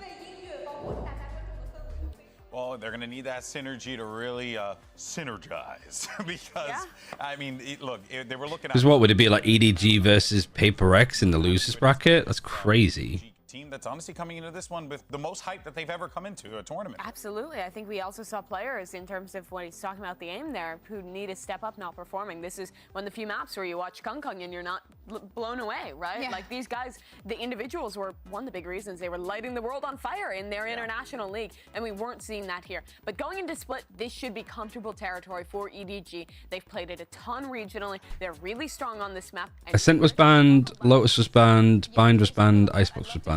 Alright, so yeah, like this is just like a poor veto for EDG. Talking about Paditek, he's no stranger to the race, but something needed to Because I think they would have picked Ascent if they could have. Perhaps. G2 got clutch after clutch after clutch, and we're talking Also, that wasn't their pick. Like, that was Team Heretics'. So, fingers crossed that like Split can look a little bit better here, but Christ knows what EDG would consider picking. Stage 1, and now they're doing it again. I want to see if they're gonna keep that up on Split. If you give up the Viper for the Astra, as I said, first in the year for them on Sunset, are you going to do the same on Split? Is there something that is going to be a constant? Well, there you go. That's the first Viper Cypher. Not on the raise, and now you got Woot who's going to be taking that role. Woot's always been a great Viper player, but I think the name on the race here just makes sense. He's been in incredible form, and he's already proved to have great synergy with the initiator of Rien's. Yeah, I think I A completely tricky one. I need to see more out of this guy. right now in Attacking win rate is not good. That's why they're starting first. It's nothing crazy, nothing that we haven't seen before, but we need to see some comfort. Kankan was coming alive at the end of that first map, but it wasn't enough. PRX is already waiting in the lower bracket. This is like a map that nobody is just ridiculous on. Can't lose already. EDG's got to send this one to a third map if we want to stay alive. So he needs to be a bit of a hero here. Tier casters Doug and Baby Bay. Thank you so much. Split on the cards, and you know, Nilzinho was talking about how they knew what were the adjustments they had to make. They changed composition, they changed roles a little bit more specifically, but I think the big takeaway is not just those minor adjustments like that, Dre, but I think they're really prepared for what's going on here. They knew EDG were going to pick Split. They knew what tendencies they like to lean around, and more importantly, they knew their weaknesses when they played against G2. Yeah, and when they played against G2, I mean, they didn't really show much of anything. I mean, they got completely steamrolled. You know what I mean? Right, yeah. Because nobody in G2 have calmed down after Tokyo. EDG have looked as scary. Haven't looked as scary. With the game plan similarly, as G2, it might not work the same way. But I mean, we don't really know. We do know that EDG is insane on the. I mean, Kong Kong was more the player, right? Which is very unique, especially in a comp like this. Sometimes they'll leave him on an island working B main alone. I mean, remember Champs, remember all these iconic moments that he's had with that attacking operator. Yes, it was a different composition and nobody was on that jet to support him, but I imagine he's still gonna do the same thing. I've seen him do the same thing in the Valorant Chinese matches that he's played. So it's definitely gonna be an awesome match, and we're finally getting into things right now.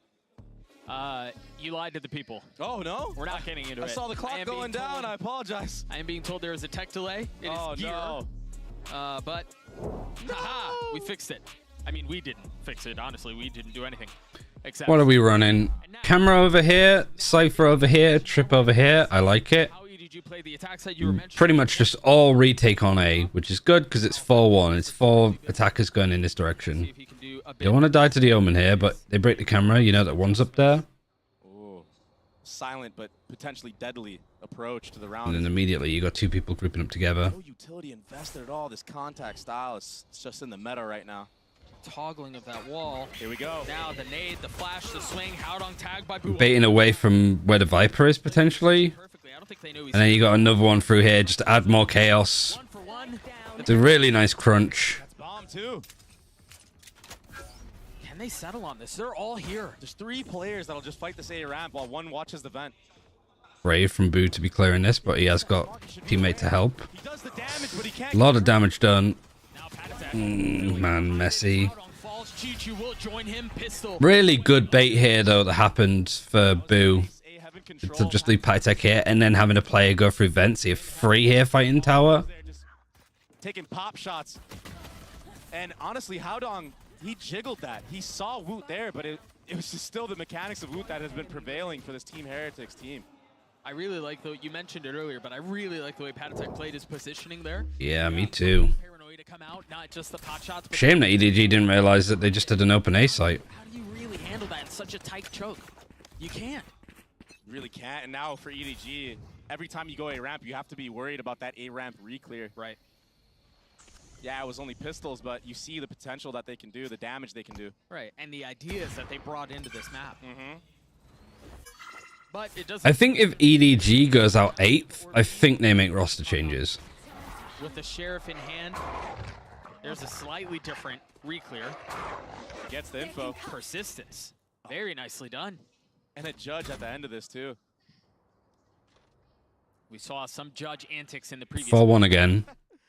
As silly as they were. Didn't get as much value as we thought it would, but the follow-up You utility... got the like Zelsis trip across past the poison cloud. Doesn't have any help at all. No util, nothing. So he And just having the Sky here to just hold for close info. Who would you replace? I don't know. Depends if anybody could pick up the IGL in from Howdong. Oh, they're trying to fake that it's a mid hit. It also depends on who's available too. Because there's a lot of players that are just in contract jail for China. Finding value, getting a little bit closer to that ult. But you've got so many rifles on the other side. This will be so difficult. Kong Kong with high ground. He's going to re-clear heaven. He's potentially going to re-clear ramp. You at least get the plant, and you've picked up the judge too from Rians.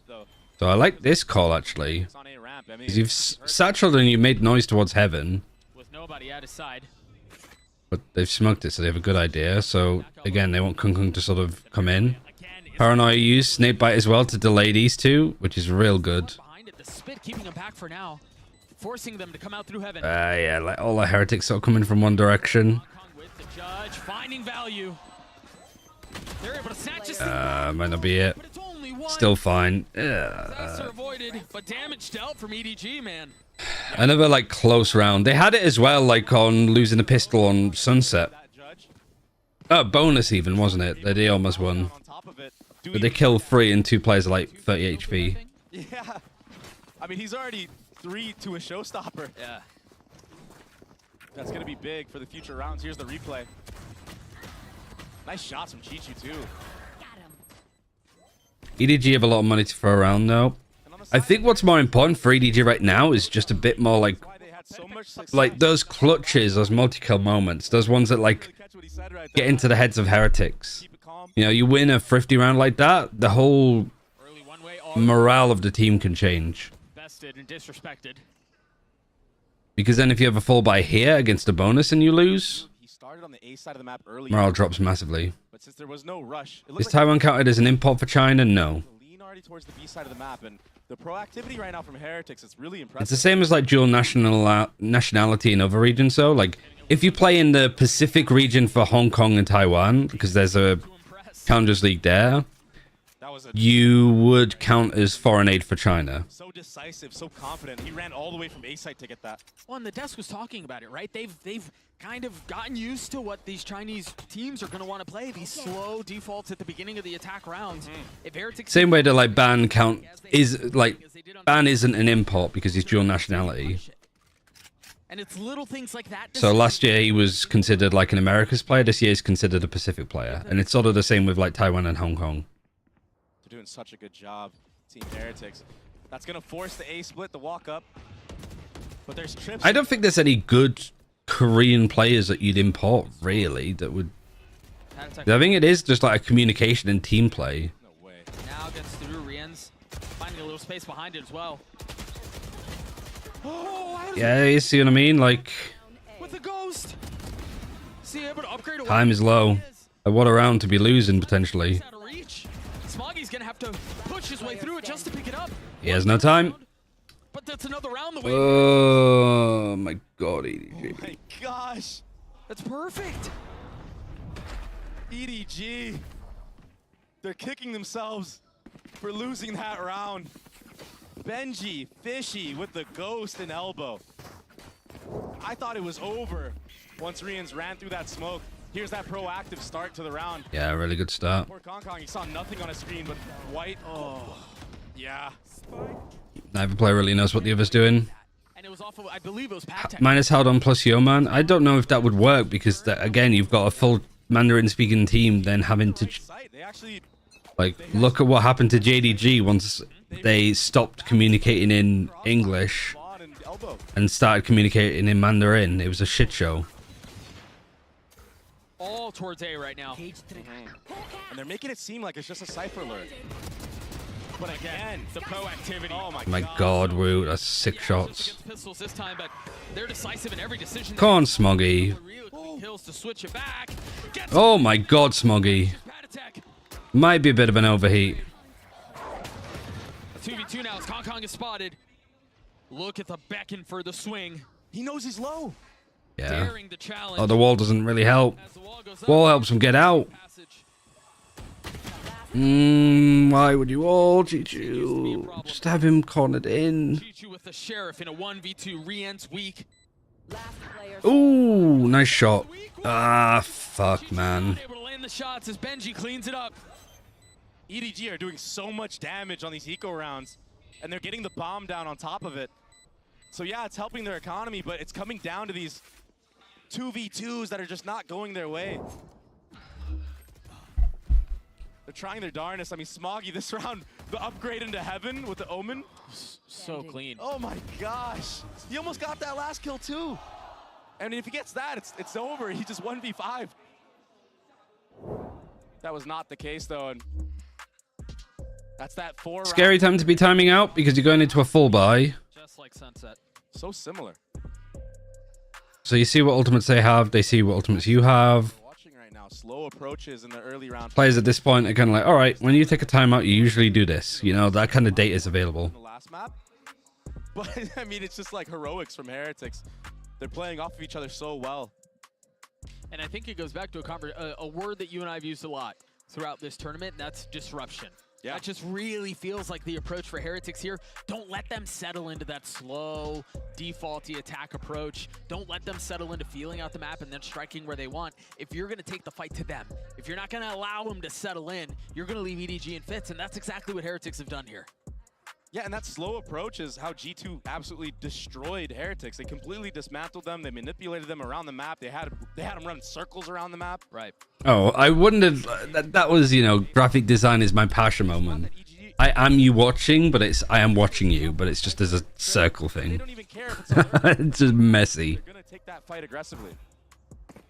So for EDG, they might need to try to bait out that trap utility. Act like you're taking space and hold for the reclear. What are you doing, Kung Kung?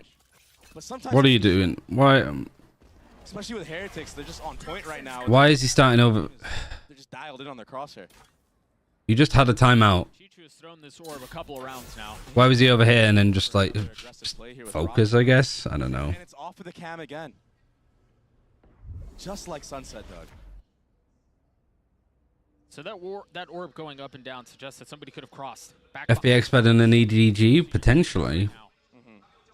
That's why Wood has. I mean, you can't EDG need really say for certain because like EDG did beat FPX in the stage 1 finals. That Roomba on B, I'm already going back to A. Yep. Or at least going towards mid. Yeah. Have EDG found this mid trip yet? I don't think so. EDG No, they have. wanting to explore the middle of the map here. With Patatek close by and Benji Fishy, who again has just been such a thorn in their side. Can they punish this? Gun spotted, rocket out. Great dodge, actually. Hell movement. Now the neural theft. Slowing things down even more. Look at where Haldong's going. Smoggy has already gotten back B. Benji Fishy, the only one He's putting his camera over on like vents. But the site is there. You got 20 seconds. Oh, the flash is so perfect. Oh yeah, people playing off of it really nicely. Now Haldong late. EDG with a big advantage here. Almost. Slow it down. There's no. Don't die if you can help it. You don't really have the money. But yeah, better. Really good fighting and movement here. Post plant from EDG. They look so good in those moments when they get the bomb down and they're kind of freezing the round. In this case, Heretics, yeah, they got that nice pop flash from Rians, but there are players from EDG waiting. Anti, they're playing anti, they're waiting. Even this. Yeah, really nice from EDG. Everyone is taking B, having control. Howdong just holds for that vent. Really nice team play.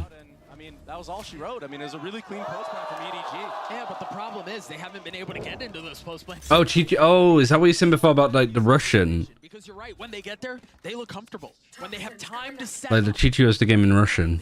the rounds at their timing, it's great.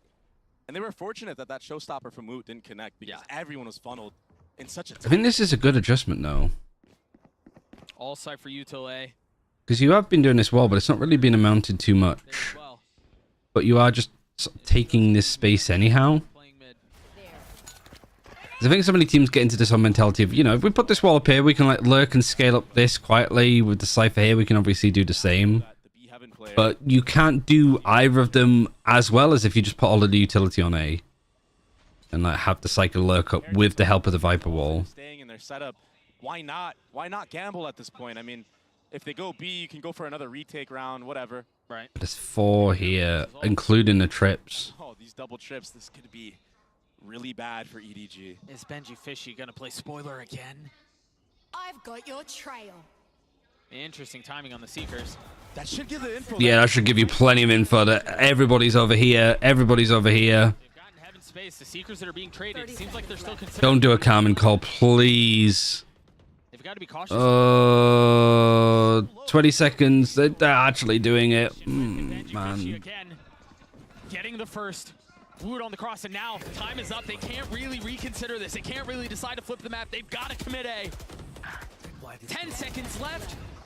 They're starting to find some of the advantages. Benji Fishy has not moved at all. Finally falling. Right, cat plant, there's no time. Picked up the spike, but there's not enough. Oh, for fuck's sake. Too low. Oh my gosh. I mean, a bit of fate played into Heretics' favor because EDG, had they had gone B, I mean, this is a free round for them. I thought after they invested the Seekers into this round. Yeah, I thought like after you get the Seekers, you have to make a call. You just didn't do anything. Judge and vent or something, you know, it could be so worrisome. There was something that they saw where they decided to stay A. Yeah. Maybe it was the entry they got. It kind of worked against them. This new split from Heretics, this defensive side, it's looked like night and day. They look so much better. Look at the position Boo has taken. Yeah, making a lot of noise here too. Confident enough to just go for these fights. Yeah, Sky Flash, you're just forcing out more utility. They've used a nade now. But him alone, I mean, he just got a raised nade out by himself. Investing what? A rechargeable utility and then, yeah, 1 TP? Yeah. You take that trade any day. I was literally about to say that. I'll take a Noman TV for a Raze nade any day. Even a Sky Flash. I have the spike. This is interesting here too for Heretics because they haven't really been able to punish some of this early slow. A minute's passed, you're trying to get information and you're just being denied it. That bit of pressure mid, Skydog used on B, it's broken on B. Is there any pressure here at all? They are setting up this B split. This will be where EDG want to end. But there is 3 players. Well, Sky Flash is used. You don't have anything anymore, really. Showstopper, you're going onto the site where 3 people have stacked because they had the information, and you're not pressuring on one side. Oh my god, Woot. Oh my god. Woot single-handedly destroying EDG. And with 13 seconds left, again, time becomes a factor. Smoggy's healthy, yes. But now he's going to have the neural theft to deal with. Do they try to pounce Patatek on the swing, willing to Yeah, he doesn't have time, and then they just run away again. The clock decides another. Oh my goodness, Doug. Woot is world class. I mean, he came to play 12-6. Even if Kong went to rocket him, he tried to satchel. He's trying to get ahead of it right here. Doesn't end up dunking on him, but he ends up dunking on Chi-Chu. Up for Team Liquid 10-2. Oh my god, he jumps up too. I don't think people understand how hard it is. To settle your crosshair when you're up, yeah. Exactly. The audience is so quiet. Round stolen for Heretics. And Woot, another showstopper. Man, Heretics came ready to play. Those changes they made, so fruitful. And Zinho, I mean, he tempted us with it, right? He teased us with it. Yeah. So disconnected from each other. They're just not playing the map. Woot back on Raze. It's so easy for Team Heretics to just get information on what's happening and make the right call. How many times have we seen EDG try to execute into the site where there's 3/4 players? The way he played the last map, he's had full momentum, full steam ahead. He brought the heat in. Like here, because you're not adding any realistic pressure in this direction. This camera stays up, this trip comes up. You can have a rotate. I'm sure he's not nervous now. You know, he's warmed up. He's a And like you don't need to like play for aggressive angles here at all. That's his baseline. You just have people here, like if they go fast, that you have people to support the Cypher utility. But now that nothing's happened, you got the camera watching, you got trips going across here. You know that there's nothing towards A, and we've not seen this. The turret needs the camera needs to be broken. You've got 3 people here that are just all sitting comfortably. It's really competitive here, but Smoggy's the only one left standing. He's got a stinger on the other side. All right, actually doable. Baiting Benji Fishy into the swing, but not realizing it. Just plant the fucking spike! Oh, it's so unfortunate. He is so paranoid that they're gonna just like waterfall him. It's a 1v1. 14 seconds left. Benji Fishy on the swing, and he lands another filthy shot. He insted him. No time to even settle the crosser, settle the movement. EDG Feels like EDG are just so scared to do anything now. I mean, they go trade for trade, but when it comes to the gun rounds, it's just not there. I mean, they did a really good job here trading out. Even the split in heaven, that was good, but... He's full clumping, full stepping. Brazil. What? Okay. What? Huh? Head coach is looking at him the same way. I have to give a timeout. Yeah, this is the second. Second timeout now for EDG. And in the previous map, I don't remember what the exact score was, but it was in the first half. It was 8-2. 8-2. 7-1 now, a little bit earlier.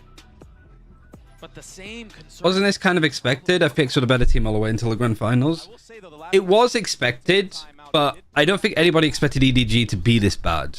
So this is a good moment to potentially get a 7-5 half for EDG. Sure. They should be able to have a really good buy into this round. They saved the last one.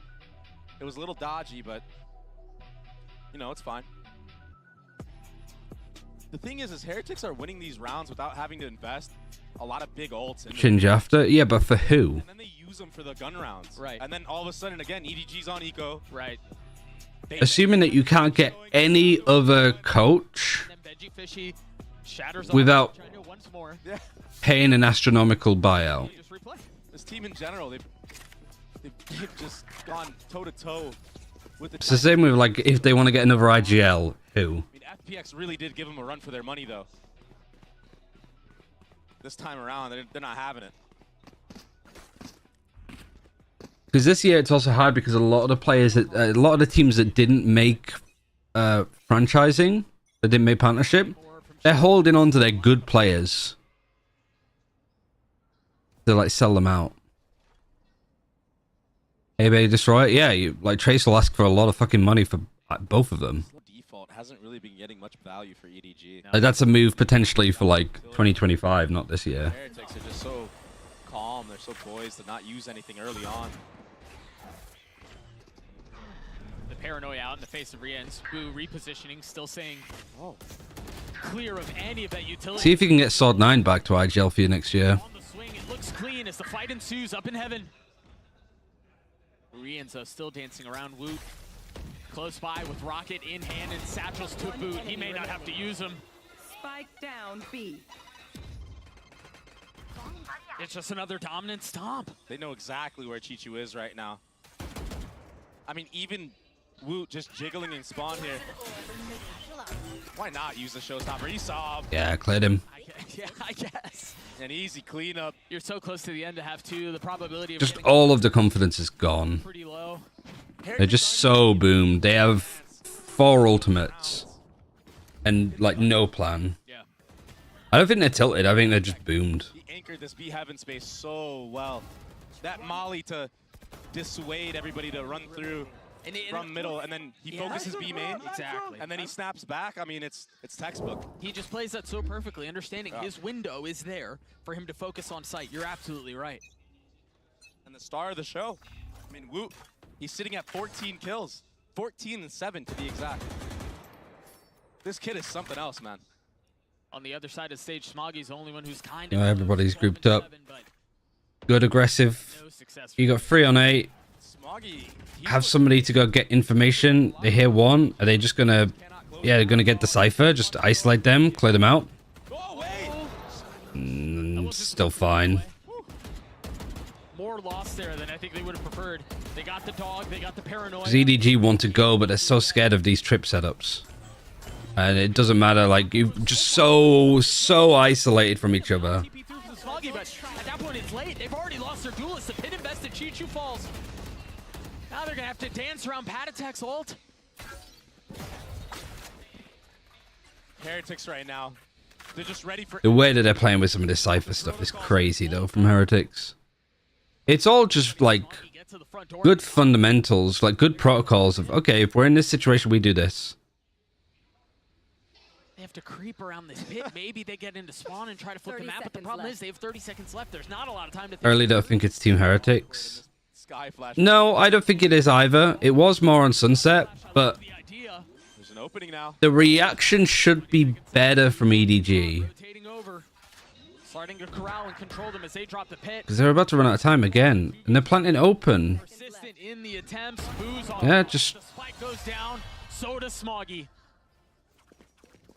Clinical right now from Heretics. Even the little things, man. Yeah. The little things are going the way of Heretics too. Slowly creeping up B heaven. Why aren't they doing that now? Probably because they can't afford it. But also they're not playing, like, double duelist. And the protocols that I was talking about. You're playing a comp that's meant for, like, map manipulation.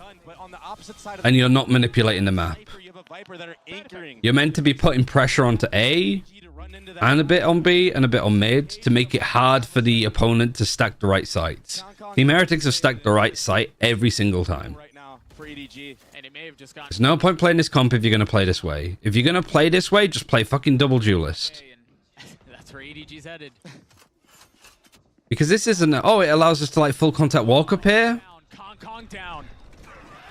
Because it's just, you're just 5-man executing stuff. Fun fact, Doug, I did tell him when I saw him in the bathroom, I wanted to see him buying up on the defensive side, and I'm glad that he did.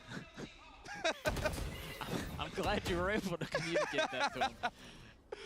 True story. I'm actually serious. Benji Fishy again is still... Again, there's no adjustment. You're still just trying to make it onto A. I must wait a moment. All of these conversations about EDG playing in front of a home crowd, their #1 seed. Oh, it's infuriating to watch this. Behind them. And it's true, because every single time EDG finds the tiniest bit of success, this place goes insane. Yeah. But Heretics have silenced... Because it's also like you have You're doing full contact, and then you have like Kung Kung like satcheling out to take a fight, but there's no utility there. So you just have somebody just satcheling out into the open. After, like, I think EDG believed they'd be more discreet than they are, but it's not. It really doesn't feel that way. That's a really good map for them. We understand, but Split should be a different story. Kukuka mentioned on the desk she was worried. Yeah, and for good reason. But Nilzinho just... It's a good angle for the op to be on, to be fair, because you do have the Skydog to go through.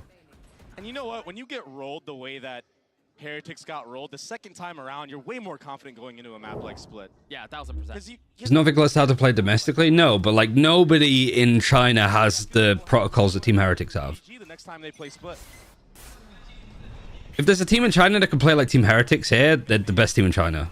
Paranoia, the Flash. Well, actually changed since after timeout. It might just be a timeout for just like to detail. Honestly, I think this is... There's too much going wrong for you to accurately call it in a timeout. But they're just delayed. Meanwhile, they're going to try to take main, but they have all of these trips. One of them already spotted. Benji Fishy punishes. And he's going to spot even more. Has to try to play his life here. Got to be careful as he spots another. The cage goes up. Howdong on the swing. I don't even know how he won that fight. It's just everybody's like spread out. Nobody's playing off of each other. It just comes down to like basically 1v1s. And if they can get the bomb planted, You got the camera watching. You hear the Skydog here. Screens. They've spotted Kong Kong. And that's their big success right there. You're right. You just mentioned it. This is where success. Just got 5 bullets. Kong Kong finding pad attack. Paranoid trying to push this in support. Nade's good. Better. But it is just Kong Kong doing stuff on his own. So disciplined is EDG. There. Heretics are slowly creeping up, seeing if there's any mistake that EDG are making. But right now they're making none. Yeah, they're not showing. They're playing this pretty nicely. Very nicely done. The ult invested a 1v1. Surely you don't lose. Right on the face. All right, good round from Kong Kong. Much better, but damage is done, I feel. A direct hit. Like, what... Like, remember how EDG played on their attack and, like, see what Heretics does Like 20 damage. themselves. But yeah, here's Wu just so confident that he was going to get past that raise nade. And Kong Kong, he woke up in this last round. Man, Smoggy's sitting at 14 and 10. Nobody else at double digits. 10 to half the way of Heretics. EDG look lost, lacking answers. We'll see if the desk can answer some of those for him. EDG are going to get slaughtered post-match by fans, especially if they're losing at home like this. Yeah, it's brutal. Is really on the struggle bus, and you got a Heretic squad that is just looking like phenomenal, truly. Let's go ahead and take a look at our HyperX Reflex moment of the day, because you got to give it to the boy Woot, just wooting all over everybody. I mean, this kid He's just that Woot. The satchel over the rocket is utterly ridiculous. It looked like, you know, like in the old James Bond movies when you have the ejecto seat car, you know, like you just it's catapulted into the sky. What was that? This kid is unfathomable talent. Yeah, PRX, I feel confident with PRX. From that previous split that we saw the other day, They could bounce back. And then, yeah, EDG... reacting to almost every single thing that EDG is doing. Like, at this rate, they're going to lose to PRX. It happened like, what, 3 times that EDG run out of time? They couldn't even get the spike down. It's very concerning to think that the attack went this way. And it's really similar issues to what we saw from some of the other Chinese teams that have already... They gave too many 1v1s, didn't have any chance to trade. You're not getting enough information. You're contacting... This rate, EDG are going to lose to DRG. It never comes. And then you're losing... They lost the map on them and they got destroyed on it. I mean, they've snowballed into a dominant, likely 2-0 here for Team Heretics. And you know who got all that information on the Chinese teams? Heretics, because they ran through it time and time again. It was almost as if they got the blueprint, and now they're just 3 rounds away from winning this 2-0. Yeah, exactly, but they still have to close this. They need to keep their head in the game because Kankan on the previous mob, he came alive in the later rounds, and he can still do it now. It's going to be quite the climb for EDG. Can they do it? Let's send it back over to Doug and Baby Bay. Thank you so much. EDG down 8 rounds. And again, during that halftime break there, the crowd was doing their best to will them back into this map. Maybe it's off of Kong Kong's back. Yeah, nobody being incredibly quiet today. They've had a bit of a stinker. There's gotta be a spark here. There's got to be something to kindle these flames.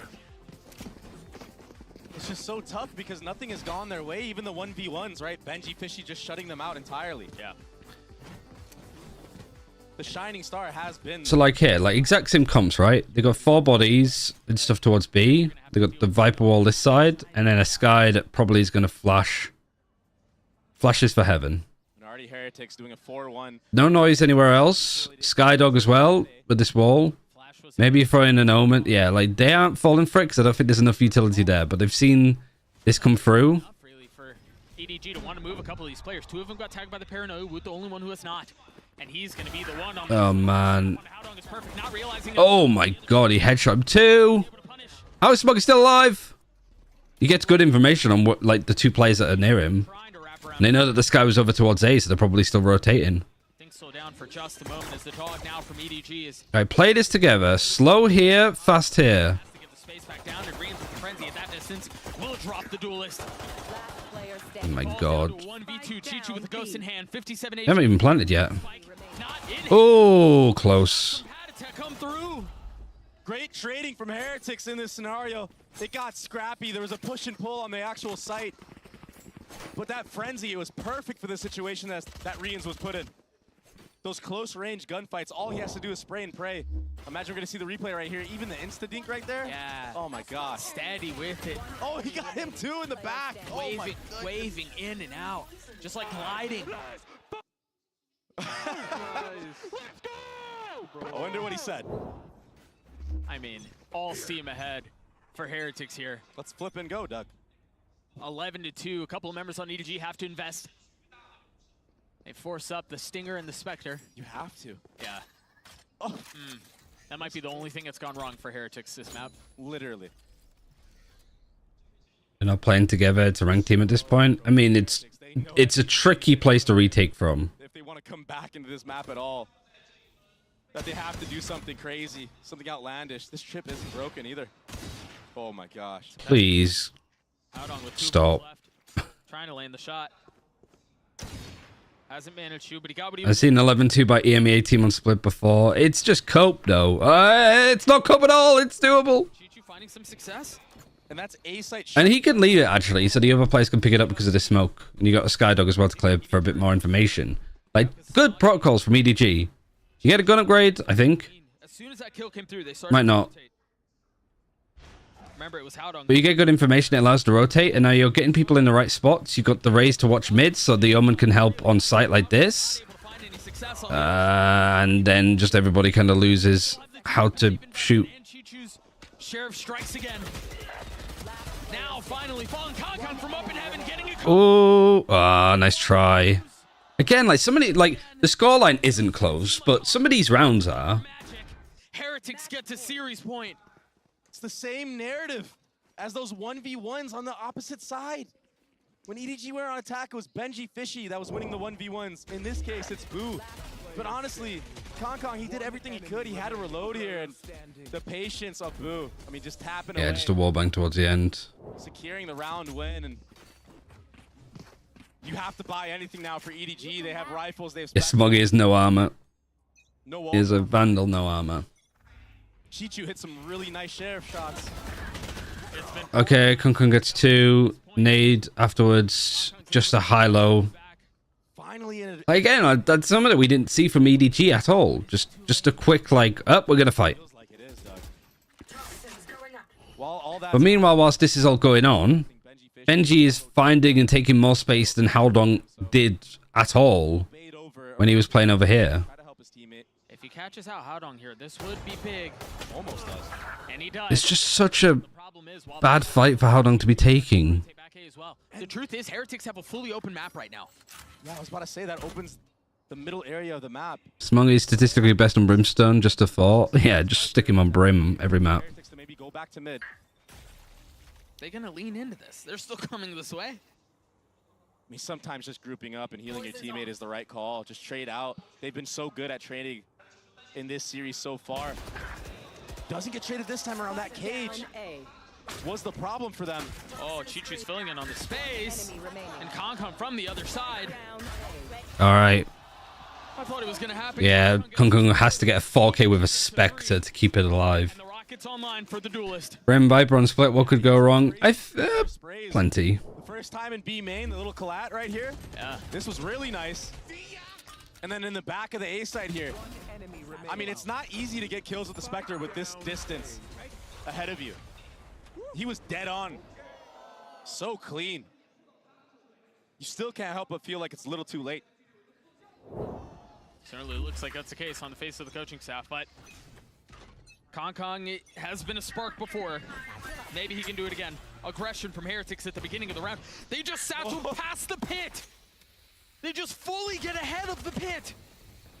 What was intended And you can just see how much, yeah, like they've just lost the control and it's just a mess. Now Haodong with all the pressure surrounding him will fall. Kong is just having to pull out crazy shit. The Spectre and the Ghosts on the other side. The The paranoia actually saves him a great deal here, but it's fine because Boo still just goes for the fight. Can they upgrade the weapon from there? No, I think it's a little bit too far away. Oh my gosh. China Coach is dead inside. Because of the Omen ult. And then they can plant. You still actually have Paditech in a great position. It's a good flash. What is the decision? You're just going to ignore it? It's planted for heaven, and you're going, we're not going to deal with that right now. But he's playing close. It's risky. You have both smokes. Smoggy is both his smokes. No paranoia, no flash, no dog. Just the smokes. What are they waiting for? Take away. Urgency continues to swell for EDG. They've got to go here, and they've got to go fast. The first one through. Paditech still playing up in heaven. He's crept out on the other side, confirming that there's no presence. One comes through, but it falls down to ones. Paditech playing up in heaven. There's just so little time now. All the smokes have dropped. Behind him. Smoggy has to hold it, not even able to get it to have damage dealt. No time. But I don't think he's got enough time. Oh my god, EDG. That was a shit show. Team Heretics. They came out here to prove they belong with the elite, and they just made a strong case. And Yep, that's genuinely an argument too.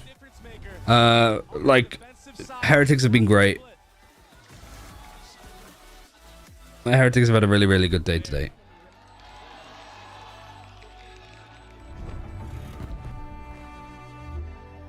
A Thrifty to seal the deal.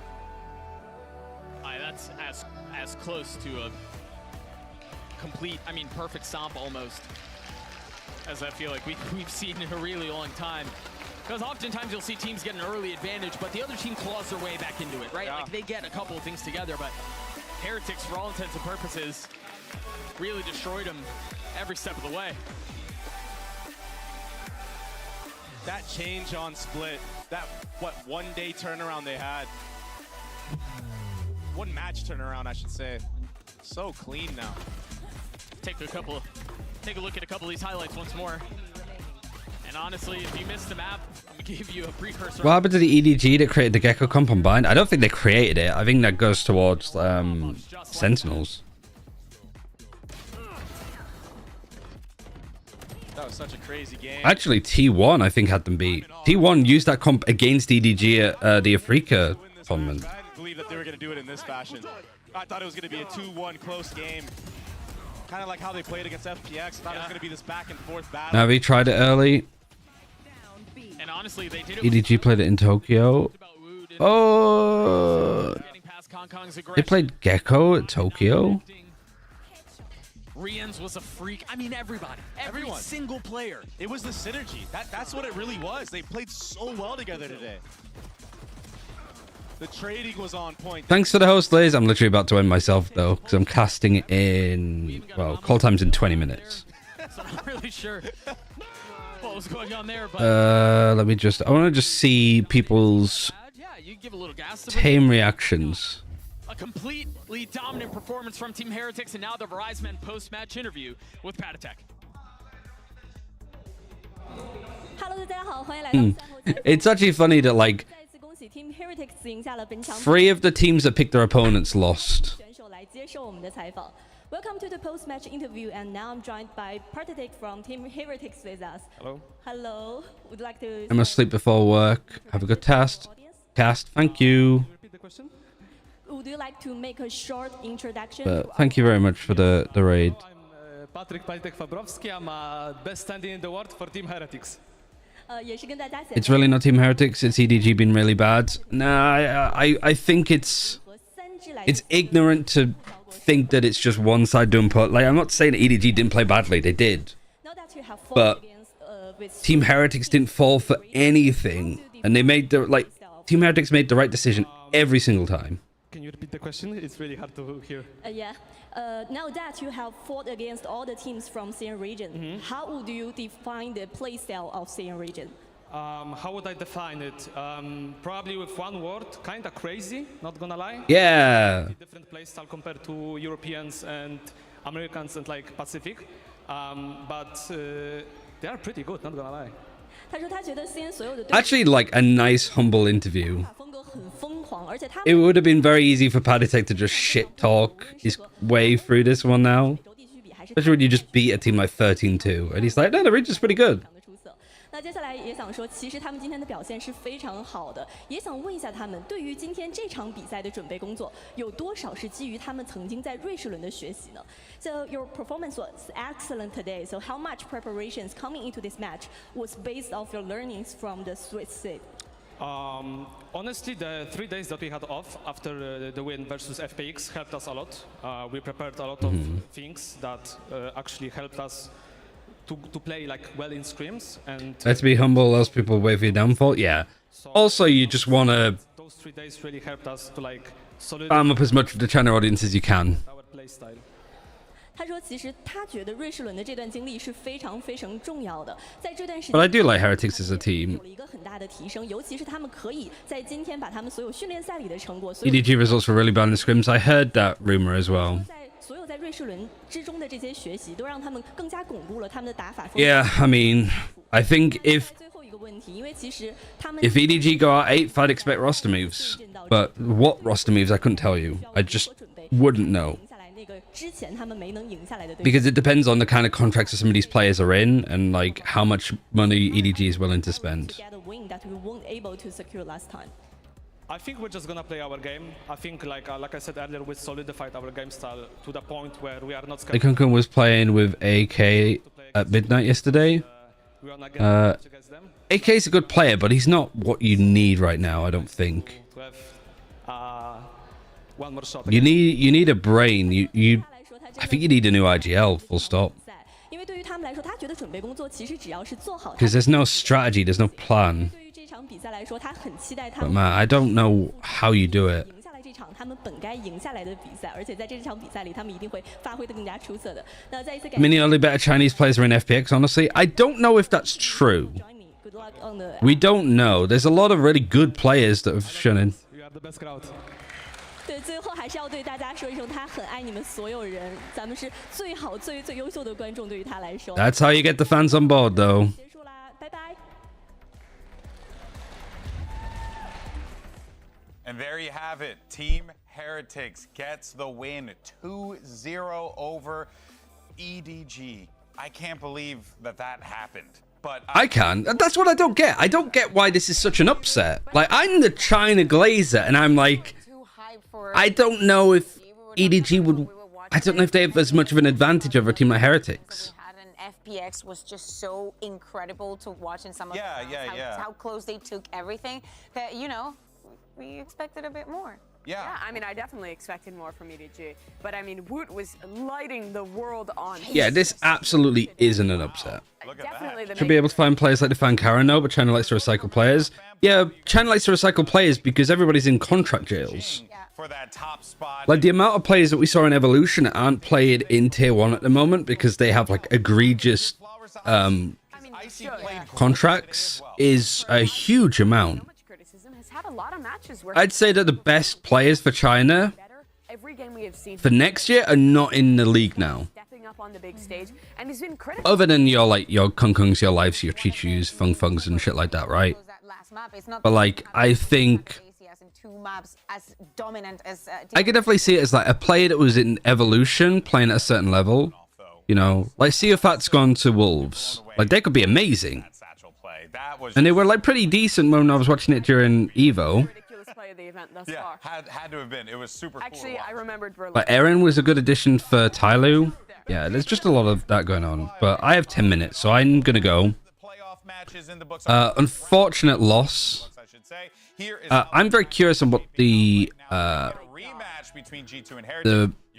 matches are now. So it's elimination games tomorrow. Look at this lower bracket. PRX, EDG, Fnatic. Talk about being the first seed. Talk about being. So you're not even here for long, potentially. Wonder who else would Wolves pick up? I don't think they need to pick up many people. Many times before, it always delivers as a banger. And PRX have historically been kind Is China Gaming's restriction policy still on? Are they relapsed? I think they're not.